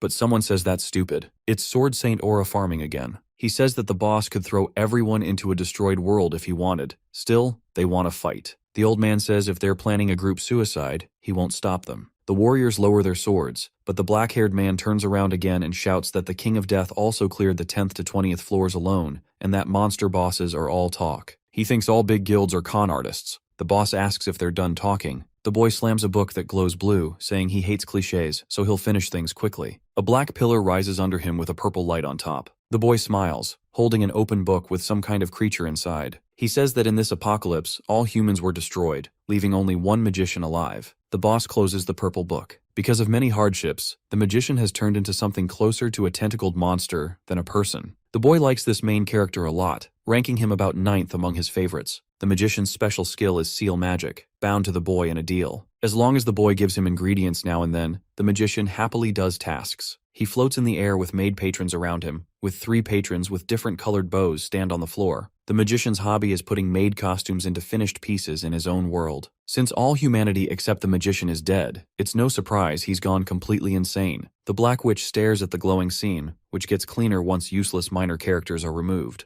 The boy asks if any of them want to become main characters. 7 hunters sit not far away, books scattered around. The cult interrogator says that they've barely started but have already lost 50 people. He says that progress always demands sacrifices, and now they'll carry those burdens to move on. Almost 100 people were thrown out, but ending with only 50 gone is considered lucky. A patron comes up to him, asking if they want some because it's tasty. Our boy asks the cult interrogator to shut up because him talking only weakens their morale. The boy agrees and decides to stay silent. Suddenly the protagonist stands and starts gesturing, understanding they shouldn't attack the constellation right now. Instead, they can just follow the quest from the library manager. He says that he is now 3rd in rank and has to get used to being the center of attention, and says following the quest won't be a burden for them. A girl approaches him and asks everyone to look carefully at the quest. They'll all each pick one book with a different unfinished story. If they save that world, it'll count as their 22nd floor. He says the reward will change depending on the world they save. If it's a world full of diamonds, that world will become their 22nd floor. The Black Witch is suddenly so interested as soon as she realizes that diamonds are an example. If they find a world rich in other resources, they can solve the tower's food shortage without outside help. Our boy opens a blue book, and someone yells for him to be careful. A man with an eye patch appears, surprised that nothing happens. The boy flies over the hunters, explaining that until he activates an apocalypse, the books are just ordinary. The boss has hidden the forbidden ones, which are dangerous even to touch. The protagonist looks at the group and points at the books, telling everyone to go read and choose books they can handle, ones that'll bring them benefits. Gongja opens the book, and a bright white light comes out of the pages. The book shows a young man kneeling in front of a girl in a school uniform, saying she is his other half. They hold hands as a blue comet hits a building, making the castle explode. The page shows their heads cut off, and the story just stops there. At the same time, Gongja stands, explaining that each book has a difficulty level, and they should choose carefully, but the hunters don't care. Some yawn, and others just look sad. Our boy realizes they aren't listening because he is talking too formally. The Sword Emperor tells Gongja that the hunters are acting this way because he is using respectful speech. Gongja sees that the higher-level hunters are too proud to listen, so he raises his voice and shouts at them to split into groups based on their reading experience. The ones who know novels go left, the ones who don't go right.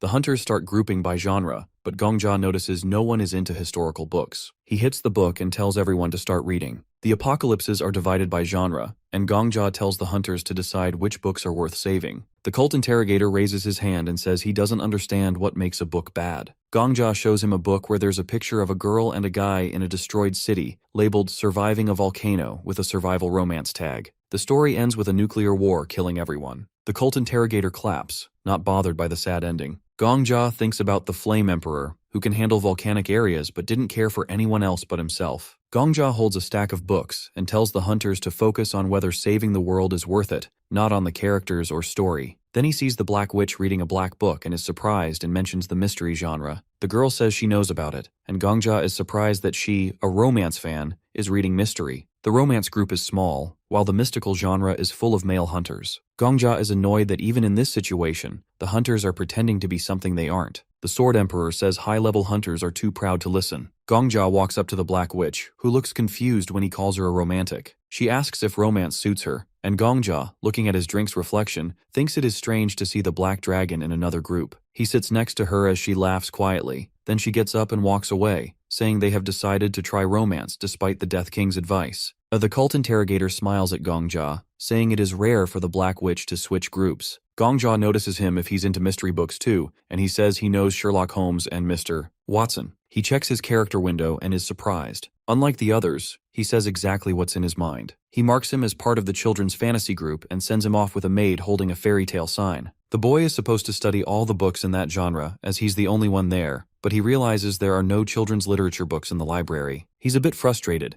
as he can't believe how many hunters are lying about their preferences. Then he notices Viper reading a book. He checks his character window and is disappointed to see that the 6th-ranked hunter, leader of the Heavenly Order Guild, likes some particularly uncultured and pretty sus stuff. The guy is upset that the martial arts books keep failing to meet expectations. Gongja walks over, but the guy asks him what he's looking at because he is busy reading. Gongja thinks it is odd to see a light novel expert in this group. Meanwhile, the Black Witch is clearly pissed off, and Gongja tells her not to go into details about the situation, as it would make him not want his sandwich anymore. She smiles and apologizes for being blunt, saying the books always stop at the best parts. Gongja wishes she wouldn't mention what falls out of the story, but she teases him anyway. She says that they are still alive, so the stories aren't completely lost yet. Gongja smiles a little, feeling like the hunters finally understand his frustration. The shelves are full of books, some very destructive, but they often end suddenly or unrealistically, leaving everyone kinda disappointed. Gongja realizes the boy has given the hunters these incomplete books on purpose to show them the flaws. Suddenly, the alchemist chick calls Gongja over. She has an alias now, the pharmacist, which impresses him. She says it comes from her inventions, which are helping save the world. Our boy praises her for climbing the ranks so fast, saying it is all her hard work, and the alchemy chick smiles and offers to help him if he needs it. All the groups are finally done reading, and Gongja holds out his hand, asking each group to recommend their best works. The cult interrogator suggests a children's literature book, which surprises Gongja since there are no other books in his group. He is interested in a book called Yours and My Sacrifice, a children's literature book with difficulty level A. Gongja thinks jumping into this apocalypse, no matter how hard, is worth it. The Sword Saint recommends The Annals of the Heavenly Demon, a martial arts story with difficulty B. It's pretty easy and is about a heavenly demon who collects martial arts techniques. The old man says mastering those skills is the goal, and Gongja realizes saving this world will give them access to a library full of powerful techniques. His mind is full of ideas. Sword Emperor jokes about how Gongja's love for cheating his way out hasn't changed, and Gongja ignores him, focusing on figuring out how to get through this new world. But with his current powers, it seems impossible. Then his sword starts glowing, like something big is about to happen. A yellow notification pops up saying the sister sword is nearby. Gongja stands in front of a guy named the Sword Saint, who is reading a white book, the same one he has seen earlier. He realizes his sister sword is closer than ever. The hero sits on the toilet next to the Sword Emperor, holding his sword. Before going to the world of martial arts, he decides to die once, but his sword, Shiny, doesn't get what he's planning. The Sword Emperor asks him why, and Gongja thinks of a white-haired man, Lefanta Agam, the first emperor of the Agam Empire, and the one who made the goddess of protection. Even without knowing him, it's clear he's been to different worlds. The city looks like a Chinese empire. Shiny came from Agam's world, but now her sister sword is in the world of martial arts. It only makes sense that this guy can move between worlds. He starts sweating, because a man strong enough to build an empire and split stars isn't just some reckless master. Gongja realizes he's been nervous lately, scared that being too confident might ruin him. He remembers becoming one of the top 3 hunters, almost beating the Demon King, and leading even the best hunters. He's afraid of messing up like the Flame Emperor, who died because he was too arrogant. The Sword Emperor covers his mouth, thinking. Gongja says they need to figure out who Lefanta Agam really is, but they have no info right now. The Sword Emperor agrees but doesn't get what Gongja wants to do.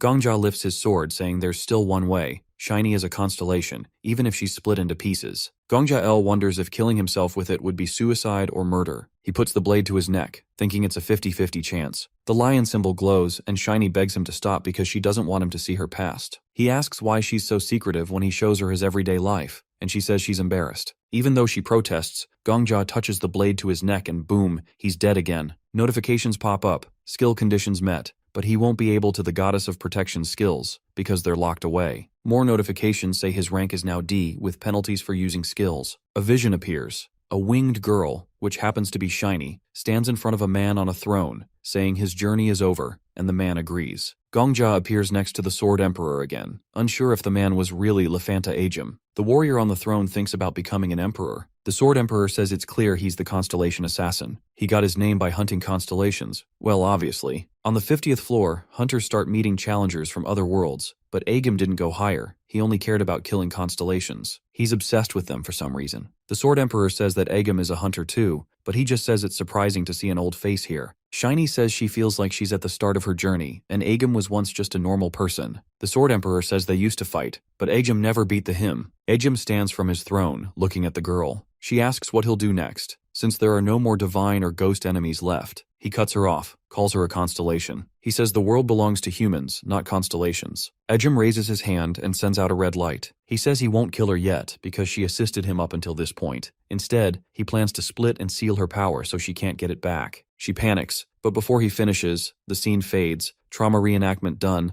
and penalty gone. Gongja is back in the booth, holding his sword. He still doesn't fully understand what he saw. He asks Shiny why Aegam sealed her, but she doesn't know, says Aegam was fair, but she doesn't get why he betrayed her. The Sword Emperor waves his hand and says strong hunters eventually lose their minds. Gongja lowers his head. A spirit tells him not to waste time trying to understand such people. Just get stronger and beat everyone, then it's over. Gongja agrees. He looks in the mirror, thinking the constellation assassin would see him as a threat since he carries part of a constellation. The Sword Saint holds a paper. 21st floor cleared. Hunters move to the 22nd, picking Annals of the Heavenly Demon, as Sword Saint suggested. The boy in white appears, asking if they chose the world of martial arts as the first genre. He says this version is different, but still full of martial arts. Depending on the path, hunters might face ironic fates. The boy says powerful skills cost a lot, and dying in the apocalypse means real death. Gongja stands in the crowd. Only 4 can join this apocalypse. He tilts his head, saying he's in. The Sword Saint also joins. Those who recommend can't stay back. 2 spots left, and Sword Saint shows why this apocalypse was stopped. A super infection wiped out the world. The disease killed the heavenly demon and others. So, a hunter who knows about diseases is needed. He calls out an old man with white hair, the king of medicine. Sword Emperor points, he knows this man. He runs the clinic which Sword Saint visits. The battle will rely on Sword Saint, with backup from Death King. If any disease hits, King of Medicine handles it. Gongja says that he wants to bring in someone as well. He points at the pharmacist who's in disbelief and asks if he means her. He confirms it, saying yes, that he needs her. The pharmacist protests. She just got her alias like a week ago and is weak. Gongja takes her hand, says she's the best alchemist he knows. She stares at him, speechless. Using his SSS-ranked skill of gaslighting, he reminds her she once promised to help. Holding her hand, he asks again. She nervously smiles, sweating. The hunters are surprised that all 4 spots are taken and can't figure out who the pharmacist girl is. The Sword Saint says he's met her before, but the pharmacist hides behind Gongja. The Sword Saint tells her not to be afraid because he and the King of Death have cleared up any misunderstandings. But he warns that they're going to a very dangerous place. The constellation reminds them that dying in the apocalypse means dying in real life. Gongja agrees and says she's the best pharmacist he knows. The protagonist looks at the Medicine King doubtfully, saying he makes good potions but isn't the best, especially compared to the pharmacist. The Sword Saint repeats Gongja's words, calling her the best pharmacist he knows. He starts thinking she must be special since the King of Death recommended her. The Sword Saint decides to let the 2 young men connect with the King of Medicine. Gongja is surprised because the Sword Saint usually insists on using his connections, but his arrogant attitude stays the same. Gongja thinks Sword Saint's Sword Emperor is judging the pharmacist by her looks, just like his Sword Emperor previously did. The Medicine King frowns, unhappy that Gongja called the alchemist chick the best he knows. He calls Gongja a scoundrel and says it's funny how he acts like he's climbed a mountain after just getting over a small bump.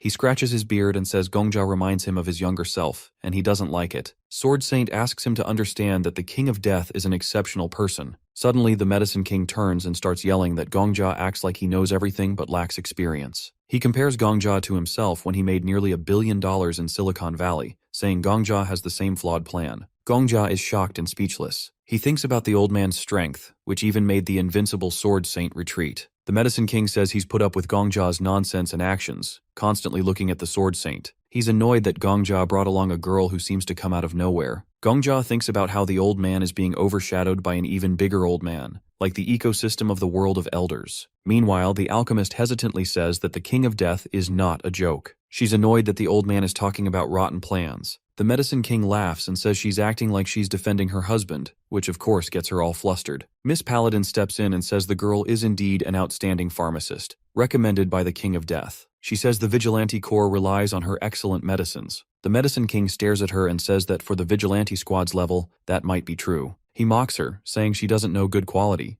which is why she is yet to visit his shop. He asks where her guild would go for his level of medicine. The Sword Emperor asks Gongja why he's just taking these insults, asking if he is holding back. Gongja denies it, saying this is all being broadcast live. He asks if this isn't the perfect timing, with everyone watching. He thinks this is the best moment for both a debut and a retirement. Suddenly, Gongja asks what they think about a competition. The Medicine King laughs and says Gongja can't win with words and suggests they fight instead. But Gongja takes out a flask and says he's not talking about himself, and it's certainly not a fight. He says they should each brew a potion using the ingredients he provides, and they can compare the results to see who's better. The alchemist complains to Gongja, upset that the old man insults him but is still called the Medicine King. Gongja puts his hands on her shoulders and says he believes in her, so she should believe in herself too. The alchemist tightens her fists and says she'll try, then says she'll win. The competition begins. People around them talk about how the King of Death has gone too far, since the Medicine King's pharmaceutical skills are so elite that people book appointments a month in advance. The alchemist continues brewing her potion. Someone says that even though both are kings, the age difference matters. The Countess takes the opportunity to start taking bets on the winner. The Black Witch asks our hero if he's sure of what he's doing, since the betting ratio is now 1-47. Gongja says that's good, and asks if she wants to make some pocket money by betting on the alchemist to keep the ratio from dropping too much. The Black Witch replies that Gongja is the one who said they're live. She warns that if his recommended pharmacist loses badly, his reputation will suffer. Gongja agrees and adds that the broadcast isn't just in Babylon but worldwide. He says he feels a little sorry for the old man called the Medicine King. Suddenly, the Medicine King shouts that his potion is ready. He holds it up and tells Gongja to bow before his great creation. He's made a special restorative potion, a sign of true mastery. People are amazed and start cheering him on, saying this is what they expect from the Medicine King.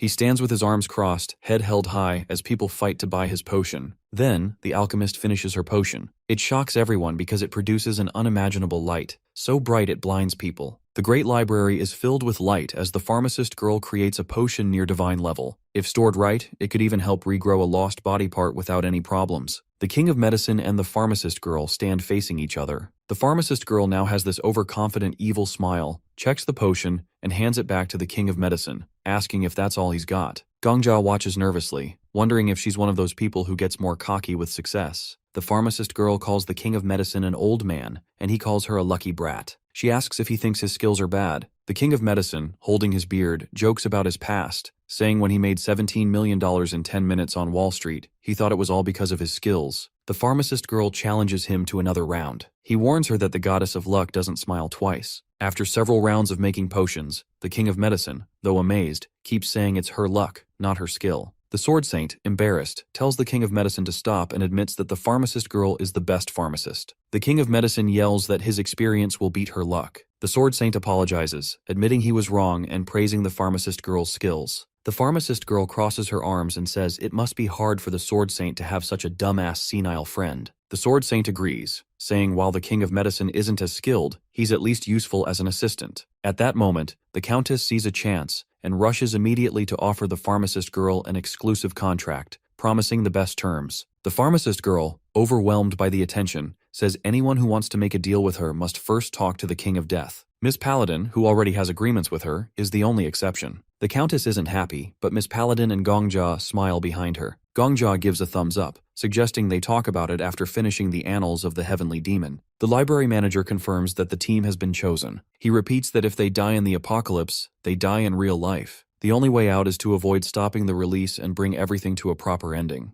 Gongja asks what a proper ending means. The manager explains there are many possibilities, but they can either stop the disease and save Wolson Bu, or use the disease to capture Wolson Bu. Gongja agrees and asks to be sent to the Heavenly Demon Chronicle. The manager interrupts, asking if Viper, the head of the gate, will join them. Viper stands quietly, arms crossed. Everyone expects him to join, but he reluctantly agrees, questioning why his students want to send him there. He says while Maham is the homeland of his soul, it lacks basic comforts, which annoys him. Still, he won't go without complaining. The Sword Saint apologizes, saying the head of the guild should lead. Viper is tense but agrees to go, though he's not happy about it. Miss Paladin tries to reason with the Sword Saint, explaining he's already helped clear floors with the King of Death and the Black Witch, and starting the 22nd floor would be unfair. Viper's disciples are thrilled, and Miss Paladin says the head of the guild should take the lead, while the Sword Saint, a loner, doesn't have the same reputation to worry about. The Sword Saint straightens his tie and thinks about the situation. He says he doesn't care about the reputation of the 5 guilds, but thinks it's worth considering his conscience. He agrees to let Viper take over, though Viper, despite being satisfied, stays annoyed. The cult interrogator, impressed by Miss Paladin's ability to persuade the Sword Saint, suggests the Sword Saint should hug her, but the Sword Saint says no. Meanwhile, the Black Witch notices that everyone seems to be growing. The King of Medicine, tired of waiting, complains about the delays and reminds everyone he's still the best pharmacist, even after losing. The pharmacist girl confidently says she'll always be better than him, a fact as solid as Galileo's heliocentric theory. Viper, though reluctant, promises the civilians have nothing to fear because he'll handle the battles. But his thoughts show he doesn't want to go. The library manager opens the book and announces Viper, the King of Medicine, and the pharmacist girl as the new main characters of the Heavenly Demon Chronicles. He hands them the book, saying once they open their eyes, they'll be in a world 10 days before the Heavenly Demon Chronicle faces a tragic end. The manager says he expects them to create an excellent ending. In the world of martial arts, the martial arts genre is already losing its charm in Gongja's time. He can see it in the way the world looks. The visuals feel old, the energy is flat, and the seriousness that once made the genre great has turned into a joke. It's a world that used to thrive, but is now, it's just weird and ignored. To our suicidal boy here, it feels like a forgotten genre, now kind of buried under newer, rather cold trends. Still, he finds it interesting. It's not just a scene, it's a piece of a once great world. As they enter, heavy snow falls around them. The blizzard is thick and hard to see through. Gongja immediately releases his aura and tells the others to do the same. The cold isn't normal, it's dangerous. The pharmacist girl admits she hasn't learned how to handle this kind of environment. The Medicine King groans, saying he's about to freeze to death. Gongja turns to Viper and asks him to carry the Medicine King. Viper silently agrees and lifts him onto his back. Gongja reaches out to the pharmacist girl and tells her to follow. She hesitates, but he insists and asks her to trust him. She gives him her hand and blushes, saying it's embarrassing. Gongja admits he feels the same, but this isn't the time to be shy. In a world like this, there's no room for hesitation. He explains that what the library management constellation calls production and release isn't just storytelling. They're not in a scene or a chapter. They're in a real world, one that needs to be saved. The pharmacist girl realizes how serious things are. She admits she's underestimated everything. She promises to give it her all. Gongja tells her to focus on her role. He'll protect her, but it's up to her and the Medicine King to deal with the disease directly. As they walk, Gongja remembers the basic story of this world. A mysterious disease has killed the heavenly demon. After that, the whole world starts falling apart. The story is vague. It doesn't even mention snow or the extreme cold they're facing now. Gongja suspects there's more to it. The heavenly demon's death is just the start. He needs to figure out what really happened. Suddenly, the pharmacist girl points ahead. There are people visible in the distance. Gongja grows more worried. What kind of disease could bring down an entire martial arts world like this? As they move toward the figures, the Swordmaster says something feels off. It's too quiet. The Sword Emperor agrees. It's not just silence. It's the absence of any movement, any life. As they get closer, they realize the figures aren't just still. They're frozen, not by cold, but by something else. They stand as if caught mid-motion, stuck in place. The Medicine King is surprised. He asks why they're standing instead of lying down, as sick people usually would. The pharmacist girl checks one of the bodies. She removes a piece of glove and uses her diagnosis skill to check his condition. The man has died 2 years and 3 months ago. The cause of death: infection. But the disease is unknown, something not in the mobile hospital's records. The Medicine King says that it really doesn't make sense. No one froze to death, and no one seems to have died naturally. He says that if it were a normal infection, the bodies would be lying down. Instead, they're upright, mid-action, as if frozen at the moment of death. The pharmacist girl suggests someone has placed them like this on purpose. The timeline of deaths is inconsistent. Some died 2 years ago, others 3. Someone has dragged the bodies here and arranged them. Gongja opens the character window of one of the corpses. The screen shows the status of a dead person. He stares at it, and the only thing in its mind is light. He's wondering if this is some kind of monument. Maybe the light in the character window is the last thought the zombie dude had when it was alive. But why are they placed like this? As if in formation, Viper says they look like terracotta soldiers. Before they could think more, they hear some voices through the snow. A man and a woman are arguing nearby. The man shouts that he'll end the reign of the demonic path. The woman laughs and mocks him. A black-haired girl in dark clothes stands her ground. She says the demonic path will rule the celestial world as long as she lives. She turns to the man, Wolson Bu, and tells him his faction is finished. Wolson Bu refuses to back down. He claims the demonic cult is already destroyed, that he's killed their elders himself. He boasts of having 500 masters with him. She tells him to stop lying. Gongja whispers to the others to move closer and watch. The girl mocks Wolson Bu for sending his clan leaders on endless, secret missions. He replies angrily, Blaming her for ruining the world under her leadership, she fires back, calling him worse than any demon. Their argument escalates until they stand face to face, each holding a simple wooden stick. The girl asks where Wolson Boo's famous jade axe is. He asks where her demonic sword has gone.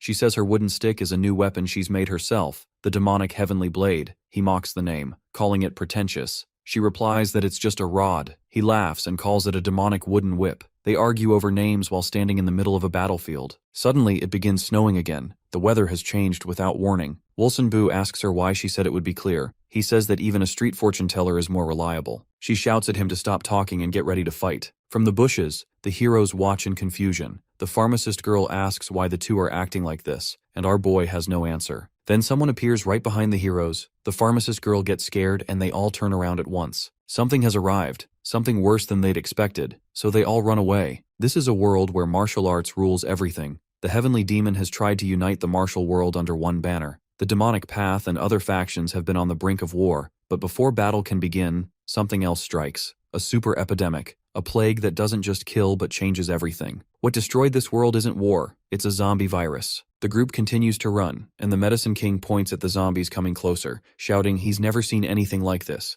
not even in Silicon Valley. Gongja cuts off a zombie head and says that this really is the apocalypse. He quickly realizes the zombies don't die unless their brains are destroyed. He turns to the head of the demonic cult and Wolseon Bu, yelling at them to run. The demonic cult leader squints, unsure if her eyes are tricking her. She sees 4 people running and asks if they're real. Wolseon Bu frowns, also seeing them clearly, and feels strangely embarrassed by her earlier teasing. Our boy shouts again, telling them to run and give directions while doing it. The 2 martial leaders look at each other, surprised. They thought they were dead, either in hell or heaven, but now realize the newcomers are really alive. As the heroes run, Wolson Bu says he doesn't believe he belongs in hell anyway. He fought for a good cause as the head of the military alliance. When they catch up to the 2, Viper grabs Wolson Bu and keeps running. The old man is stunned and says, "This must be real." He can't believe living people have appeared in this ruined world. Gongja picks up the demonic cult leader and carries her. She touches his chest and feels the warmth. This isn't a corpse. She asks where they came from, guessing they aren't locals because of their strange tech. Gongja is about to answer when more zombies appear above them. He freezes. Viper looks up and shouts in disbelief, "Zombies are flying!"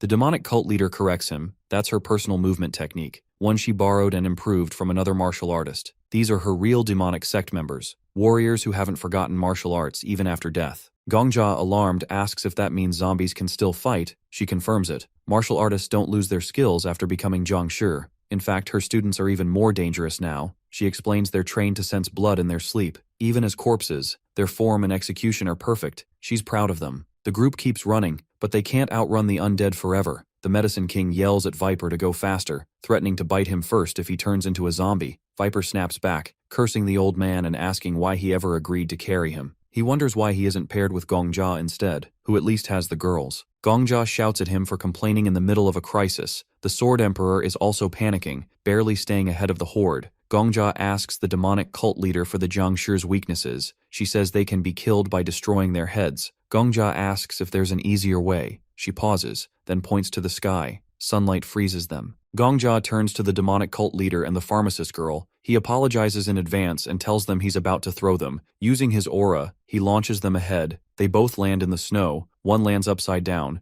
Gongja apologizes again. Then he turns to face the undead alone. The Sword Emperor says he'll enjoy watching his zombie student get eaten by his own allies. He says it'll be one less thing on his wish list. Gongja asks where that list even came from. He raises his sword and declares he isn't going to die today. He calls out to Shiny. She answers. His sword lights up with aura, radiating energy, and the zombies start collapsing. The group uses the opening to escape. The Medicine King looks around, surprised he survived. He says he'd never have entered the tower if not for the Sword Saint's request. Gongja, holding his sword high, asks if everyone is safe. The pharmacist girl says her face stings from the impact, but she's fine. Viper drops the Medicine King and says he's done carrying old men. Gongja turns to the Heavenly Order Guild leader and asks him to protect the others while he handles the zombies. Viper asks what Gongja plans to do. Gongja points his sword at the horde. He's going to finish them. But the demonic cult leader steps in. She thanks him for saving her, but says she'll have to stop him if he plans to harm the Zhangshi. And Gongja asks why. He thinks there might be a curse tied to killing them, maybe something that would pass to him.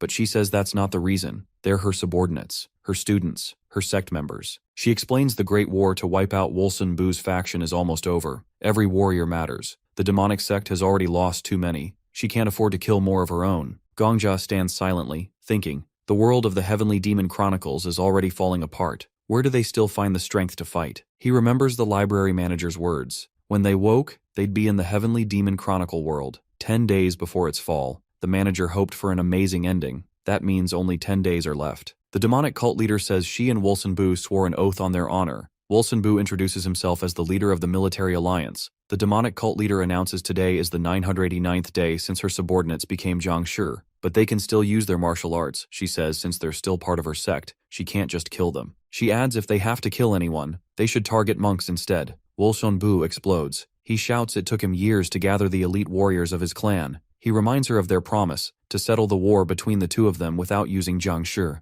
The two glare at each other, shouting again. Gongjia stands there, dumbfounded. Even now, with the world on the edge of destruction, they want to keep fighting. The demonic cult leader turns to Gongjia and says he's wrong. The world didn't end because of the war, it ended while they were still fighting. She points at Wolsenbu and says she won't stop until she defeats him. The end of the world isn't a reason to abandon the battle they started. She says she still has 500 warriors, the Zhang Shi, and she plans to lead them to finish what they began. Wolsenbu shouts back that the warriors of the military alliance will stand with him until the end, and they're finally going to end this war that has lasted for 989 days. The woman in the black dress points her wooden sword at the old man and says she can send him to his grave using only the demonic heavenly blade. Wolsenbu grabs a stick and says he is ready to fight, eager to see who will come out on top in the path of martial arts. They shout at each other, then start swinging their sticks, clashing back and forth while yelling nonsense. Suddenly, their sticks snap. Wolsenbu grabs her by the hair, and she grabs his beard in return. Gongjia watches in horror, wondering what he is even seeing. Wolsenbu tries to aim for her eyes, but she blocks it easily. The Sword Emperor watches their fight and says their technique and breathing are perfect. Even in his own world, they would be considered elite masters. Gongjia asks if he is serious. The Sword Emperor says yes, he can see it clearly. The eye strike is from a technique called the Divine Dragon Catching the Dragon Sphere. The movement covering their faces matches a form called the Descended Buddha, a move used to hide a monk's face before a final blow. Gongjia asks why such skilled fighters look so ridiculous. The Sword Emperor says that is what confuses him. Their will and chi are strong, but their movements lack energy. He thinks they might be low on chi and aura, but even a damaged danjun wouldn't make their movement so sloppy. Viper agrees, and adds that their attacks still follow martial principles. The old man's stance is like the earth-cleaving lords, and the woman's hand technique is like a quiet floating dragon. The Sword Emperor confirms it and teases Gongjia, saying even Viper has a sharper eye than him. Gongjia opens Viper's character window. He is using his analysis skill as an unrivaled warrior. Gongjia sees the breakdown. Wolsenbu is trying to use the Jade Dog guarding the palace of the Demon King, but the woman keeps disrupting him with her counterattacks. She, on the other hand, is modeled after a legendary dragon warrior. Watching it all, Gongjia feels secondhand embarrassment. Viper says it looks like a game but asks the pharmacist what separates true masters from beginners if everyone can see their forms. Still, Viper is impressed. He feels like he is learning martial insights just by watching. Gongjia closes the window and says, "So this is how Viper sees martial arts." The Sword Emperor agrees. Then the Medicine King shouts that he is freezing to death and demands the two stop fighting. He curses at them and asks how long they plan to keep this up. Wolsenbu says it is rude to treat guests this way and offers to lead them to his cave. Eventually the sun rises. The heroes walk ahead while Wolsenbu and the demonic cult leader follow behind, tired and out of breath. Gongjia turns and offers to carry her. She admits she can't control her breathing technique today. Gongjia steps forward, but Viper says this isn't appropriate. In the end, Gongjia carries Wolsenbu, and Viper carries the demonic cult leader. As they walk, Wolsenbu says body warmth is the best heater on a cold day. The Sword Emperor says that he is a complete eccentric. They finally reach Wolsenbu's cave. Inside, the pharmacist is excited. There is a hot spring.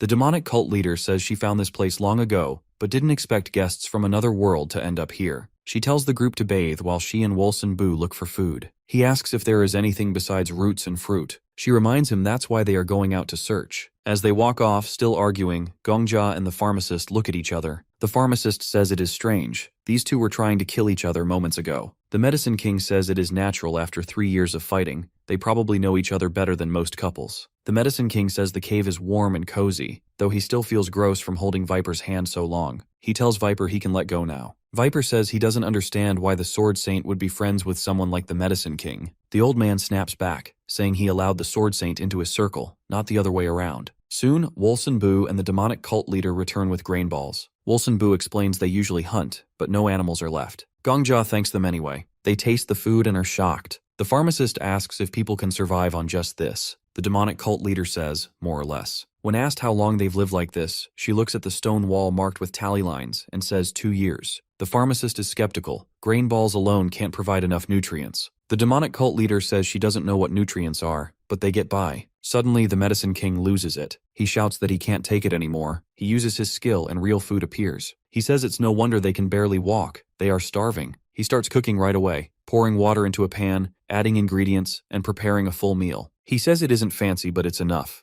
Wolsun Bu says they are old, but the medicine king replies that old age is even more reason to eat well. Gongjia tastes the food and is stunned. It's better than anything he's eaten, even with lottery money. He thinks, this is what makes life worth living. The pharmacist says the food is amazing. The demonic cult leader asks if the medicine king is secretly a royal chef. Wolsun Bu says he's tasted a lot as the head of the military alliance, but never anything this good. The medicine king proudly says he earned 3 Michelin stars after age 50. He adds that if they'd had a proper stove, their stomachs might have exploded. The viper asks how a man like him ended up in Babylon. The medicine king replies, why not? Even the sword saint came here. Viper asks if they know each other from the outside world. Wolsun Bu folds his arms and says the sword saint is just a corporate heir. The medicine king adds that anyone making it to Silicon Valley is just lucky, but then says the sword saint came here by choice, after failing in the real world. After the meal, the demonic cult leader asks where the group came from and why they are here. She also asks if they've found a cure for the Jiangshi disease. The pharmacist looks at Gongjia. She admits they haven't found a cure yet, but they are trying. The demonic cult leader sighs and says doctors and Taoist monks have tried everything but failed. Even Wolsun Bu's allies gave up.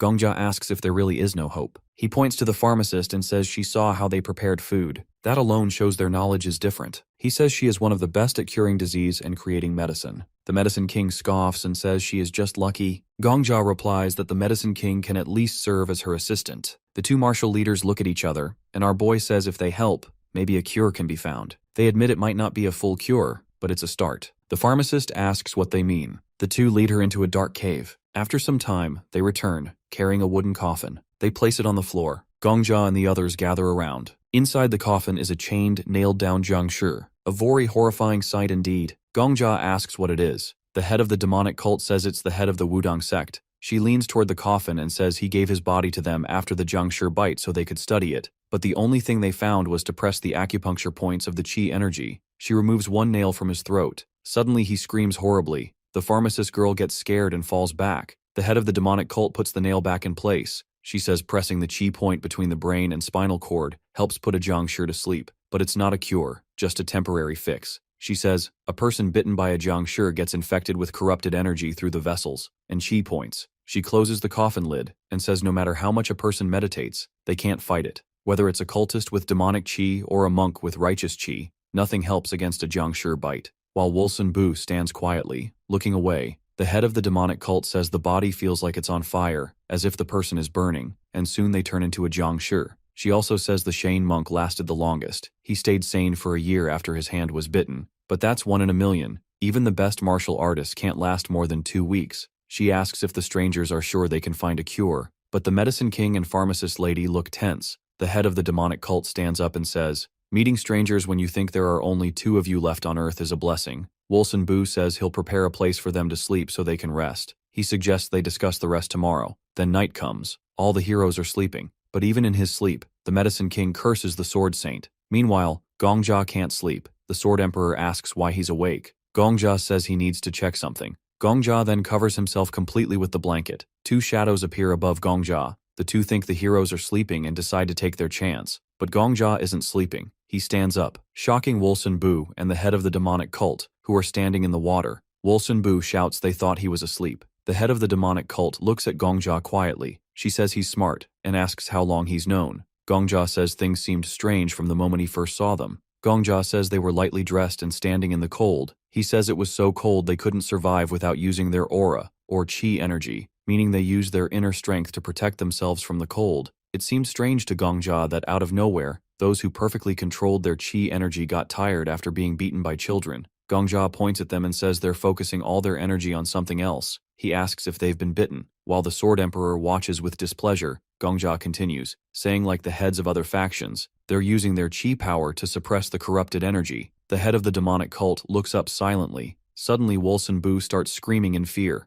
The head of the demonic cult reaches for her dress and tells Wolsun Bu to calm down because they've been caught. She says Gongjia is right. They show their backs where the process of turning into zombies has already started. They say they were bitten 3 years ago, but Gongjia is wrong about one thing. Wolsenbu turns around and says they're not suppressing the corrupted energy. He says it's suppressed by pinching the cervical vertebrae using their chi. The Sword Emperor, horrified, calls them crazy for using something so dangerous. He asks if Gongjia has heard of the flying sword technique. Gongjia says yes, it's used to make the sword fly with chi. The Sword Emperor says their bodies are paralyzed because they're pinching their cervical vertebrae with chi, and just like with a flying sword, they move their bodies using chi. Gongjia is surprised. The Sword Emperor says this is how they make their hearts beat, their lungs breathe, and their muscles and joints move. He says they control everything they need to survive with chi. The Sword Emperor says they're using the flying sword technique all day long. The head of the demonic cult turns around and says, it's no wonder they're so tired after just a few steps. Wolsenbu says with annoyance that this is how they can keep fighting the war. In a flashback, a martial artist shouts that half the blood demons have been destroyed. The elders have fled, saying they'll regroup in the world of martial arts, but they've already lost them. He tells his comrades to stop fighting among factions. The whole world is changing, and unity matters more than ever. Bowing, he says they've set up an independent pharmacy outside the sects. They plan to capture a Zhangshi for research and hope to deliver results soon. Time passes. 2 warriors, kneeling, talk about how 1,000 more Zhangshi will appear by tomorrow, no matter how many they kill today. Later, another warrior begs the heavenly demon to flee, saying the Zhangshi won't be able to cross the sea. He pleads for her to give up her oath to Wolsenbu. The world has changed, he says. Heaven's law and human duty have shifted. That promise belonged to a time before everything fell apart. Eventually, that same warrior gets bitten. As the infection takes over, he still calls out to the heavenly demon, refusing to abandon his last duty. Back in the present, Gongjia asks the 2 martial leaders how they've endured all this. The demonic cult leader and Wolsenbu look at each other, then walk out of the cave, telling Gongjia to follow. Outside, they say that all people die. The demonic cult leader starts a story.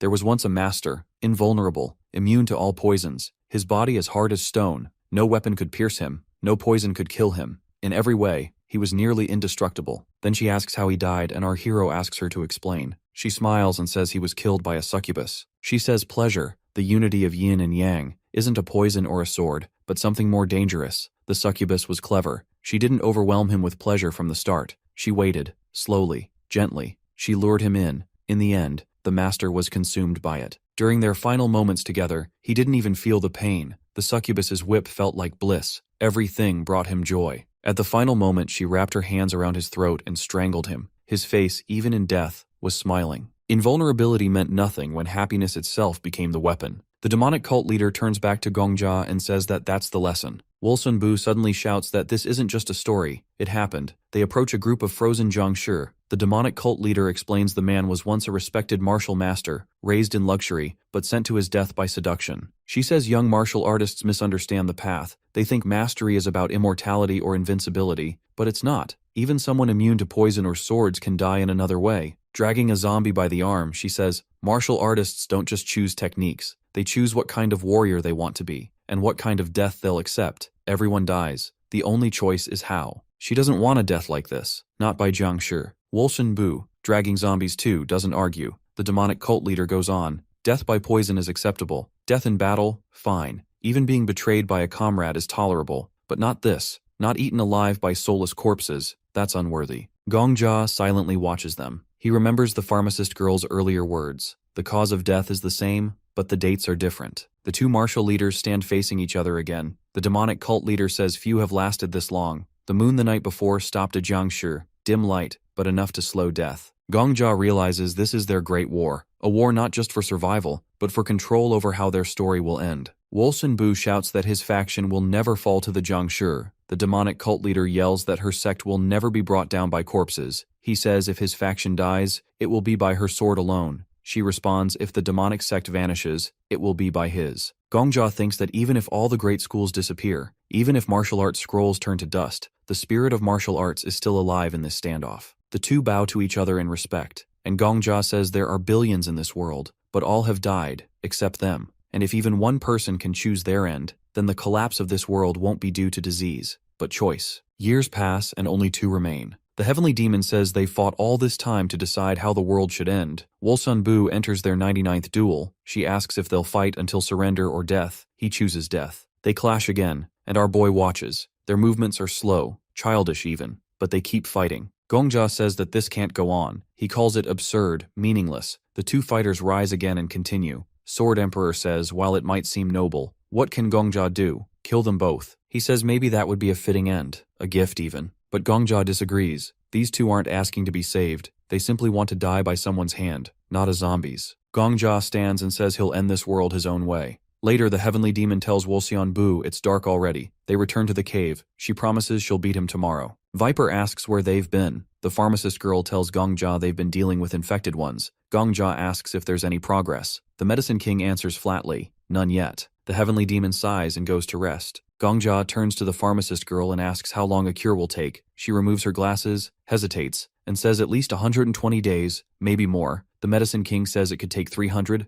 They lack equipment, proper conditions, and time. There are no guarantees. Gongjia thinks of the library manager's warning. Only 10 days remain before this world's story ends. A cure can't be made in time. But Gongjia draws his sword and says it's enough. He smiles and tells them to keep researching. He'll take care of the time issue. He reminds them of their promise when they first entered this world. If they fail, they'll stay here forever. The pharmacist chick promises to repay him. Gongjia extends his hand. She shakes it and promises the problem will be solved. Gongjia asks them to trust him and keep working. The pharmacist tells Gongjia that if it weren't for him, she would still be stuck in the slums, living in the back alleys. Her equipment had been taken, and she couldn't even imagine what her life would have been like. She looks at Gongjia and says she'll repay him by throwing herself into creating medicine. She adds that when she's focused on her work, she feels completely disconnected from everything else. Gongjia tells her it doesn't matter and to just do her best. She adjusts her glasses and agrees. She walks over to the medicine king, calls him an old man, and says she needs his help. The medicine king scowls, hits a rock, and says there has to be order in everything. He says an inexperienced girl shouldn't talk to the king of medicines like that. In response, she pulls out a skill card. The medicine king looks at her in disbelief, complaining that young people only care about skills these days. She tells him to just look. She explains her skills. The mobile hospital skill lets her do real-time procedures, from blood tests to imaging, and grab pre-stocked medicine with a low error rate. She also has the life witness skill, which lets her check patient conditions down to the genetic level. Together, they make misdiagnosis almost impossible. The medicine king gets annoyed and warns her he could report her to the alchemist guild. She calmly says she's not competing. She just wants his help to make a cure. He still doesn't get it, so she repeats that she needs his cooperation.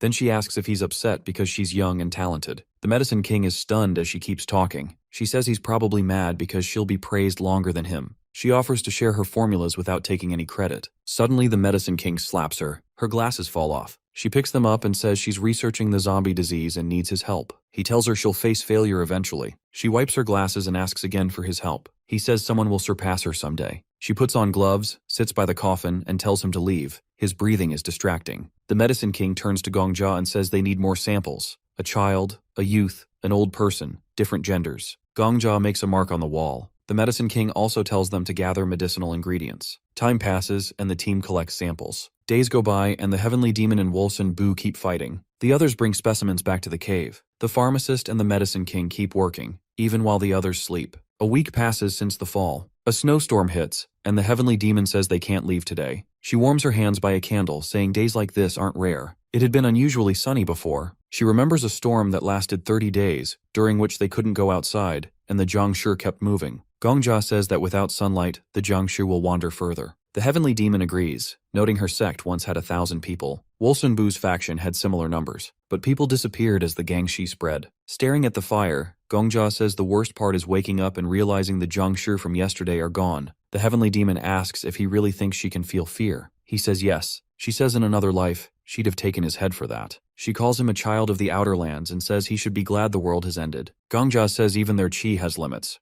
Chi powers everything, movement, breath, strength, and it will run out eventually. He asks when that day will come. The heavenly demon smiles faintly and says he's smart. Then she says it's unfortunate that he is. Gongjia thinks the end of the heavenly demon chronicle is simple. It comes when the chi ends. The heavenly demon confirms this. When it happens, the body will rot, with only the heart, lungs, and upper danjian preserved. The rest will decay. She says they already know it. The monk lasted a year. He died sitting in lotus position. Only his face remained untouched. The heavenly demon admits she fears that moment. She fears losing chi, fears being powerless, fears her subordinates fading away. She fears not killing Wolseonbu or him not killing her. She fears a silent, unfinished end. One night, they're both sleeping. The old man turns toward her, and she turns too. He says he's sorry, but he can't move anymore. Tears fill his eyes immediately. The heavenly demon says she's scared. The old man, lying with his back to her, repeats that he's sorry. The heavenly demon looks up, really troubled by the idea of dying without meaning. The thought of fading away quietly while others disappear after their last fights bothers her a lot. Nearby, the pharmacist girl checks Wolson Boo's lungs. After taking off her stethoscope, she quietly admits what everyone already knows. His condition is too far gone to fix. The heavenly demon walks over to Wolson Boo and tells him to get up,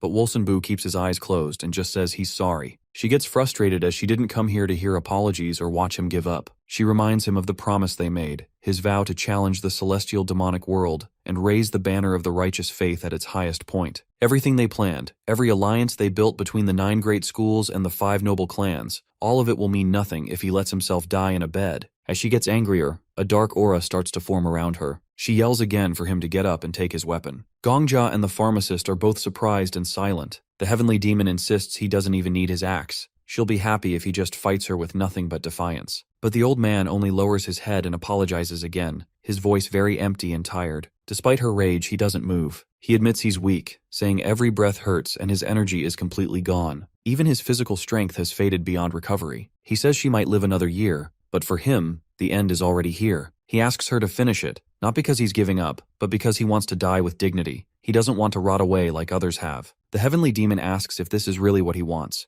A quiet end, alone in bed, far from any battle. Her aura grows darker, and she demands to know if this is the end of the fight he promised. If he can't keep fighting, she wishes he would have at least taken her to death with him. The old man admits he tried to rally the members of the righteous faith and told them to self-destruct. She sits beside him, and she gets less angrier as she thinks back. She remembers how many people admired him, his rare talent for martial arts, his quick rise to leadership, his role as head of his family before he was 30, his position as ruler of Wolson Boo as the demonic sect grew. He once stood at the very top, but now he lies still and fading, unmoved by the memories of his past glory. The heavenly demon tries to wake something in him, saying the ideals of the righteous faith still live in him, that the memory of those who fell is still in his heart. But he still chooses this end. She says that she'll give him death, but it won't be an honorable one. Even the protagonist, the king of Dea, had to look away as the heavenly demon pulls out an axe for this. She holds it in front of him, a reminder of his past, a symbol of what he used to be. She tells him to admit his failure, to say that the warrior has lost his skill, that the skill itself is gone forever. Gongja realizes she wants more than just his death. She wants him to accept that the righteous faith is over, to say the words himself so she can kill him without regret. But Wolson Boo refuses. He starts to shed tears as he says he can't bring himself to say it. Once more, he apologizes again. The heavenly demon strikes him, not to kill, but to provoke.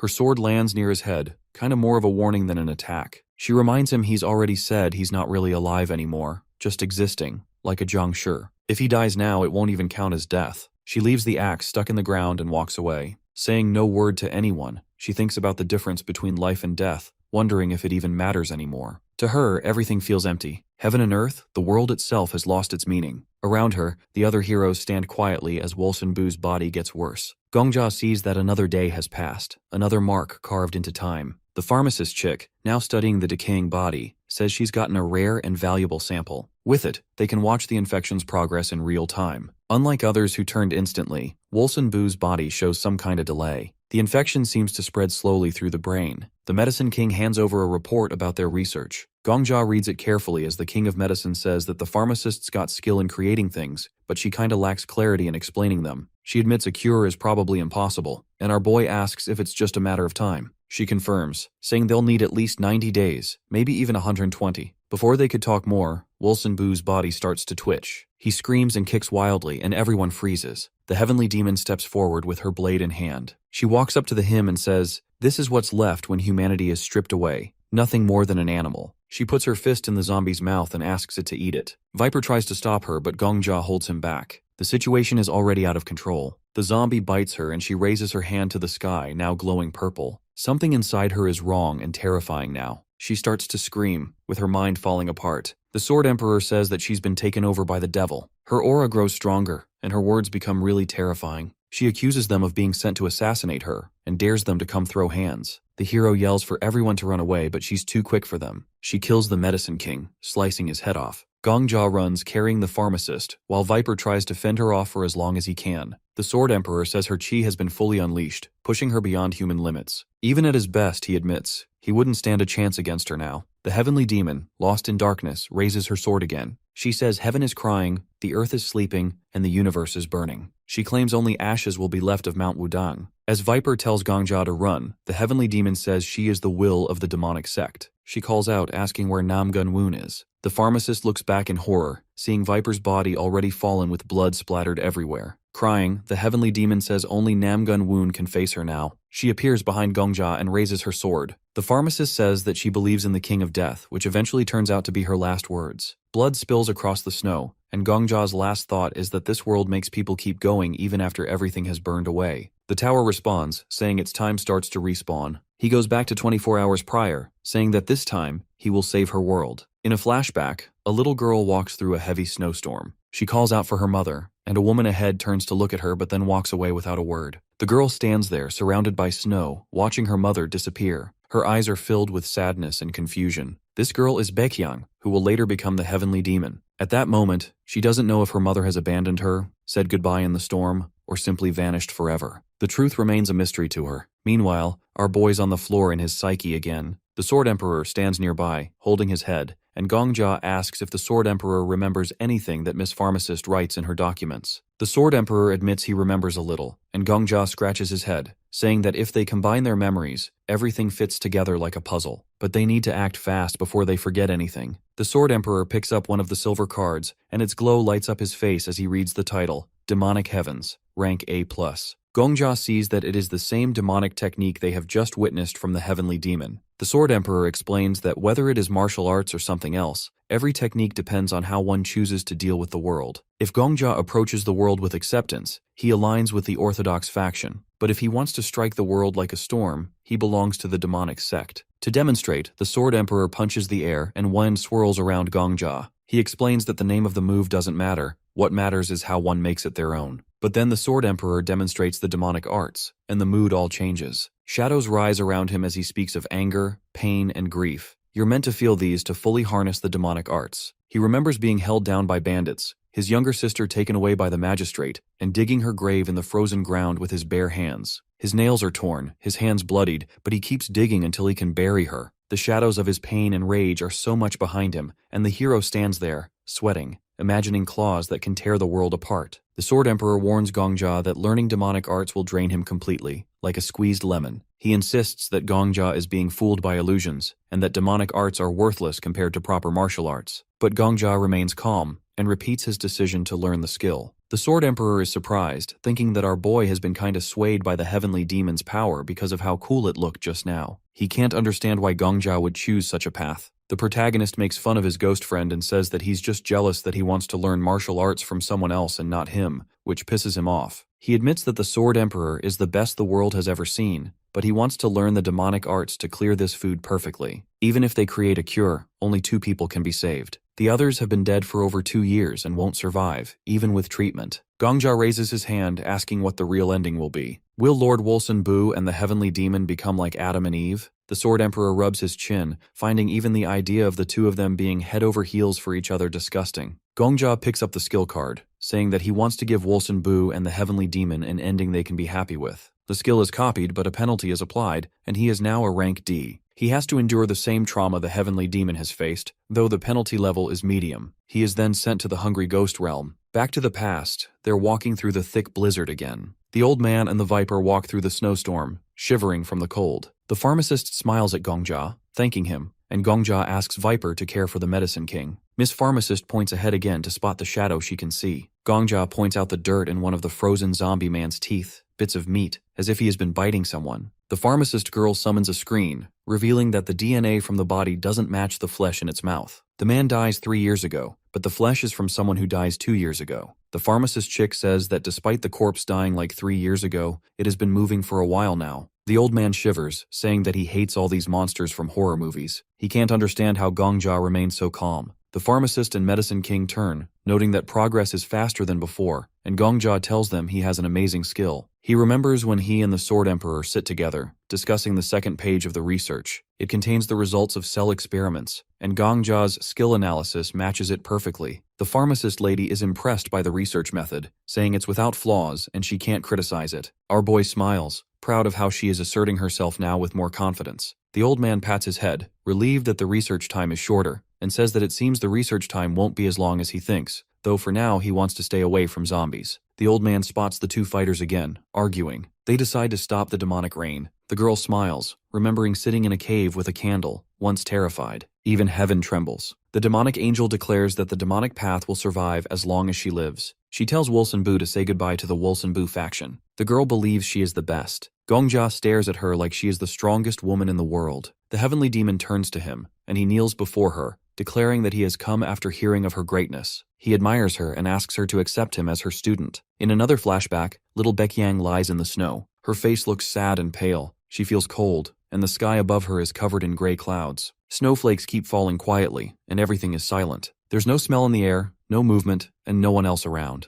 A white patch forms on her stomach. She feels like her insides are frozen. The cold is deep and sharp. Suddenly, a blue light bursts from the sky. The clouds open slightly, and an old man with a crutch appears between them. Rays of light fall on the girl's face, along with his shadow. The old man looks surprised. A snowstorm has been raging for 9 days in this area, and the snow is nearly 1.5 meters deep. Yet the child is still breathing. The old man takes the girl's hand and helps her up. He looks at her closely, feeling heavy-hearted. He thinks there's something special about this child. The little girl places her hand on his. Her body is icy, and soon all the cold inside her will turn into internal chi energy. It's remarkable. The girl has survived 10 days in the snow with her eyes open. When the old man asks her name, she says she doesn't know. She follows him through the snow, leaving a trail behind them. She doesn't know how old she is, or how she ended up in the snowfield. The old man looks at her from the side. She remembers nothing but has already been touched by the cruel laws of earth and sky. He feels that her body is perfect for learning martial arts. The ruler of the Northern Sea would pay a fortune to get a talent like this. He gently pats her head, and he doesn't know if his sect will shape her fate or if she will shape the sect's fate. Still, he invites her to follow him. He promises her food and shelter, and she agrees. She takes his hand and walks beside him. A butterfly flies above them. She feels nothing, has no name, and comes from nowhere. The old man believes she is born from snow itself. He gives her his last name and, because of her icy scent, gives her a name. The girl holds his finger as he tells her she is now part of the demonic sect. She asks where they are going. He leads her to a place where other children like her have gathered. Later, the heavenly demon says she will never take a student. Gongjia kneels in a cave, hoping she will accept him. She says she has never trained anyone and doesn't plan to start. The world's rules won't change, and discipleship means nothing to her. An old man in a white kimono strokes his beard, confused by her answer. He thinks it strange that a boy like Gongjia, who came through such a hard world, is being rejected so easily. The heavenly demon sits in a lotus position.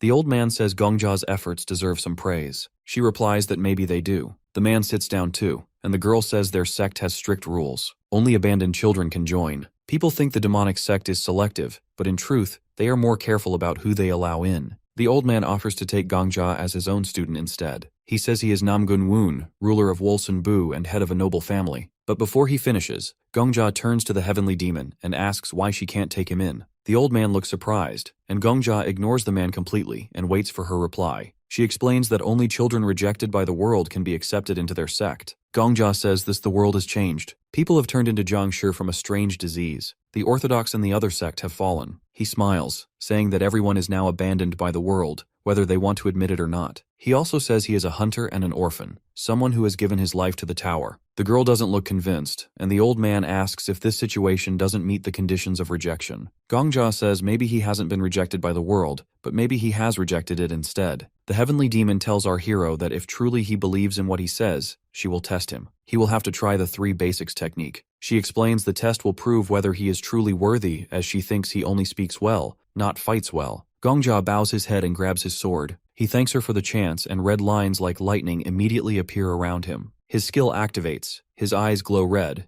and his body starts to shine with the same color. The Devil Divine Energy skill has begun. He closes his eyes and raises his sword. Sword paths appear in his mind. He sees countless movements, visible only to him. He hasn't mastered the technique yet. His sword style is messy, like a sparrow chasing a storm. He remembers the ghost telling him to hold on to his pain, to feel his helplessness, and to remember the cruelty of the world. His red eyes have white spots in the center. He wants to cut through the pain with dignity. He remembers the Sword Emperor's words. If he wants to hit this world like a typhoon, he will walk the demonic path. Gongja takes a stance, sword held sideways. He remembers cities burning, children crying, asking to be saved. The more he focuses on the technique, the more his thoughts change. He stands on one leg, covers his eyes with his sword, and remembers the screams and begging. People have told him to destroy everything, to burn the witch's nest full of monsters. The demonic sect isn't about claws, it's about screams. A figure stands holding a weapon. Behind him are the heavenly demon and the old man. The world, made from yin and yang, is full of sadness. Even the best teachings can't stop the cries of the rejected. Gongja's face darkens, blood flickering in the air. His sorrow is sharper than steel. His screaming sword is stronger than any sword style. A girl with black hair stands before him and tells him to stop. Gongja thinks the stronger the pain, the louder the scream, the stronger the sword. Only the strongest can survive. That is the demonic sect's truth. The mountains stand behind them, and his sword moves like a cry to the world. The girl warns him again to stop. His face is hidden in shadow, sword in hand. He sees a girl in a snowstorm. At the last moment, even the sky screams. The sky demon screams in rage and orders him to stop. She blocks his sword with her wand. Black smoke rises from it. She looks at him in surprise and asks where he has learned their sect's technique. His eyes are white and his body drips with sweat. The girl says she isn't fooled. His technique is sloppy but clearly the devil divine energy. No outsider should know it. He bows his head before her and she orders him to explain where he has stolen it from. Gongja starts sweating and asks if he is worthy of her. The woman in black looks heartbroken. Gongja collapses to the ground. The girl turns away. Someone shouts his name. Other hunters gather near his body. They realize he has used too much aura. The girl begins to perform a vascular flush. The heavenly demon is already walking out of the cave. The Sword Emperor stands with arms crossed. He says Gongja has pushed his body too far with a skill that exceeds his level. That is why building a strong foundation is so important. Gongja lies face down. The Sword Emperor adds one more thing. He didn't do badly, so he's proud of him. In a snowy ancient city, the old man and little Baekyang walk through the streets. He tells her this place is now a children's home. A resident waves at the girl. She is told she can eat, sleep, and play whenever she wants. The girl with black eyes silently looks ahead. The old man says she should live the way she wants. In the dining room, children are eating. One girl says the adults are kind and don't force them to do anything. Two girls talk at the table. One suspects the adults will turn them into slaves. The other says they've been here for a year, and nothing like that has happened. A black-haired girl sits alone. The children note she is the only new one so far, but more children will arrive today. A spoon lies next to a rice plate. Many new orphans have arrived recently due to a bad harvest year, but still, everyone who comes here is considered lucky. The children look toward the black-haired girl as she asks how they ended up here. One child looks surprised, another annoyed, and others just stare silently. Then their silhouettes turn red, each remembering their past. One has a mother working in a brothel. Another comes from a village with poor crops. One has seen his village attacked at night. Another's village falls to illness. One child runs from his abusive father. Baekyang's silhouette turns red too.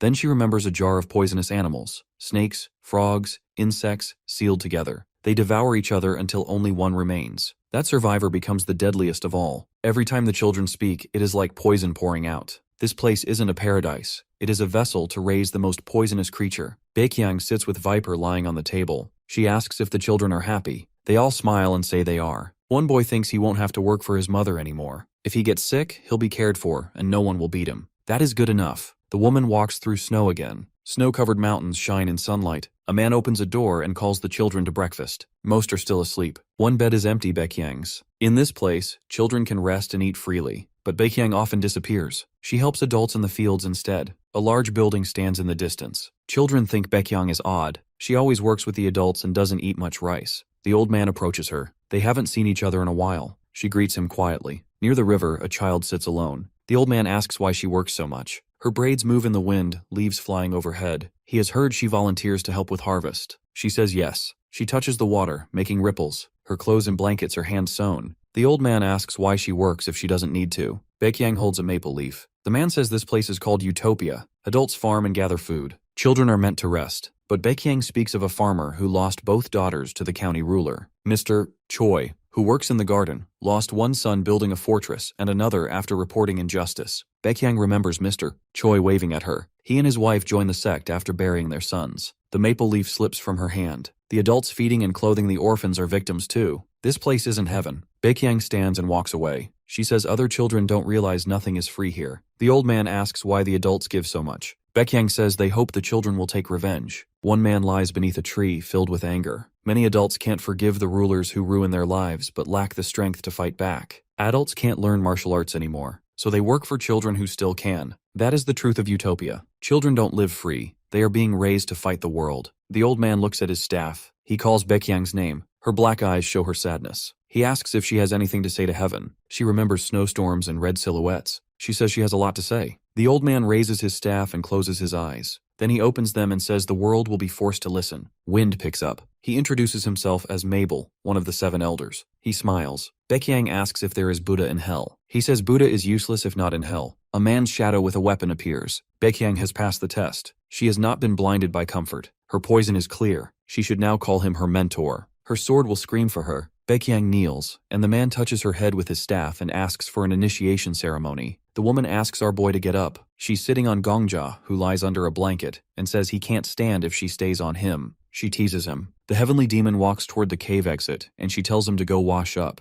Gongja removes his shirt and he wonders what dreams they are having. The old man dreams of his 100th win. The pharmacist girl dreams of explaining things. The viper just laughs in his sleep, and Gongja sees they won't wake up. Heavenly demon and Gongja stand outside in the snow. She asks if he washed properly, and he says yes. She doesn't like how much he talks and thinks he is a smooth talker. She thinks he is clever but clumsy, like someone drawn by a bad artist. Gongja doesn't understand the reference. She says he still needs to pass tests before wearing demonic sect robes. He has shown ability, but he hasn't passed the exam. Gongja says the first test is comfort. Those who settle into comfort become workers, not warriors. True disciples study martial arts and formally join the sect. She asks how he knows that, and he says he just knows things. She sighs, thinking heaven has sent her a tricky man. She doesn't believe his story, but doesn't think he is a bad person either. They walk together, and she isn't sure if he will belong to the sect or shape its destiny. She points to the side. Gongja asks what his test will be. She shows him a frozen man, a former master. She says Gongja has to defeat him. Gongja looks to the side surprised. She tells him to fight. He thinks being called a student doesn't matter. It is just words. Blue particles float behind her. She says he must fight with hunger and pain. Only then will the devil divine energy awaken. Gongja draws his sword and asks what happens if hunger controls the sword.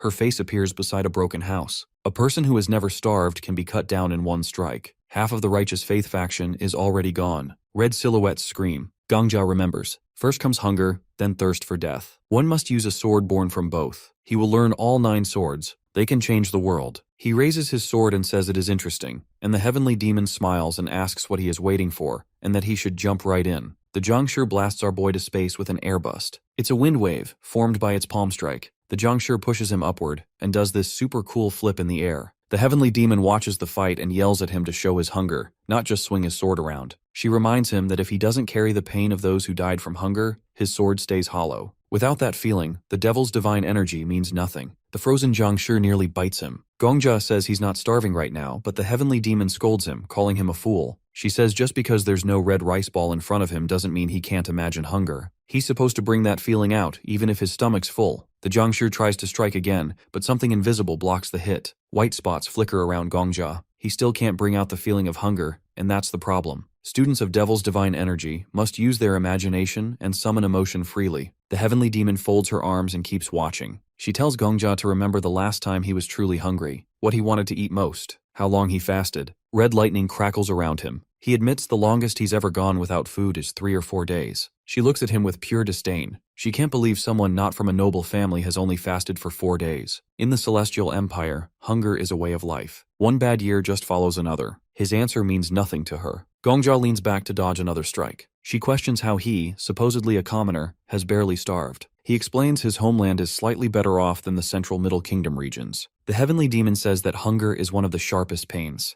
People live just to feed that hunger. It doesn't care if you're rich or poor, it eats at everyone. Red sparks fly around Gongja. She asks how he plans to awaken Devil's divine energy if he doesn't even understand what hunger really is. Then, something clicks in him. He remembers his life as an F-rank hunter, 10 years scraping by, living off scraps, chasing dumpling stalls for extra helpings. The girl turns away. She thinks she overestimated him. To her, he has no real core. There's nothing left on the cliff. Gongja calls out to her, but she doesn't respond. He looks up. The Zhangshi charges again. He wonders why hunger matters so much. The Zhangshi's face is terrifying, with a mouth missing half its teeth. Gongjia can't believe this is the reason he struggles with the technique. Before he can think further, the scene shifts. He's back in the skill room. Cards float in the air. Gongjia ruffles his hair in frustration. A ghost stands nearby, quietly watching. The Sword Emperor says that the girl's training is old-fashioned, and she only teaches the feast of the 12th month, but all her words carry weight. Gongjia accepts the rules anyway. In a snow-covered cave, Gongjia holds a blanket in his hands. He refuses to fear the heavenly demon's way. He won't give up. He runs outside.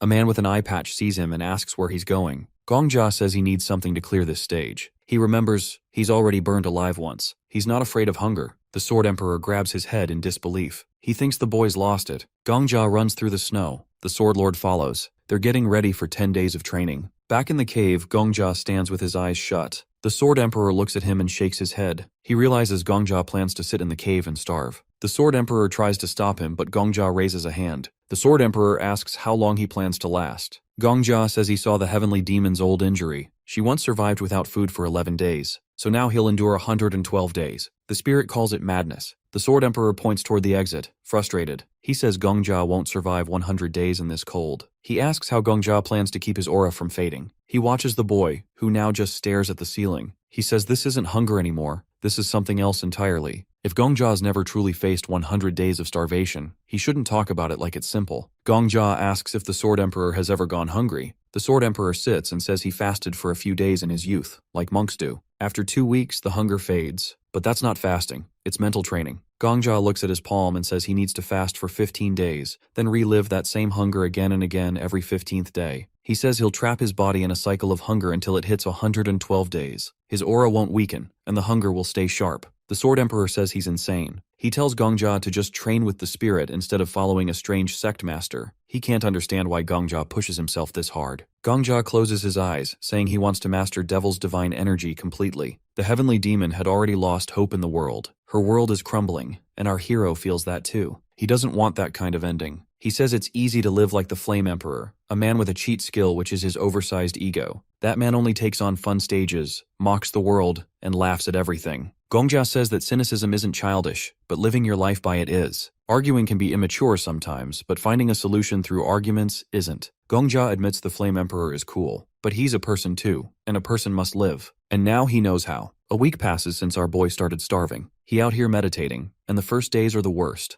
But by the third, the pain kind of fades away. His stomach stops making noise and his mind turns kind of sluggish. It feels like his life is slowly slipping away. His body is thin and weak, and he has lost a lot of weight. He thinks of himself as a river overflowing with hunger. For a moment, he wonders if it's thirst instead. But he stands up, pushes the thought away, and grabs his sword. Sitting around doing nothing would be a waste of effort. The Sword Emperor watches, asking what he's doing. He says he's training. He starts swinging his sword, admitting he was wrong. Hunger isn't just starving. Hunger is refusing even a crumb when the body begs for it. He thinks of a starving farmer. A farmer wouldn't just sit home because he's hungry. A farmer still has to work, even if there's nothing to eat at the end. He imagines one working the dry soil with a hoe, hoping for seeds to grow. But the land is barren, and the hunger stays. No rain for 6 months, the reservoir dries up, the village well is empty, the rice fields crack. People abandon their homes, moving to the coast, but not the farmer. He knows it's just as bad elsewhere. He only knows how to take food from the land, not from others, so he stays. Every day he returns to the dead field, knowing it's useless. At sunset he climbs a hill, stripping bark from trees to boil for food. But now, even the trees are bare. There's no bark left. The Sword Emperor listens, asking what happens next. The farmer boils the last bark pieces in water, bringing the pot home. But the child knocks it over, crying that it's disgusting. The bowl shatters on the ground, and the farmer raises his hand, almost striking the child. But he freezes, staring at his own hand in shock. He never thought he'd do something like that. But hunger changes people. Years of famine break the strongest minds. The thought haunts him, but he keeps training, swinging his sword harder. How many farmers like that have existed throughout history? How many have lived and died like this? He looks at his sword and sees her reflection, the heavenly demon. He realizes he must fight while holding hunger in his heart. Every strike must carry that pain. His blade slams into the wall, leaving a deep mark. He understands now. Hunger has its own movements, its own expression. He starts imagining different gestures of hunger. A slap meant for a crying child. A desperate throw of useless food into the yard. A gentle offering of bark soup. He repeats these movements, shaping them into strikes. Different farmers, some hitting their children, some holding them close, whispering apologies, some surviving, some dying together. He closes his eyes and every motion is hunger itself. Then he moves into the first form of Devil's divine energy. The impact splits the rock. He tilts his head back. This is hunger. And thirst is next. The Sword Emperor is stunned, but the protagonist says his movements are still sloppy. The old man calls him crazy. Our boy wipes his sweat with his shirt, asking why. He's just following the training. The Sword Emperor shakes his head, saying people who know nothing can be scarier than those who do. He says that the kid's mind is already soaked in demonic thinking, even though his spirit still belongs to the righteous faith. The protagonist says that that doesn't make sense. The Sword Emperor tells him that Master Wolson Bu used demonic arts, and now this kid is falling into the same path. It's frustrating because how is he supposed to teach someone like this? The Sword Emperor says he can train him like he did the Sword Saint, but the protagonist is so hungry that everything just looks like cake or steak now. Then he says he needs to head down the mountain. He asks if the kid is planning to show the heavenly demon what he's learned, but he says no, as he hasn't mastered the technique yet. Maybe dying and starting over is the only way to reach the next step. He remembers how the heavenly demon once said he had potential, and the Sword Emperor asks if that isn't enough, but he says he hasn't achieved anything yet. He starts descending, and asks if the old man knows how frustrating it was when the heavenly demon dismissed him for not understanding hunger. A simple confession won't fix that. He wants her to say she's surprised by his growth, that he's talented. The Sword Emperor watches in disbelief, calling him a lunatic. The protagonist keeps walking, saying that while using Devil's divine energy, he felt something. Compared to real starvation, he is still far from the truth. He imagined the farmer boiling bark, but he doesn't even know what kind of bark it was or how to cook it. He immediately summons Estelle, and she bows, waiting for instructions. She asks him how he's doing and tells him that she worries for him. He's surprised and asks her if she means it. She tells him that if he dies, she dies, and our boy laughs and says that he admires her honesty. He gives her a task. This world is dying. People are nothing but ghosts, bodies wandering between life and death. He compares it to the Ejim Empire she once destroyed. He orders her to search the land and bring back every corpse that starved to death. Some corpses might move, but it doesn't matter. She can handle it. Estelle hesitates, saying that that number is too much, but he cuts her off. He already knows the number, 1 in 12. That's how many he wants. If he can study their hunger, he can finally understand it, and then he can finally be closer to the heavenly demon. Estelle stares at him, looking surprised. She says that dragging in 112 dead bodies is way too much. She also points out that he's gotten so skinny lately that it's hard to even recognize him. He stands there in front of her and casually asks when she started caring this much. She tells him that if he disappears, she'll be gone too. Without him, her happy little world, her memories, and her reason to even exist would all be gone. She's totally tied to him now. Sure, she cares about him, but she's also thinking about how she's gonna survive. He chuckles a bit, puts his hands on his hips and says he likes how she's honest. Then he asks how she's been doing. She seems a bit surprised by the question. He remembers how after he got full control of the 20th floor, he brought her to the village. He says he's asking because now she's living in Eel Village again, and all the people she cares about are back too. His plan is to keep her in the village most of the time, except for moments like this when he needs her help. She says she's doing all right. He asks if anything interesting happened. She lights up and starts talking. Apparently, some hunters barged into the village recently, saying the Death King was getting stronger, and that some big treasures from 5 guilds were hidden there. But the witch he brought there, plus her group, stood their ground and blocked the whole mess. He thinks, yep, that's what he expected from the Black Dragon Guild. They did a solid job. Estelle also says that the nearby kingdoms aren't getting involved, so everything's pretty chill right now. Then she suddenly says she lost her powers. He touches his chin, thinking about it. She says she's not sure what to do now because rumors about miracles keep pulling more and more people to her. He remembers that pharmacist girl and tells Estelle not to stress. He's got a plan. He wants to build a new pharmacy for her on the 20th floor. That pharmacist girl said she'll only take new patients through him anyway, so he'll have to manage how people come in. She can't handle it all alone, so he's thinking of bringing in Estelle to help her out. This new pharmacy will be a branch of the castle, and later, it'll be the main spot for everything. He asks if there's anything else going on. Estelle holds her head and starts talking about a girl named Dane, who's been loving all the food hunters bring in. She also talks about an old guy, Gisoff, who works in the garden and keeps handing out fruit to the Black Dragon hunters on guard duty. He chuckles again and says everything sounds fine. He tells her to hurry up and gather those corpses. She used to be this scary demon king called Autumn Rain,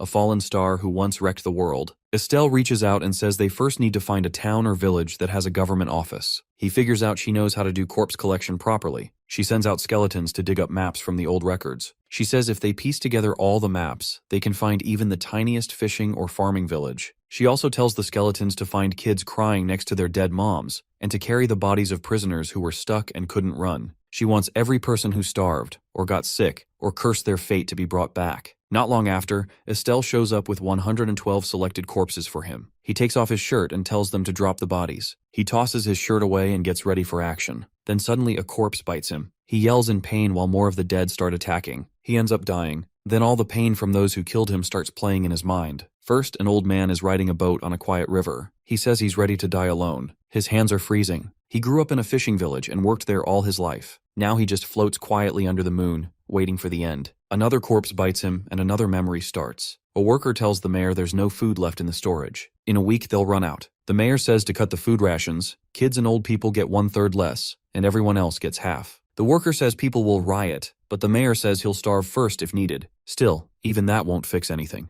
More bites. Another memory comes up. Some kids are talking about what the mayor decided. A girl in red says they've been left to starve. Another kid asks what they should do now. One girl pulls something out from her clothes and says they should eat before they die so they won't turn into weird zombie things. She learned a recipe from the vagabond sect, mud cookies. She tells the kids who can swim to catch fish, but not to share with adults. Others are told to dig soft dirt by the river. Another girl asks what she's gonna do. Then more flashes come up. Gongja's still getting torn apart. The kids get excited and say they made it, but some of them look scared. They just have dried mud. A boy says it's a secret recipe and gives out the cookies. They start eating. One kid says don't lick it too much or the taste will go away. Chew slowly. Then they see a boat. A corpse is inside. When it reaches the shore, the body stands up. The kids run away. Gongja thinks they were just trying to stay alive. Later, the kids are lying on the ground. Gongja thinks about how hard it must have been to be that hungry. One kid drops a cookie, and it breaks. He starts thinking about those hands digging dirt, drying mud under the sun, holding those awful cookies. He realizes every little movement came from hunger. The flashbacks stop.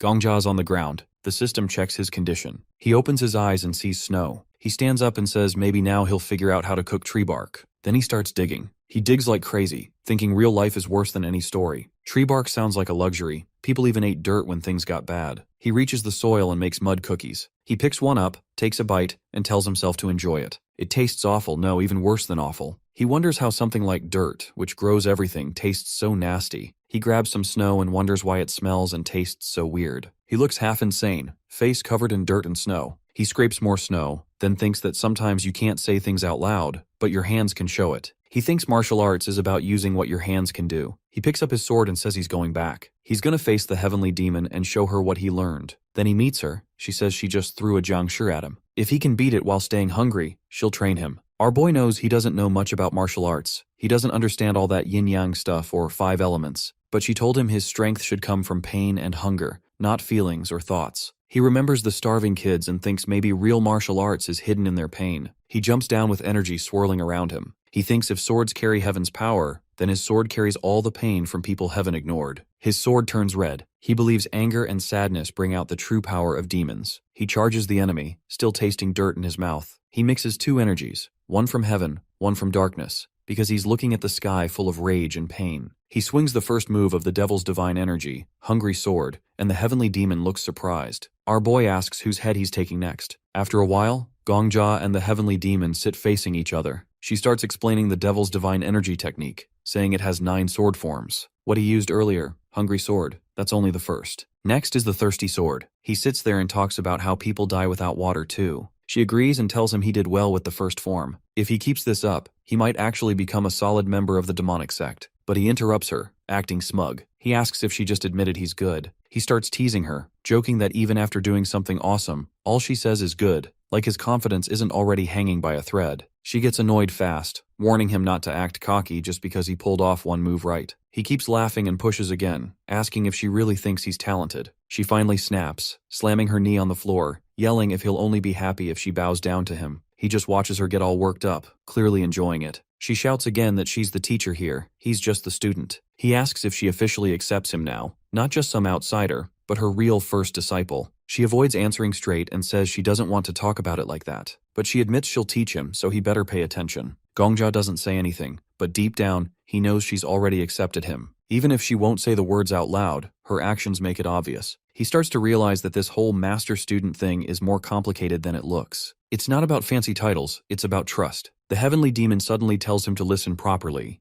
Gongjia looks serious now, still wondering if someone like him really deserves to be her student. But she says since he did well with Hungry Sword, he now has the right to learn her sect's secrets. He opens his character window, wondering if she's finally starting to trust him. She stays quiet, arms crossed, deep in thought. Taking on a disciple this late in life doesn't feel easy for her. Everything feels like it's nearing the end, and yet here he is. Gongjia silently hopes she's nervous. He wonders if that old fight between her and the Lord of Wolsunbu will go on forever, or if maybe she's finally ready to pass her legacy on. He feels she shouldn't disappear from the world without leaving something behind. Even if everything crumbles, she should live. He wants her to keep going. They both stay silent, and Gongjia understands why she didn't say the words. Sometimes words can't carry all the weight people feel. She feels the same. It's not time yet, not for big statements, but they both know what's in their hearts. She suddenly complains that his eyes are drifting again. He lowers his head a little and says he's paying attention, and they stare at each other in silence again. Then she gets up and says he looks too confident. She tells him to come to the next test, but not to follow her just yet. She walks away. Gongjia notices something weird. No footprints in the snow. Not even a single one. Then out of nowhere, the Sword Emperor shows up. He says he wants a duel with her, but our boy is hella confused. The Sword Emperor says he always wanted to fight a real demonic sect master. In his world, the demonic sect was weak, and he always dreamed of crushing them. Gongjia stares at him. The Sword Emperor keeps talking, saying that back in his world, he ruined the names of over 100 masters from Wolsunbu. He even says he envies this world's Lord of Wolsunbu, because if it were him, he'd have fought to the death without hesitation. He sighs, wishing he wasn't just a ghost now. Gongjia stays quiet for a moment, thinking. Then he finally says something. He talks about how the pharmacist girl is working on a cure, how the heavenly demon accepted him,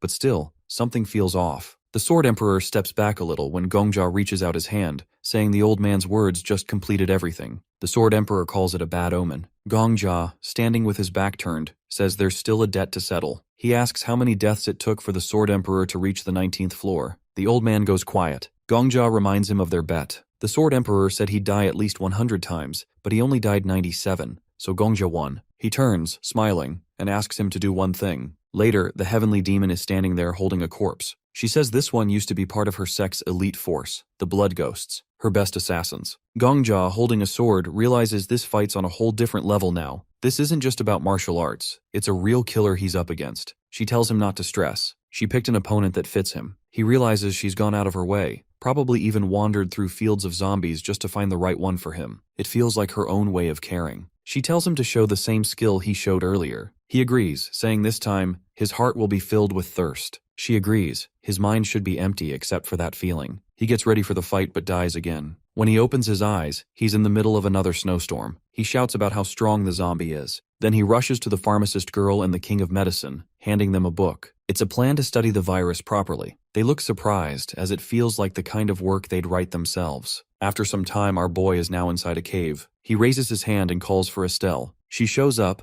and he orders her to start collecting corpses of everyone who died from hunger. Estelle agrees, but Gongjia says there's another job. Zombies are out there using martial arts. He wants her to find them. He says if they wear black, they're from the demonic sect. If they wear white, they're from the righteous forces. He doesn't care if it's 100 or 300, he wants them all. Estelle asks why he's doing this, trying to save lives. Gongjia says it's because in this dying world, there are still two people trying to fight for a real ending. But everything he sees now just looks like a sad little play. So he decides it's time to create a real war. He looks at her, smiling, and says he'll start a proper orthodox versus demonic war from here on out.